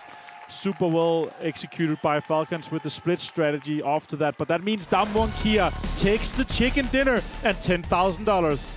That 24 points, and you said the $10,000, I'm pretty sure they might have taken also some of the other match rewards because they eliminated a lot of teams with that 2-2 split that they had with the high ground that they had after getting the control of the north of that circle. Overall, Damwon Kia, what a match. We're talking about how they only had some money from the chicken dinner.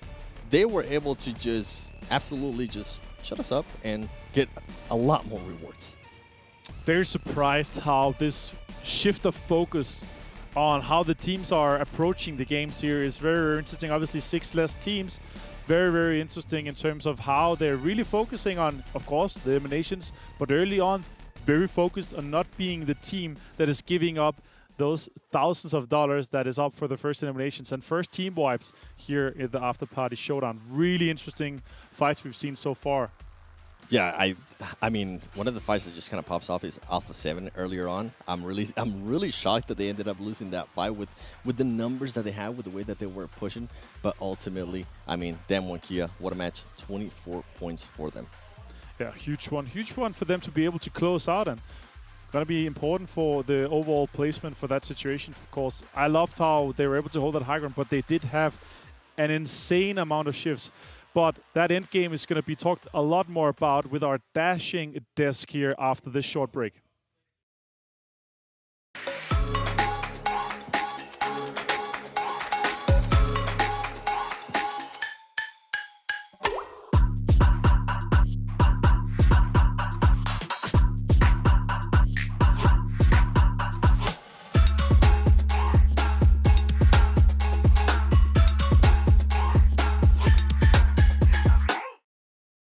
Progress is a race that has no end. After every finish line, another challenge awaits. How can we continue to push innovation in a sport at the forefront of technology? This is how.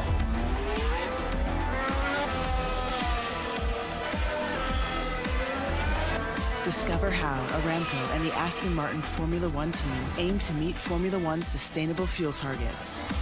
Aramco, powered by How.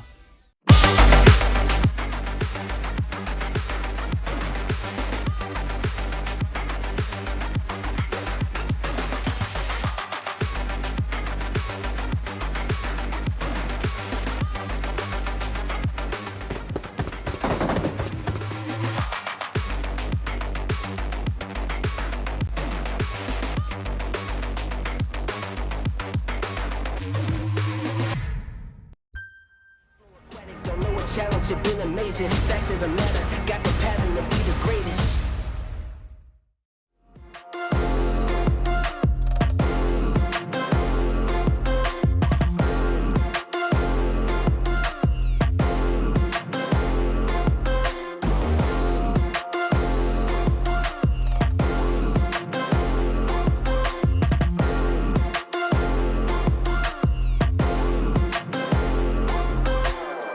Welcome back to PMWI, the Afterparty Showdown, as Damwon Gaming Damwon Kia, I should say, take themselves their second chicken dinner of the day, join the likes of S2G, who have been able to get to themselves. Jason Kaplan still joined by Maxman and Kalaris as we're breaking down Sanhok by first taking a look at our match rankings brought to you by STC. What's impressive about Damwon Kia's win there, though? Able to get some eliminations. We talked multiple times about how they're a team that can get wins, but can't really seem to pick up a lot of elims. Well, they shut us up. No, definitely. I mean, a lot of hard shifts. North will give them slight favour in that regard for the final moments. But the best bit about all of those hard shifts was they had what was such an overlook on the rest of the lobby once all those circles came their way that they could start getting big elim points. And this is actually not very Sanhok-esque to get 14 elims off the back of a chicken dinner. Yeah, very top-heavy for the first place only this time around, instead of like top 5 teams being all up there. And the fact that they've been constantly rotating from the northern side, they know the north, no one's going to focus there. No one's going to enter from that location, so you only really have 180 degrees of land in front of you. You have to focus down. You have that cliff. No team is going to be a threat to you. They have to take an uphill battle.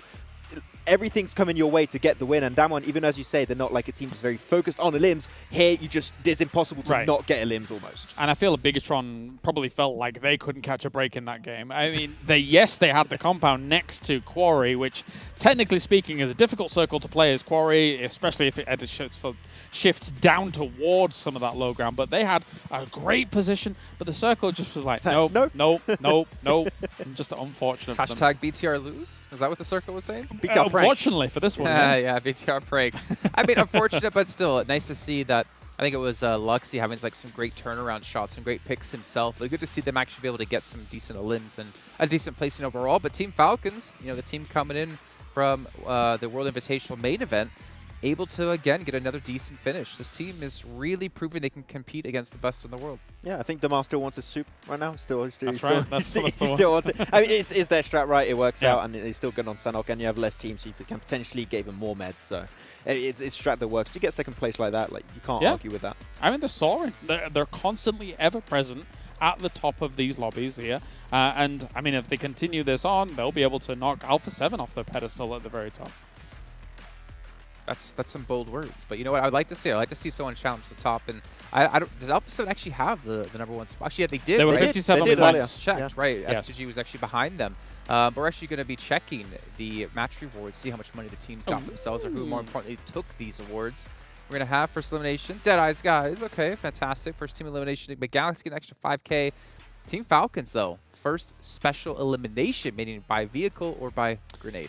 I think that we saw one team actually trying to roll over. I don't remember who it was. I think they were not going fast enough. Damwon Kia. It was Damwon, yeah. If you don't have enough speed, you're just going to push them out the way. So you need to get that speed, and just going in circles, you're not going to get that fast. I felt like more teams in this game, more than any other, were really attempting to get some of these, especially the special eliminations coming their way as well. They're trying the mollies especially a lot.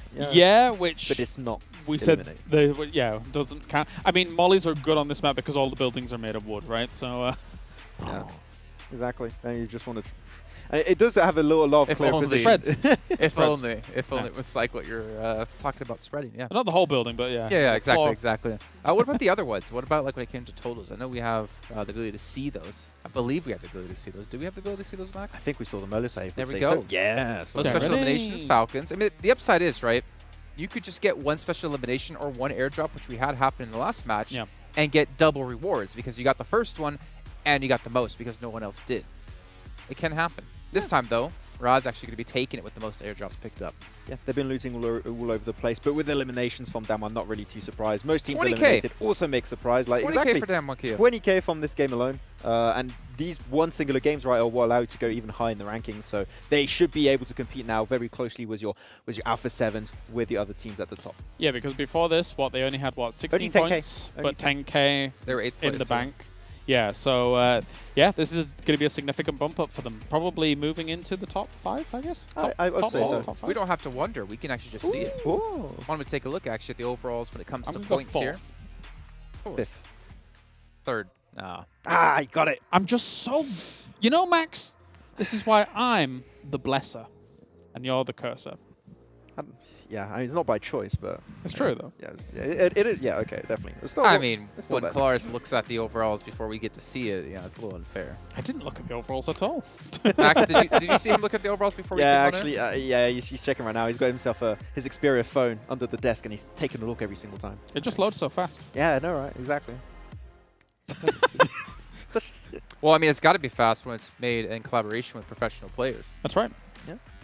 Got to load those stats in quickly. And it's actually our partner here at PUBG Mobile Esports as well. I'm so happy about Team that. Falcons, you can see here second place with 45 points. No chicken dinners, though, which makes it even more impressive. They're able to be so high up when you have teams like S2G, Damwon Kia, and then Alpha 7 above them in chicken dinners. Like to kind of be sandwiched between those. I mean, that's the different strats, right? You're going to have some from some of the teams. Some are definitely not going to be aiming for those wins, even though the win's still 10k. That is a very huge increase. Some are just looking for that consistency. Can get some airdrops, can get those special eliminations, maybe the first elimination if you have a hot drop. Like, you have a lot of different ways to be first place without getting a single win. And it seems like Falcons, that's the route they're approaching here. And you look at S2G and Damwon Kia getting themselves the 2 wins throughout the day here each. This is 2 teams that we saw S2G get the win off a central position. Damwon Kia is very good about their long rotations. These 2 teams are very adept and proficient when it comes to looking for position. I mean, as we were touting all the way through for Damwon Kia when it came to PMWI as a whole. So, yeah, it's definitely working out for them considerably in this first day. Yeah.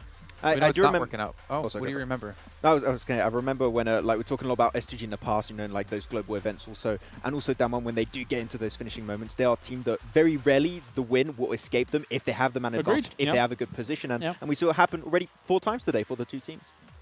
R8 Esports though. Oof. Let's leave it at that. That's it. I think that's enough. 0. Yeah, unfortunate. All right, let's take a look at our rewards rankings, though. Right, we obviously have rankings when it comes to points. We also have rankings when it comes to how much money has been won. So S2G sitting in first place with 36k. And Damwon Kia, I mean, that last game was a 20k game for them. It's the biggest. It's probably the biggest game, right? Oh, maybe we were. I think Alpha 7 on Vikendi. Oh yeah, maybe. Oh. It's close. But I mean, regardless, 20k in a game. You know what? I'll take that. And that's extremely impressive here from Damwon Kia. I think they're coming in to this stage of with the Afterparty Showdown. I think they're coming in relatively relaxed almost about their approach to the game with all these teams around them. I think they're pretty confident here. You know what I'm happy to see about Damwon Kia is the fact that I wasn't a believer in other South Korean overlords, to be honest. You know, at PMGC, I was like, it's kind of a fluke that they won the East League. But to be honest, like with how they played then, with how they're played in last week, and how they're playing now, like I'm starting to become a believer. Damwon Kia definitely proven to be an insanely strong team. They know their identity, and you know, when you were saying you were skeptical about their previous successes, etc., and things like that, that was over a long-form tournament where they were able to gather so much information about all the other regions, bring that together, and then actually still continue to play their identity, which is find themselves a central spot, go for those very wide splits. Once they know they've got control, push out with 3 and make sure that those people are not getting to the circles, and it's continuing here. Yeah, I mean, you remember in 2020 PMGC, right, when the only South Korean team really used to struggle. I think it was Archer Gaming, and they had a really tough time. But that's when their ecosystem was not even put together by them, right? And now they have their official esport ecosystem in South Korea. They are getting so much more talent being brought in the scene, brought internationally at that. So as time goes on, you're going to see more and more South Korean domination. This is just the start, I would still say. Yeah, definitely. It's a region, it's a country that has the absolute most powerful esports infrastructure on the planet. Careful, Max. Hands down. We only have a minute for it to the next map, and we know Kalaris can talk about this topic. Also, he was getting extremely excited. We were talking about them becoming more dominant, especially when it comes to PUBG Mobile. But you guys at home, remember, we do have the Vibe and Drive event happening. That's something just to remind you guys about. You guys can team up with your friends and complete some missions and eventually get your free permanent legendary set. We also have to give a big thank you over to Aramco, Saudia, Dr. Suleiman Al-Habib, everyone that's been involved here with this event to make sure it is possible. And not to mention there's a viewer survey going for you guys as well. Make sure you guys are paying attention to chat. You guys can see the link there or check out any Tencent social media. But gentlemen, it is time to get into our next match, and technically our final match of this event. However, we do have one match to come thereafter. It's going to be Miramar, and it's going to be brought to you by Avenger and 7 Worlds Gaming. I was looking at that leaderboard. Thank you, Jason. And even though Alpha 7, I'm pretty sure you guys mentioned it too, Alpha 7 is currently sitting at the top in regards to points. They're not sitting at the top in regards to total earnings. S2G, 36,000 Yeah, so super far. impressive. Down monkey as well. The chicken dinners are really paying off, and that's what we're going to see in long term as well. It's stacking up already. We have not played more than 5 matches, 7, and it's only across 3 teams. That is really impressive for Down monkey and S2G to already have 2 chicken dinners. For Damwon Kia, that last match alone was an extra $20,000 because before that match they only had 10K earnings. That is a lot of teams here are just going to be playing really, really interesting. And guess what? We are, as Jason was saying, we are going to the final match. We do have 2 matches left, but this one's going to be the final match in regards to points that are going to count towards the overall ranking. And then we are going to have a show match at the end. If I'm not mistaken, I think it's going to be Livik, but I'm intrigued to see how Miramar is going to be playing here. I know this is your favorite map. Yeah, huge fan of this map. A lot of terrain to be covered, and it's going to be sped up a lot. It's obviously an 8x8 map. It has the most playable terrain of any of the maps that we are playing.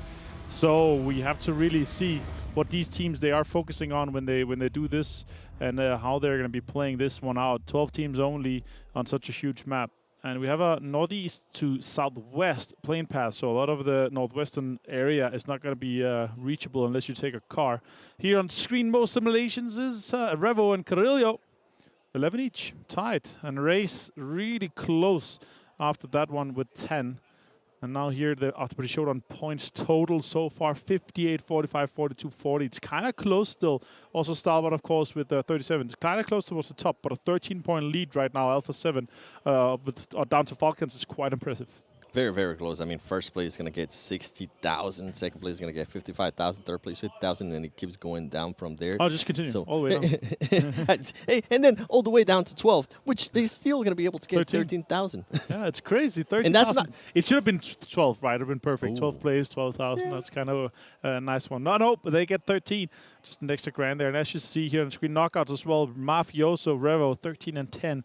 Alpha 7 really dominating leaderboards in all possible ways.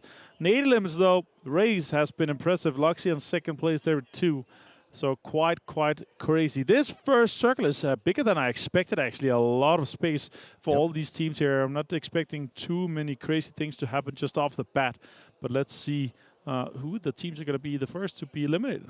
I am intrigued to see who's going to be getting that first element. Who's going to be getting that hot drop. I think it took 5 minutes, Adventure. I was going back and thinking about this. It took 5 minutes for somebody to get the first element in Sanhok. Is it going to be a little bit faster here? Just stay tuned. We're going to end up finding out. And while you're at it, keep an eye out for the PMWI gun skins and outfits. There's a PMWI package are on sale for a limited time. And you can also win PMWI treasure crates if you play PUBG Mobile during PMWI. And while you're at it, watch PMWI together in Game Esports Center with your friends to win PMWI special sets. Ooh, all right. S2G. S2G and very R8. close. Yeah, having fun with that one here. That's like they're super far away from each other. And Al-Azhar, the question is, do they engage? I see one player that is kind of far away from the other one. And as you see here down left, the PMWI gun skin and outfit. It is on sale still, so go and grab that while you still can. Bigetron able to close this one out here. Picardo, obviously a huge one. And we have Luxy and Soxy, the famous twins, on screen. SK Ton here. I wish he was called Stockton because that's a great name as well. Silas pushing him. Oh, Silas did not know that he was here, but has a Vector in hand. He has a 3 helmet and a 1 vest. He kind of wants to be hit in the head, rather. Nature coming out. They're trading. I think Silas pulled it out earlier. He's jumping off that one. He's going to try to pre-nade that corner. Does take some damage here. They're trading nades around the corner. Silas with another nade in hand. And I'm surprised the RA player wasn't able to get that knock. I think both of them were not expecting it. The RA Stan, he was just waiting patiently, laying down, and then Silas was like, "Oh, I'm getting shot. You know what? I'm just gonna head back a little bit more, wait for my players to just push up." SK Ton has a 3 helmet too. He's pushing with the 2 vest, so technically he does have the upper hand in case they are shooting at the same time. Kalsi is helping from the high ground with this mini. That is quite impressive. He put some damage onto Prestige, who's on the backside of that. warehouse. He sees him. Oh, more shots are coming in. I think could be Bandar. Some of the other guys helping. Oh, Cake connecting a headshot on him on that little one helm. Oh, look at that. Ida. Beautiful there from ID7. Silas does end up getting knocked and eliminated. We do have the first elimination here within before 5 minutes. Okay, we got that out of the way. You can see Skyton being able to get the first elim there. $2,000. That's just crazy. It makes me wish that I was a pro player and being able to play. But guess what? Hamsi is going to try to make a push here on one of the RA players. Nope, never mind. He's going to decide to back off a little bit. It's not going to be able to cover him anymore. Remember, he did end up getting shot by Ida. He is going to play a lot slower in S2G. 1 man down. How are they going to be approaching this? They were being very aggressive earlier. Racy, you can see them trying to throw a grenade. Is he going to be able to connect? He is able to connect a little bit. But Kasi also getting some knocks. So Ida7, now the tables have turned. Ida7 almost knocked him earlier. And guess what? Ray getting the shotgun and the finish right there. Bandar getting the knock now on Hamsi. And the finish can be a 2v3 if RA is going to be able to get this pickup. And I think S2G, I think this would be the best choice. Just back off. You don't really need to continue on with that fight. What you guys might have been hoping for to happen with the first elim has already happened. So don't get eliminated this early on. Yeah, and especially for this situation here now, S2G with one guy on the high ground, Kalsi, and Raze on the low ground, they're going to have a hard time just getting together in this situation. They're obviously a big map here, so they do need a vehicle of some sort to make this macro rotation that they want to do. It looks like Ray is just running up. He's running up. He's just trying to completely disengage from this fight. Kalsi and the guys have made a call. All right, let's disengage. Let's get away and just try to survive this man as a 2 and salvage a little bit of points if possible. Again, map, huge map, a lot of terrain that they can potentially hide in. Hamodi with a first aid pickup here from Nigma Galaxy. All 4 guys strong, looking good for them. They are on the edge of the circle there in El Paso. And with Miramar, I mean, 12 teams, we're going to go from 18 teams to just 12 teams. This is going to just slow it down a lot, and I'm intrigued to how some of the other teams are going to be rotating, what they're also going to be doing. You see Alpha 7 currently right now at the top. What are they going to be able to do? Mafioso, I mean, who was it? Carrillo? He had 11 elims, and one of the other players too had 11 elims. I feel like when Alpha 7 pops off, usually Carrillo is attached to that. So good to see that he's currently wanting to perform here on the PMWI after party. Top shooting at a bush right now, trying to see if his aim is going to be locked in. And talking about Carrillo, there you go. You're going to see Rod, a team that has been very, very quiet with Rod, but so far, I feel like they are able to squeeze some points here and there.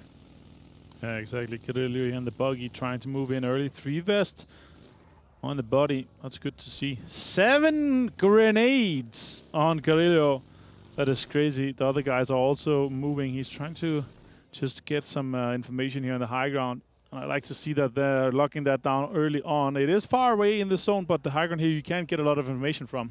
We were wondering if some of the match rewards were going to change how some of the teams were going to be playing. The circle does end up shifting north. Demo and Kia starting to make the push up north. But what I was going to say, I think we just got our answer right there. Carrillo with 7 grenades. I don't think that's usually something that we tend to see out of just one player, maybe out of a whole team, but just one player. And as I was talking about there earlier, most eliminations, Revo and Carrillo, 11 apiece.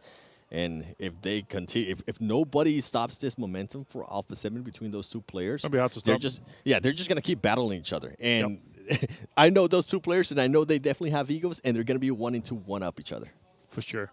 And now with this circle here on the northern side, going in early, and circle moves earlier, it's faster, and it's potentially later going to be smaller. So let's see what the teams decide to do in these cases here. The circle is closing in just less than 10 seconds. See 7C in the distance on Bigetron here on screen misery. Bigetron trying to figure out. They are going to be seeing 7Cs rotating there towards the north of them. Deadeyes currently trying to start the rotation as well towards this circle. You see Nigma Galaxy, everybody. That circle is going to be closing in a lot faster. This is a Miramar that they're not used to playing. They're not going to be able to be as patient. I can hear the crowd too screaming in the background. The crowd, by the way, has been absolutely great so far. Last week and this week, good to see that they showed up to support their local teams in Team Falcons and RA Esports. Yeah, exactly. Rauf Nigma Galaxy getting into the zone just now, coming out of El Bus. So these guys have a long distance to go in. And it's funny to see where these guys are going to be teaming. I love the support that we're getting out of the crowd. That's fantastic. Vampire on screen. Our PMWI 2022 champions coming out of Thailand.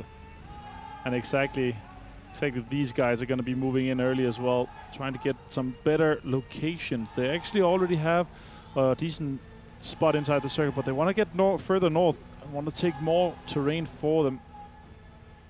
I'm looking at something here within this circle, and it's something that I'm not used to seeing, and it's all the teams, except for some teams currently making their rotations, are literally just in a straight line right down the middle of the circle, which is something I have never seen before. Now you see Damwon Kia. Damwon Kia actually making a very, very wide rotation, trying to go now towards the north. I think they might try to push to La Cobreria and try to reach the circle from there.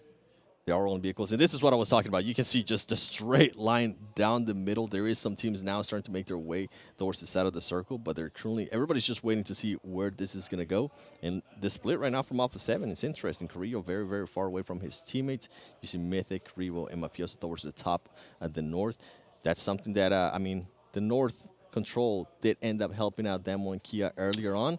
And with this circle, what a shift. I'm interested to see what Damwon Kia is going to end up doing now. I think they're going to realize that. They're going to start going back down and try to make a push through Power Grid. What a crazy shift. Center onto San Martin. It's actually tiny compared to the last circle here. So a lot of teams have to move on early if they want to get any terrain with that. And also, we could potentially see an urban ending. Shots are coming out from the Mar towards Vampire, doing a lot of damage onto those vehicles. The Bronco is taking more damage than the Bus, so it's definitely good that they're focusing that. The Bus is almost a tank. Does go slower, so obviously the focus is on that. Ooh, yeah, he's going to jump out. He does not want to continue in that vehicle for sure. More Vampire guys are trying to just sweep back down towards that circle and try to get inside that new circle. But a lot of teams are on that southern side of the new circle, so there's going to be a lot of fights for these compounds, 7. And I think the Mar just realized that one of the other teams, 7Cs, is going to be very close to them. They decide to start positioning themselves a little bit different. Yusef still, whichever vehicle passes by, whether it's Rod or whether it's Vampire Esports, they're going to get some bullets onto them. You can see the Mar trying to cover up Powerful a little bit. Powerful needs to be careful. 7Cs is very close by. They could end up getting an angle on them. 7Cs being very patient. Falcons never alone, getting 2 knocks right there from Rod. Can they get the finish, or is 7Cs going to be able to steal this? The Mar does end up getting the finish on Munir, and I think he's going to be able to get the finish on another player too. Meanwhile, Stalwart Esports knocking down Suxy, and Jen Frost being able to knock some of the players down from Rod. Just absolute madness. There's so many teams alive right now. The circle, as you mentioned earlier, is so small. It's going to just open up the door for a lot of third party.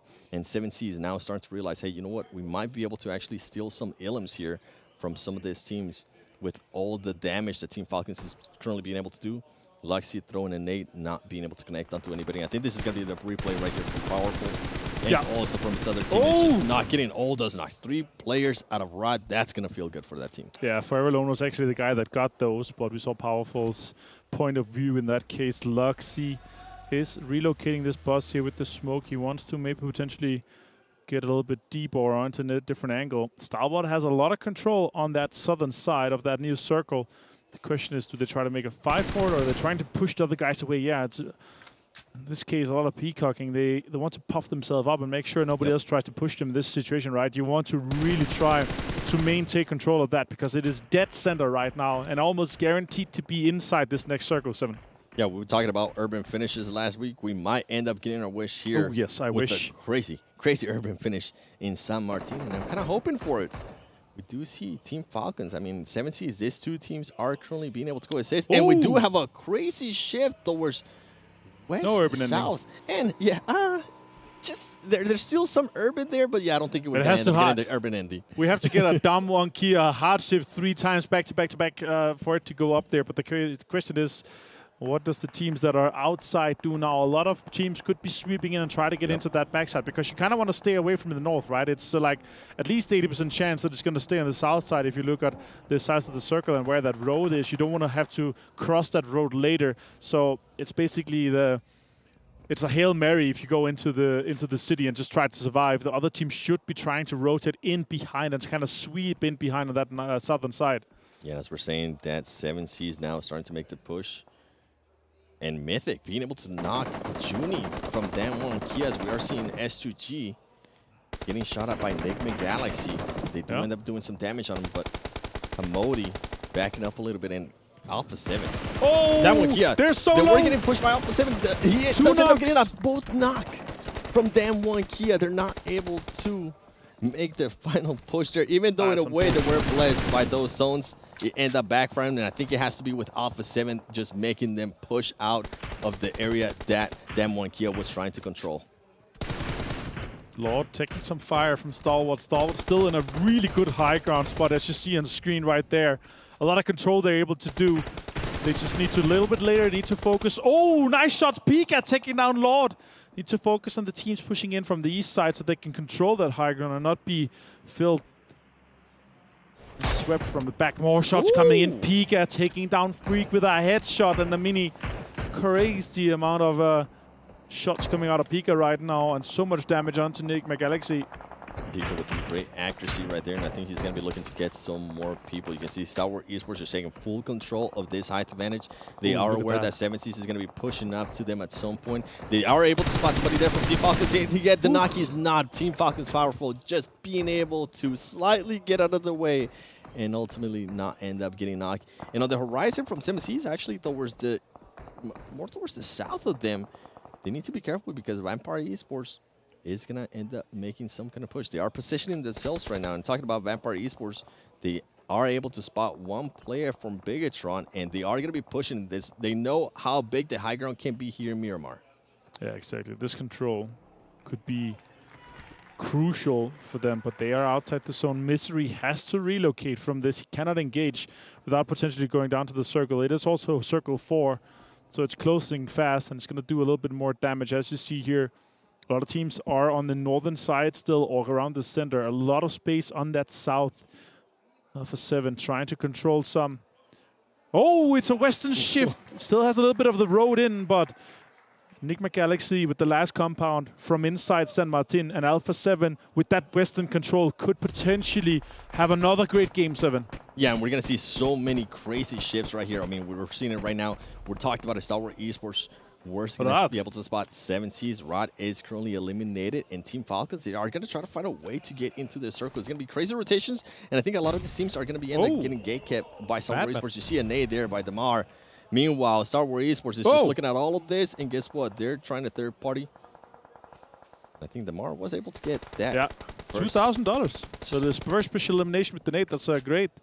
Now Misery is going to be doing some lot of damage. Oh, it's 2 stopped with the return headshot onto Misery. Now the guys from Bigetron, they're going to have to consider, are we going to try to res him? I don't think it's happening. The circle's already moving. They're going to have to move too. Loxy, last player. Nope. Vampire's just trying to move in, and Loxy's just going to try to get more eliminations out of this one. Ravenclaw taking the boss. A lot of damage is ticking from that zone right now. As we are going to be looking at the replay there. Damar with that first good nade, and being able to get pretty much 2 players while he's at it. So he's not just going for the first elimination, he's also trying to go for the most special eliminations, which is going to be 5K. That is, 2K. Yeah. 2K. Yeah, no, both of them are 2K. Oh, okay. Nice, nice. Oh. 7C's does end up getting eliminated there by Team Falcons. Vampire Esports, Ravenclaw ends up getting knocked too. You can see now Stalwart Esports also trying to make a push there towards the circle. Just absolute madness right now going on with this. With the shift that we ended up getting, Damwon Kia only has 2 players. They ended up getting just caught on the rotation by Nigma Galaxy earlier. It kind of gives it away, right? Because he's hiding in the bush, but there's a big orange car just next to it. People are going to be like, there's a guy over there for sure. Shreps taking some shots towards Loxy and Bigetron. Stalwart also close to it. He's trying to send it, but Stalwart is trying to defend. This is a really good dip he has, but it's outside the zone, and he's going to be pushed here just in 60 meters. It is pushing closer. Loxy's trying to get the most out of this one. He's going to have a hard time. He's going to have to smoke just now. Circle is doing a lot of damage already, taking so much. He's trying to get some first aid off of that body. He's going to have to heal already just now. Stalwart inside the circle. Next circle, as you see on screen, is going to pop soon. Nobody's really taking that center control except for Nigma Galaxy. The next circle is going to shift, and it's a northwestern shift. It is crazy. It's maintaining 50% of the road right straight through the middle. That's crazy. Deadeye Guys taking some damage here. Chari is Alpha 7 putting in some damage towards them. Alpha 7 currently has one player down in Revo. Luxy, you can see, still trying to make his way into the circle. He is healing. He is going to be able to maybe spot some people from Stalwart Esports after he gets in. He might be able to get some extra points for his team in regards to just eliminations, but they need to... Oh, ultimately, he ends up getting just eliminated there by this zone. Luxy not really being able to do much there for Bigetron. Ooh. Meanwhile, Vampire Esports getting shot at by Stalwart Esports. These two teams, I know they... I mean... From what we saw last week, they really, really want to get at each other, and if they're going to get a chance, they're going to see if maybe they can eliminate each other. Alpha 7 able to revive the player that was down earlier in Revo, and this is going to be an interesting rotation because they're going to be pushing into R8, and all the players are going to just have to be just having amazing chemistry to try to make that push and worry about all these teams. Vampires will ultimately get eliminated by Deadeyes. Yeah, Deadeyes Guys, they get another one for that.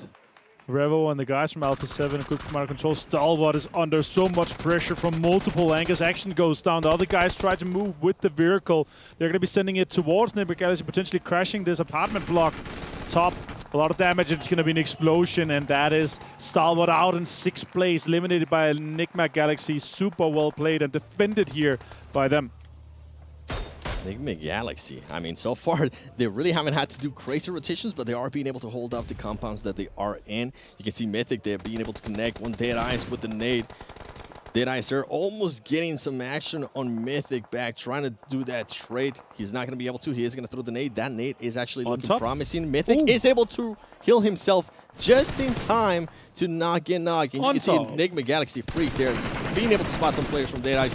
He's going to be able to get that finish, and Deadeyes is trying to hop on that vehicle and get out of there. Can he make that full rotation? Can he actually maybe run over a player? No, he's not. He's too much. There's just so much going on there within those. Yeah. Turulov gone down. Alpha 7 are maintaining control of that southwestern side. Nigma Galaxy have had the blessing and support by this apartment block, and now R8 with just 2 guys alive. They're trying to see if they can survive this. Nigma Galaxy is going to have to push out soon. They potentially could have done this a little bit earlier. This could be rough for them. Damage is coming in. Raouf goes down. Mythic finds another one. Mythic being able to find that knock, that's going to be huge. He's going to allow Alpha 7 to just move up very slowly. They need to be careful with RA. I think RA might have been able to spot him. You can see his Prestige right there, trying to see if we was going to be able to get a knock. Mythic ultimately being able to finish off Raouf and getting those elimination points. And guess what? Fabian might be the savior from Damwon Kia, might be the savior for Alpha 7 if he's able to spot some of the R8 players and start raining some shots on them. This is going to be a hard rotation from R8 Esports and also Damwon Kia. Yeah, Damwon Kia has to eventually give up their information and give it to R8. The question is, can Fabian maybe rat them and get those 2 knocks and eliminations? That could be another point for the placement and 2 points for the elims. That would be huge. Alpha 7 looking good right now. Only 4 eliminations for them, but still they have a lot of control right now over that circle. Nigma Galaxy is forced to move out. Mythic could potentially be naded a little bit here. The other guys are... Oh, that was important for them to survive that. Yep. The Alpha 7 players are just getting super lucky right now, being able to just evade on some bullets. And as I said, that Mythic does end up getting knocked. And I think he is going to end up getting finished there by Freak. But it could have been a lot worse there for Alpha 7. Hamodi does end up making a push. Who's going to be able to get some knocks here? Hamodi does end up getting knocked by Revo. Freak just laying back and waiting patiently. Revo's going to be throwing some grenades. They're able to spot Mafioso. Mafioso currently out with the sniper at this close range. What a madman. And also for this, if they are able to close this... Ooh, no. Alpha 7 is turning this around. That could be huge. Is that it? That is it. Nigma Galaxy out in 4th place. Super well played by Alpha 7. R8 down to just 1 guy. And also, Damwon Kia could potentially take this 2nd place. As Fabian is able to clutch this one. Bandar trying to nade it. He's taking more damage. He's taking him down. Huge for Damwon Kia, but Alpha 7 close it out. Ultimately, Alpha 7 just too strong, being able to just make their way into the circles, make sure that they destroy any team that was in front of them. That's going to be a chicken dinner right there for Alpha 7, an extra 10K. Overall, I want to say congratulations, Damwon Kia. It looked really, really bad earlier on, but Fabian was able to just pull it off for the team, and he ended up getting the second place finish. Yeah, able to close that one out here for Alpha 7. Huge amount of points. They are gunning for that first place spot overall for those placements. That would be crazy. So well played by the Brazilian squad on Alpha 7. Able to close another chicken dinner is just insane and unheard of. I did not expect that, to be honest. Yeah, I was not expecting for Alpha 7 to be this strong, especially on day one, especially with the way that they started off the day. And I was kind of smiling a little bit there from what I saw with Mafioso. He's probably saying, this is Brazil. Oh, yeah, for sure. But yeah, again, Circus was rough for them. Nigma Galaxy, they had their apartment control for a long time. I actually expected them to push out really, really early on. But we are going to be going straight to the match standing, and the desk is going to be throwing you through these games here. We have had played 6 of them, but guys, have fun with this one. Yeah, as we take a look at the match rankings brought to you by STC, Alpha 7, 18 points, able to get themselves a second chicken dinner on the day, which means we've had only 3 winners throughout the entire day. S2G, Damwon Kia, and now Alpha 7. Ridiculous stuff out of the Brazilian squad here, Max. Yeah, Alpha 7 really here, putting a lot of thought in how they were going to rotate onto the western side. A few hardships, we were talking about it, Kalash, happening in that game a lot towards the western side, but okay, a lot. A lot happened in that game, but that overview position they had up northwest of San Martin, they made an educated guess of like how the circle was going to go and how to make sure that they're not going to have too many encounters. So they got in the circle and they played really well around that. No, for sure. You can get a lot of information from there, not only on who is south of you, but who is also southeast of you, and that's where a lot of the teams we're going to be coming from. So Alpha 7 here being able to play it out very nicely. And overall, I think, yes, there were some conflicts for them in the west side that they were able to kind of extinguish. But, I mean, the main conflict against potentially Nigma Galaxy here towards the end, it was going to be a little bit treacherous here for Alpha 7, but they made it work. So, like it. Yeah, really good stuff from them. And actually, our Esports, we were looking at it earlier. We believe before this game that zero, like they had no money in the bank, right? I believe that was. So yeah, and yet they still had some good results, some good presence in some of these matches here. Once again, getting himself 7 points. That's good presence, but does it result in actual money coming their way? This game in particular, I'm not sure if that's the case once more. Well, you're asking. Why don't we actually just take a look and see if they did actually earn some money in this last game? Don't point at the camera, Max. Oh, sorry. The camera doesn't like that. There we go. First elimination. Able to get 2K finally on the board for them. Yeah, finally going to be able to slowly climb their way up there, but first team elimination going to go all the way off Stalwart. Stalwart's still been also present, but not getting as many of these prizes, I believe. I know Chicken Dinners in particular, even though they've been close pretty consistently throughout the day to maybe being able to convert one. Stalwart and Falcons, I mean, just constantly, always ever present, always getting themselves a little bit of money on the board here and there, so they'll just definitely be contending throughout these 3 days. If you think about it, right, just getting that first team elimination done, it's $5,000, split before 4 people, that's $1,250, and the game took like, what, half an hour? Max? It's good, right? So you're looking at like, I don't know, $2,500 an hour that you're making as a rate. That's insane. That's all right. That's ridiculous. So you take a look at the next page here. Yeah, well, I mean, all of us would do that, except James, who obviously makes way more than that per hour. I think it was around $500,000 per hour, if I'm not mistaken. He is a crazy good influencer. Special eliminations, though, Team Falcons getting themselves to the 2K, Nigma Galaxy with the airdrops of 1K. And then, of course, Alpha 7, you got to get the eliminations in there. Yeah, I mean, when they get those positions right, they just pop off. You have that Vikendi game, central position, 3 teams breaching you. They still survive as a 4-man. They're doing something not very similar, but they're playing Edge in a really, really strong fashion. It shows that, like, the extent of what they can do and how well they can execute. They can play central, they can play Edge, and they can convert it in a win. That's the most important part. Yeah, I mean, even before this game, I think 2 of their players were top eliminators. Yeah. Eliminators. So very, very impressive so far by them to continue this on as well, where I'm going to be a little bit honest, I had question marks around how Alpha 7 were going to come into this stage, but seems like they're very well prepared for it. Yeah, and that's what I was saying before, right? I feel like at PMGC, we didn't see the true power of Alpha 7. Obviously, some roster swaps that have happened within the team, but they have bounced back well, and they have really proven they did deserve to be here. I mean, if you think about them versus, Vivo Key, we had them in the tournament for the main event, and Vivo Key, unfortunately, didn't do too well. But obviously, the experience Alpha 7 has was massively higher than for the Keed boys. Yeah, I mean, they're very like experienced team when it comes to these events, right? And that's why I was a little bit scared when I heard, oh, there's a roster change that's going to be happening with Alpha 7. But when I heard it's Mythic, especially when it comes to, you know, Brazil and all of like the Americas, Mythic is incredible. Like, he dominates in America. So having him being added to the team, and as they said in that video we had earlier, like, he brings a new playstyle to the team, I think it really helps the team like just expand their horizon. And I think that, no, if they do make it to PMGC with Mythic, I think that they could do some pretty good results there. I mean, look at how far they've been able to get ahead here, Jason. Yeah, not only by points, but also by money. $40,000 picked up, 20 of that from chicken dinners alone and 20 outside. Alpha 7 has started to run away with this event, and I'm curious to see what they're going to do tomorrow, because obviously that was the last match here for the Afterparty Showdown. We still have the duo show match to happen after this.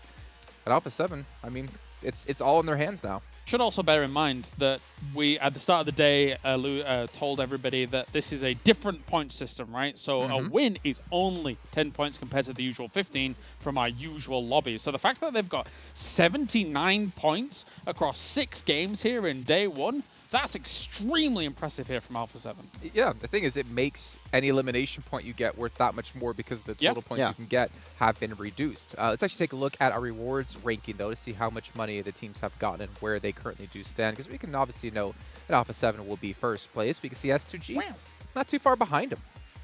Yeah, S2G really close. I mean, after those, they have those 2 big banger games right after that. They're a little bit more transparent. They do come back. When they get those banger games, they tend to perform really well, so I'm not really too surprised. But I'm still really happy that we are seeing Damwon getting those eliminations off, mostly off the back of that, what was it, Sanhok game, right? Yeah, doing good. And yeah, of course, a lot of teams here are going to want to contend, but the fact that only 3 teams got chicken dinners today, it is pretty wild. Anybody want any chicken dinners? Haha, just kidding. If you're not the top 3, and that's a very strong statement, especially since, I think, as I say, for 2 of those teams, we alluded to it before this game, I feel like they're playing kind of similar playstyles. For Alpha 7, they are also fragging out with these wins, so that is a powerful combo here, a 1-2 punch.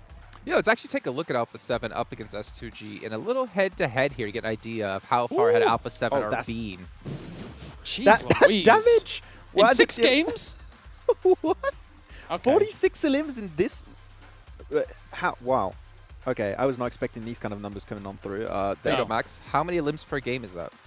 I don't put me on the spot like that. That's not cool. Give me a second. Come back to me in like a minute. You're asking him to do maths live on air. That's a bit rough. Yeah, you can't do that. That's fine. That's not my contract. You couldn't do that. I mean, I could probably guess it if I really tried, but I'm not going to because I'm not paid to get to do math on air. Gotta increase my day rate for that. All right, well, everyone, we do have a minute left to go until we get into the final match of the day. It will be the duo showdown yet again. This time it's going to be over towards Livik, but before we can get into it, I'm going to give a little bit of a shout out here to STC. They are one of the sponsors of the event, as well as Spotify and, of course, Razer as well. Without them, this would not be possible, and obviously we're enjoying the hell out of this. Hope you guys are as well at home. But it is time now to bring in our commentators here for the final match. They've had some crazy games, to be honest. The question now comes, can we see the rise of Scout to redeem himself? Not redeem himself, but to replicate what he did in the first match today when we had our first show match. But we'll find out here with Avenger and 7 Worlds Gaming. I'm hoping it happens because, Jason, when we were watching that match, you actually called it. You're like, Scout's going to be able to clutch this.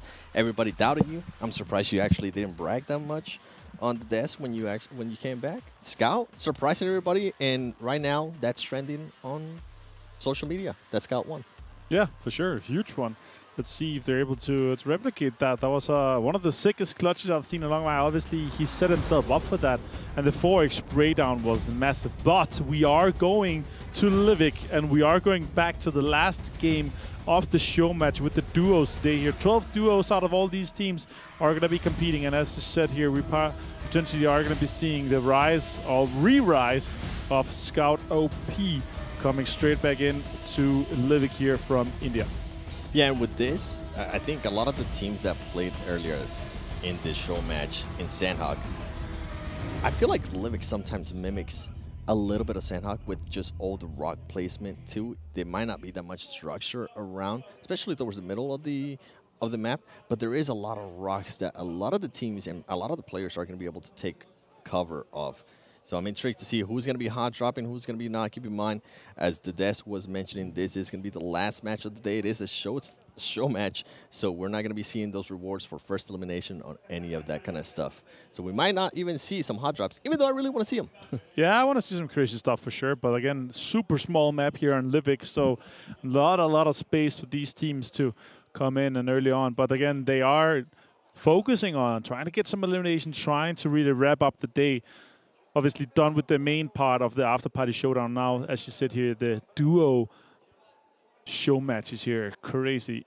I think the duos format are super fun, of course, but it's a tiny map, a 2x2, but there's still a lot of space considering we only have 24 players on this map right now. A lot of space. You can see just R8 on that southeast side. They have in like the entirety of the dry dock and the waterfall and the logistics as well. That is crazy. Circle goes west. The vast majority of the players are already inside. S2G has to move. Bigetron has to move.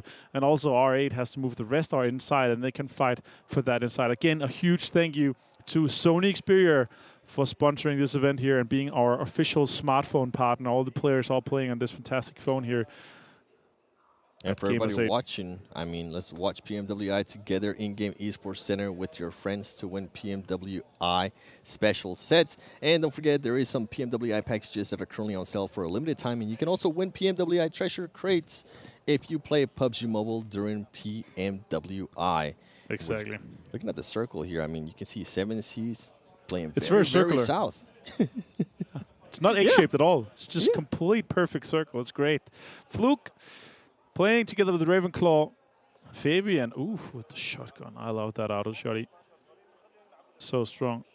All right, taking their time. Bigetron taking their time. S2G taking their time as well, trying to get into this circle. And Alpha 7, I mean, they're currently towards the north, taking their time as well. Oh, man. This is going to be very interesting if it continues to be this slow at the start, because there's just going to be so many duels alive. And as I said that, guess what? Kia is able to spot somebody from Vampire Esports Ravenclaw. Now playing a little bit on the defensive. He needs to be careful. Forrest is currently cooking a grenade. Can he get this nade off? Ooh, ooh. Oh, a lot of damage on Ravenclaw. Another nade potentially could be taking him down. He's going to push. That's clever. Oh, Forrest takes him down anyway. And that is Monkey able to close out a potential finish with that one. Oh, the auto shotgun comes out. I love it. Boom, boom, boom. And you're done. Ravenclaw back to lobby. That was a great play by Forrest, too. I love how he decided to use those nades, push him out of behind that rock. And that's what I was saying. Even though there might not be a lot of buildings and stuff in this map, there's just so much cover that you can take with those rocks that you got to find a way to just get those players out of there, whether it's a Molotov, whether it's a nade, whether it's a concussion grenade, whatever it is. It's just make it happen. And also utilities king on this map too, right? You have these the lethals that you're able to push out. Oh, Stalwart top taken down. That's crazy. I did not expect that one action. He's going to try to go for the revive immediately. Deadeyes Guys and Joker is going to be trying. Oh my god, that's more damage towards him. Forrest just continues on this rip towards Stalwart. And I think they want to get this rev off. Yeah, Kia just helped Deadeyes in a big, big way by just getting that third party or getting those shots in. Deadeyes making the push. Are they going to be able to get there before he picks up top? I think he is going to be able to. Easy nade. There's one smoke only. Right there. Throw it. Come on, sir. You see him right there. You heard him. See one of the players to the right. I don't think he's able to see him. I think he's barely inside the smoke. He does get shot. Top. Almost being able to get the knock. He did get one knock with the grenade. He's going to go for it, too. He switches guns, and he ultimately ends up getting the best of Deadeyes. Stalwart Esports top. Showing them who's the boss. Oh, my God. Stalwart Esports with a huge clutch. And top just managing to shotgun those guys down. That is crazy. Did not expect that. Oh, Damakia sees another R8 player. There's some prestige coming out from this. And SK-Ton not able to finishing that off. That is unfortunate. Desha also with some bullets towards it. It's a three-way battle. In that case, Munir on the off angle. They're going to go for the push. And with this look at that. Being one of the smaller maps in the game, they need to be careful. It's just out here. So many third parties being able to look at the replay. Look at that. Knocked. Switches guns. He says, goodbye. That was so well played by top. Shots coming in. Dasha finding SK Ton, taking him down. And now it's just down to Prestige to see if he can do something. R8 is actually out. Okay, so he was actually finished off and knocked earlier. Dasha and Riyadh able to close that one out early. We already lost 3 teams, R8, Vampire, and Deadeyes Guys. And now Circle is going to be moving slowly together, and the teams are going to have to try to find each other. Definitely tell that they have a little bloodthirsty. They want to try to finish off these teams as early as possible. Yeah, I was going to say, with the terrain of Livik, especially here where these teams are currently at, they're going to be able to see so much if they get a little bit of a high ground. We saw earlier Dan Kia being able to get some shots on Stalwart Esports, even though they were kind of far away from them. And I was going to say earlier, with the Circle, this being one of the smaller maps in the game, teams need to be careful with those third parties. It's just going to allow third parties to be super easy. We'll see S2G here trying to get some shots on these teams that were trying to make a late rotation into the Circle, and I think they're going to be able to do it just fine. One team that is still outside of the Circle is going to be 7Cs with Scout, the man that was able to clutch it earlier. And here we go, Luxy getting headshotted from S2G, and S2G is going to try to push this action with the monster truck. Very, very ballsy play here by the S2G Silas, as Kalsi is not able to give him any cover. S2G, what are you going to be able to do here? Next Circle is still big, but the teams are obviously focusing on these fights early. They don't want to get third-partied, and they want to try to gatekeep this situation here, especially. Bigetron spots Silas on the monster truck. He's going to be trying to drive away. Nice shots! Gets him down to half HP.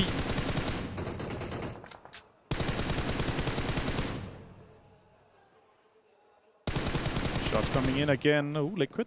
Can he connect? S2G are pushing. See, S2G just decided to back off. They were going for that crazy play with the monster truck. I respect it. Okay, I respect it. And as I said, this is a show match. You were watching the earlier matches. There were rewards for people going for the first airdrop, first elim. But right now, those rewards are not available as it is a show match. And I'm looking at the Circle here, and guess what? 7Cs finally does end up making it into this zone, and they're going to have to be careful because Nigma Galaxy is going to be in front of them. Lord and Hamodi. 2 strong players. All right, Circle closing in, starting very shortly. Kia and Riyadh have a standoff some sort. They have some information on each other. The question is, do they try to make a push for it, or do they just want to wait out this Circle to see who gets the best finish off this one? Written on the ground. Fabian already has one. And Kia just waiting patiently. I think he's going to wait for somebody to cross that road and try to get that knock. Team Falcons as well. Everybody just being super patient in this duos match. I think they want to get some bragging rights. I've been at the Players Lounge. The teams have been playing against each other a lot of matches. They do play a lot of TDM, and they've been playing Livik too. So I think they want to be able to get some bragging rights as well after today. I can see important information. It is always aware on the map, always zooming in out. What's the compound? Where we're going to move in case the Circle goes away. The Circle is closing right now. 7C on the west side. Close to Nigma Galaxy, Kia and Riyadh still on top of each other. Stalwart and Alpha 7 close. Falcon, Bigetron, and S2G are the other 3 teams that could potentially be ending up in a fight. Oh, it's going to be a somewhat center shift, a little bit to the northeast, but still pretty good for most of the teams. We will have one of the Kia guys move. It's going to be Forest, and then we're going to have 7C and Nigma Galaxy moving in from that western side towards the city as well. Crabgrass is held right now by Stalwart. Oh, shots coming in. Nigma Galaxy takes down Scout. Can they recover? More shots coming in from Lord. Trying to get Sarang down. He's going to push in. Oh, that's an outer shotgun. Gets him low. HP. Sarang almost getting the knock right there. Ultimately, though, Lord being able to position himself. Hamodi as well. Destroying 7Cs. And I was surprised 7Cs actually decided to go for that fight. It was Scout that stopped the car, and I think he might have heard some footsteps or something. Decided to go for the action there, even though his teammate wasn't close by. Ultimately, 7Cs, the winners of the first show match, are going to be getting eliminated here in Livik. And I was going to mention, with Crabgrass being within this circle, Stalwart Esports needs to be careful, because if Nigma Galaxy does decide to push up, at least south of Crabgrass, they are going to end up with a nice height advantage, and also they're going to end up with some ridges and rocks for cover that they might be able to catch Stalwart Esports if for some reason they were to get if they were to get in a fight, or they do try to rotate towards the north. They're going to be very, very exposed to any teams that are currently might end up placing themselves towards the south. Alpha 7 putting on and taking on S2G right now with a lot of damage towards Silas. He's trying to heal off. That nade could be golden. It's insane. It does not get him down. The heal went off. And Kalsi is also trying to get that heal off, and stimmed too. It's going to be nearly fully stimmed. And Bravo is going to be crawling forward, trying to get some more information. Cool. Just waiting it out. Trying to see what's going to happen here. But I mentioned earlier, they need to be careful. Third partying is very, very easy here in Livik with the terrain that's available. They need to watch out. And guess what? Hamodi is going to go towards that hill that I was mentioning, a little bit south of Crabgrass. And you can tell Top is very aware of that, and he's holding off the angle. He's relaying that information to Action. As Action. Oh, and as I say that, they end up getting the circle, so they're not going to be going anywhere anytime soon. And right away, S2G decides to make the push towards the circle. Carrillo and the Alpha 7 squad decide to back off from the S2G fight. Yeah, the circle is very soggy on Crabgrass. It's great. Question is, Nigma Galaxy, how deep are they going to move into that? Rod, I feel like they've been having a standoff, Rod and Dan1 Kia, for at a least long time. 5 minutes. And that Dan1 Kia player has just been waiting super, super patiently. You can see Fabian and 4 is currently having a crazy split between the two. And as I say that now, I think they feel comfortable. Yeah, I think they feel comfortable. They're like, okay, Rad finally left. You know what? I think we need to start making that push. Exactly. All right, Munir with an UMP in hand.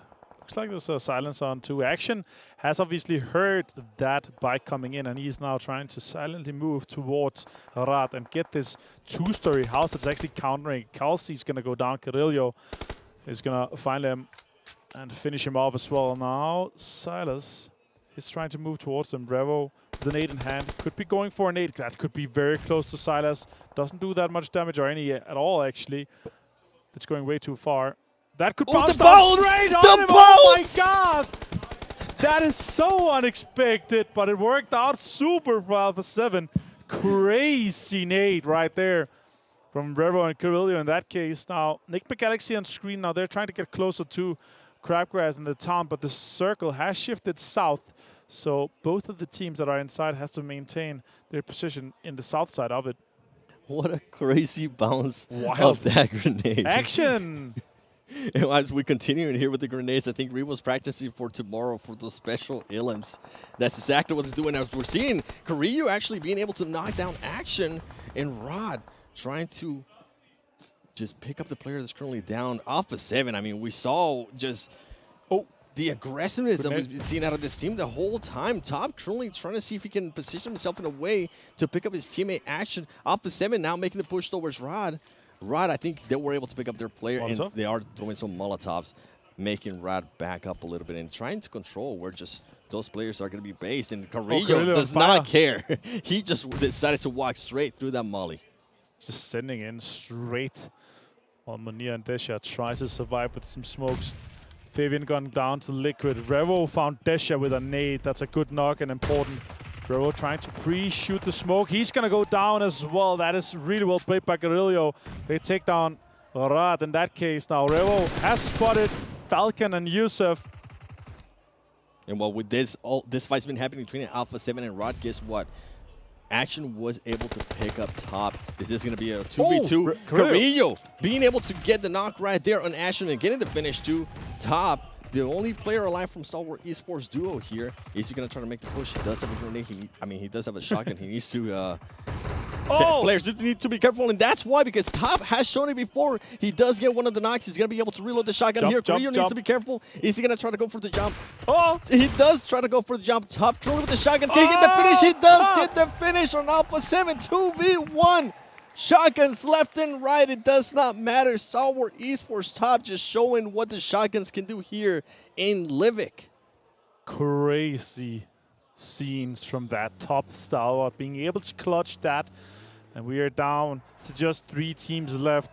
Falcon get the rest off on the east side, but Nigma Galaxy has moved into Crabgrass on the west side. Top has them almost the center of the circle in this situation, and a shotgun in hand. Now Falcon, they have to move into this circle. They're going to try to breach into these buses. While Lord and Hamadi is going to maintain control of that last left house inside the new circle. With a lot of information right now, they could take down Falcons. Damage is coming out, taking down Powerful. That's going to be Falcons out. Super well played here by Nigma Galaxy. They're putting themselves, and Top actually got one of them. Crazy to see. Top ended up getting both of those he got the flush. Which is crazy. Can Really well. Top win this? I mean, we already seen the first show match. We saw Scout being able to clutch that 1v2. Can Top now for Stalwart Esports clutch another 1v2? I mean, he did it earlier against Alpha 7. Can he do it again now against Nigma Galaxy, Lore, and Modi? Oh, Top! That is huge. And a 1v1, Hamodi knows exactly where he is with the nade here. Cooked perfectly. Could take Top out. They're trading nades. Top ran out. Hamodi versus Top, shotgun in hand, both of them. And Top and start taking it. It is Stalwart Esports that take the show match in the duo here of the last game of the day 7. That was insane. I wasn't sure about the show matches before today, but after what I seen from certain of these players, I absolutely love this show matches. Top just being able to continue on a tear with the shotgun. It didn't matter if it was Nigma Galaxy, Stalwart Esports. What a finish there by Top. Yeah, the show matches here ended up being super crazy. Livik paying off. You love Livik, obviously. I love the shotguns on Livik, and I know Kalaris obviously loves the shotguns too, and also loves Modi. That was beautiful, but Top ended up being able to clutch it, and that was insane. Another situation where we have a 1v2 clutch. Yeah, and I think a lot of these teams are going to be careful about that tomorrow with what happened with Scout, with what happened here between Alpha 7, Nigma Galaxy, Stalwart Esports saying, Top was like, okay, you know what, I still have a shotty, but let's look at the match standings. I'm pretty sure that this is going to want to break this down because that was crazy. Yes, our match rankings by STC. Don't forget about them as they have Stalwart Esports getting 18 points. Well done by them again. Top clutching things out. I mean, we saw them obviously lose the 1v2 or the 2v1 in their sense up against Scout, but at least redeeming themselves here to get the victory. Nigma Galaxy, unfortunately, coming in second with 9 points. But it seems to be a pretty telling tale for what we've had for the majority of today. Alpha 7, Team Falcons in 3rd and 4th, but Stalwart not really showing up today. Nigma Galaxy not really showing up today. And Bigetron, unfortunately, the same as well. True vindication. In my mind, Stalwart won both of these duo games if it wasn't for Scout. But you know what? Actually, just when we came into the duos, especially here, Max, we looked at Top in action. We're like, oh my days, that is a strong duo. And they've shown it. I mean, after getting themselves a decent spot in the first one and now winning out the second. Yeah, exactly. I mean, Top taking himself a 1v2 there versus Nigma. And also the fact is that they had a split, technically. They had 1-1 split, and they had 2 off angles. Nades one angle, perfect nade, that instantly shifts over to the other player. It's the great execution on this side. So really, the Top seen as one of the top players, also MVP of his home region. So are we surprised? Not really. And you said it should have been 2 wins, but they get one at least. Well, we did get to see the weapon as well at the very end, which I believe, Claris, you made a jingle for, if I'm not mistaken. Yes, I say M1014. Really? You're looking at me like that and with your little smile, but... Okay. You know. I just never knew you to be so shy. I'm the jester of jingles, but, you know, not for stream for now. Even though we just saw a Modi from... That's fine. Max. Actually, I think Max actually is the one that came up with that, if I'm not mistaken. Yeah, that's true. We might have a new master of jingles here. Nah. You could be the master of math, because we haven't had one of those on the desk ever. No. Not you. Him. Oh, okay. Oh, don't worry, I already knew exactly what was happening. But gentlemen, I mean, again, we've had our 2 show matches. I would imagine Stalwart would be #1 after getting second and then losing. We'll actually take a look right now to see where the teams currently do stand here. Remember, the winner of this takes home $15,000. Okay. Okay, now, I mean, yeah, of course. Taking himself a 2nd place and after followed up with a chicken dinner. Not too surprised to see them up there. But the points do not really add up.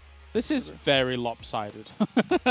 For Stalwart to be able to get themselves in this kind of place. Yeah. Pretty impressive stuff.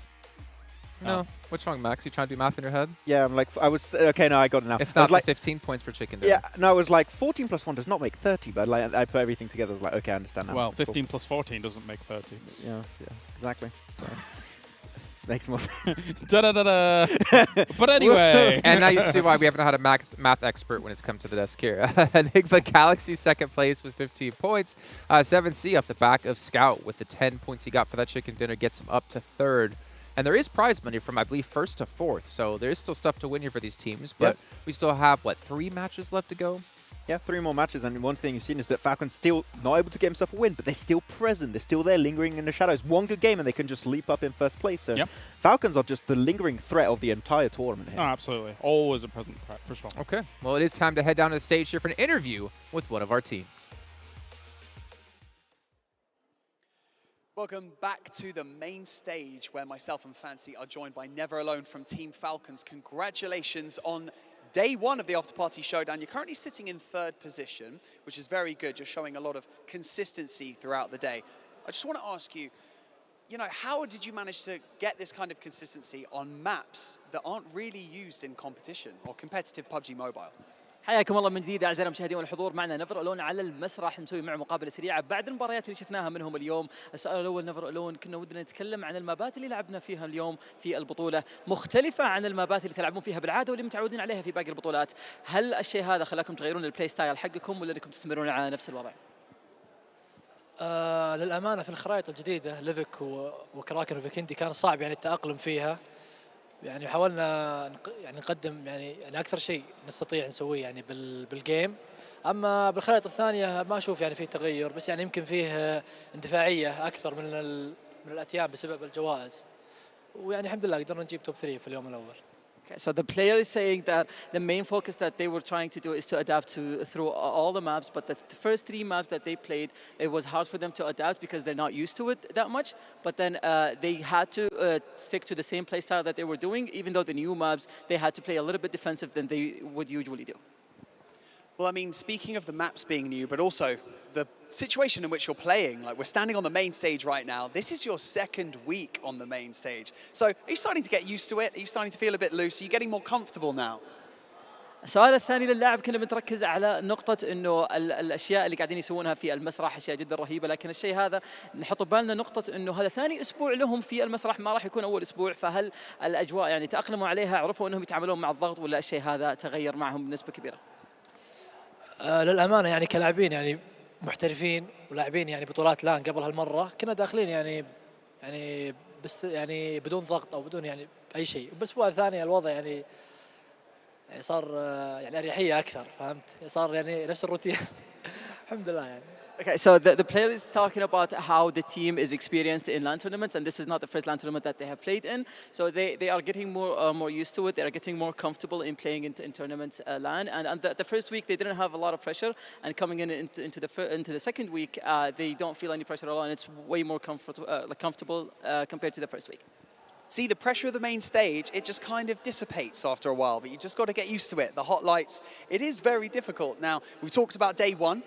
It's done now, it's dusted. Now let's look to tomorrow. Let's look to day 2. What are going to be your main focuses between now and the beginning of day 2 between you and the rest of your team? زي ما احنا عارفين نفرلون اليوم الاول خلص وطلعنا بالنتيجه حقتكم، لكن بنفس الوقت اليوم الثاني راح يبدا بغدا ان شاء الله على نفس التوقيت، لكن ودنا نعرف ايش الاشياء اللي بتغيرونها وايش الاشياء اللي ممكن انكم يعني تغيرون منها مقارنه بلعبكم في اليوم الاول. مثل ما قلت الخرائط الجديده الثلاثه لازم نشوف يعني اسلوب لعب يناسب يعني طريقه لعب الاتيام. اما الخرائط الباقيه يعني الامور يعني ما راح تكون صعبه باذن الله. So for the 3 new maps that we have in the tournament, they're going to have to work on adapting more to adjust their play style to be able to perform better in those maps. But for the other 3 maps that they are basically used to, they're not going to do anything else other than just try to be consistent and try to play the same level as they play today. Well, the consistency is definitely working, so congratulations on all your success so far, and good luck for the remaining days of the Afterparty Showdown. Everyone in the Gamers8 arena, please put your hands together for Never Alone and for Team Falcons. Thank you very much. A spicy crowd today. We're going to hand it back over to the analyst desk so they can break everything down and they can wrap up the day. شكرا لكم اعزائنا المشاهدين والحضور. راح نتوجه الان للاستوديو التحليلي نتكلم شوي عن اللي صار في مباريات اليوم، وقبل ما نختم الشو نعطيكم ريكاب كامل لكل النقاط اللي مرينا فيها، فعلى طول على الاستوديو التحليلي. Yes, round off the day is exactly what we're going to do here, gentlemen. Great little interview with Never Alone. I feel like he's getting a lot of spotlight in this event. Yeah, true. I think it's deserved to have Falcons up Yeah, there, right? yeah. It's good to see. And we had some good representation from Nigma Galaxy today. We had Falcons doing well, and we also had some good presence from R8. So, like, it's really good if you are, a KSA fan right now, you have a lot of good representation. It's funny, actually, with you mentioning R8 as well, because we felt like throughout the day, they've been present. They've been doing stuff, but because they've not been, like, hitting the very high highs, they've not been able to rack up too much money just yet. So I think, as the days go on, I think we'll see them get a bit more for sure.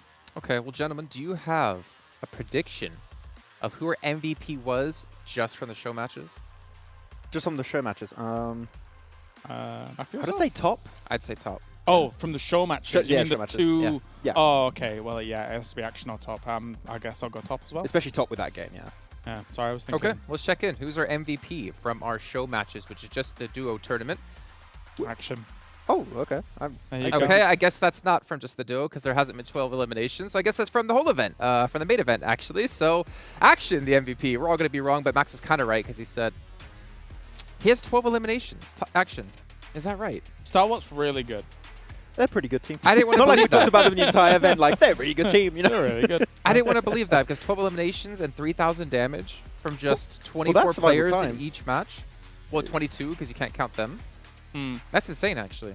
That's right. If that was true for the show matches, then top would have only had 2 eliminations because they had 14 across the 2 games, right? So maybe it's true. There's a world where it could be, but I don't know. I don't know. But it was our MVP, thinking back to the main event. I mean, he's excellent. Yeah. I mean, He's actually they are the team that's literally their duo. They're fragging James, duo he's of both MVPs. Okay. No, he's action. Okay. I got to do a little bit of a dad joke in there. But to quickly recap, what was that? What was that? A little dad joke. Yeah. Okay. Anyways, let's take a look at the winners at the end of the day, though. Let's recap quickly what's happened across all the matches and who has won what. You can see here our first and last match were the duo matches here. And we did have 7C win initially. But there's a whole lot of the similar flags when it comes to the main event and a whole lot of similar logos when it comes to the main event here. Damwon, S2G, and Alpha 7 all winning 2 matches apiece. And I'm especially really hyped for the main 6 games that we have today, right? You're seeing some teams from, like, America's region going to be getting a win with Alpha 7, Europe with the Turkish team of S2G, and then you have some of the Eastern teams here, with Damwon in particular, getting the win. And we talk a lot of the times of the clash of metas. Every single region in some way, shape, or form has been able to shine through today. So I think that's great to see. Many different ways to play PUBG Mobile. I think for me, definitely a highlight was that Vikendi match with Alpha 7 really holding down a uncharacteristic circle for Vikendi. Very north circle. Not really, to me, feeling like a Vikendi match, but the fact that they were able to pump out over 3,000 damage with those eliminations, very much so the standout for me. Yeah, and Alpha 7 have just been pretty flawless across the board today. I mean, in every single match, I think they were like top 5, if I'm not mistaken. I think we see them on the front page almost every single time. Obviously, the question now comes into, can they maintain that coming into tomorrow? There's a lot of money they can win. There's a lot of money they've already won. I think they're at 40,000, if I'm not mistaken. It's around that 10,000 per player for 1 day of work.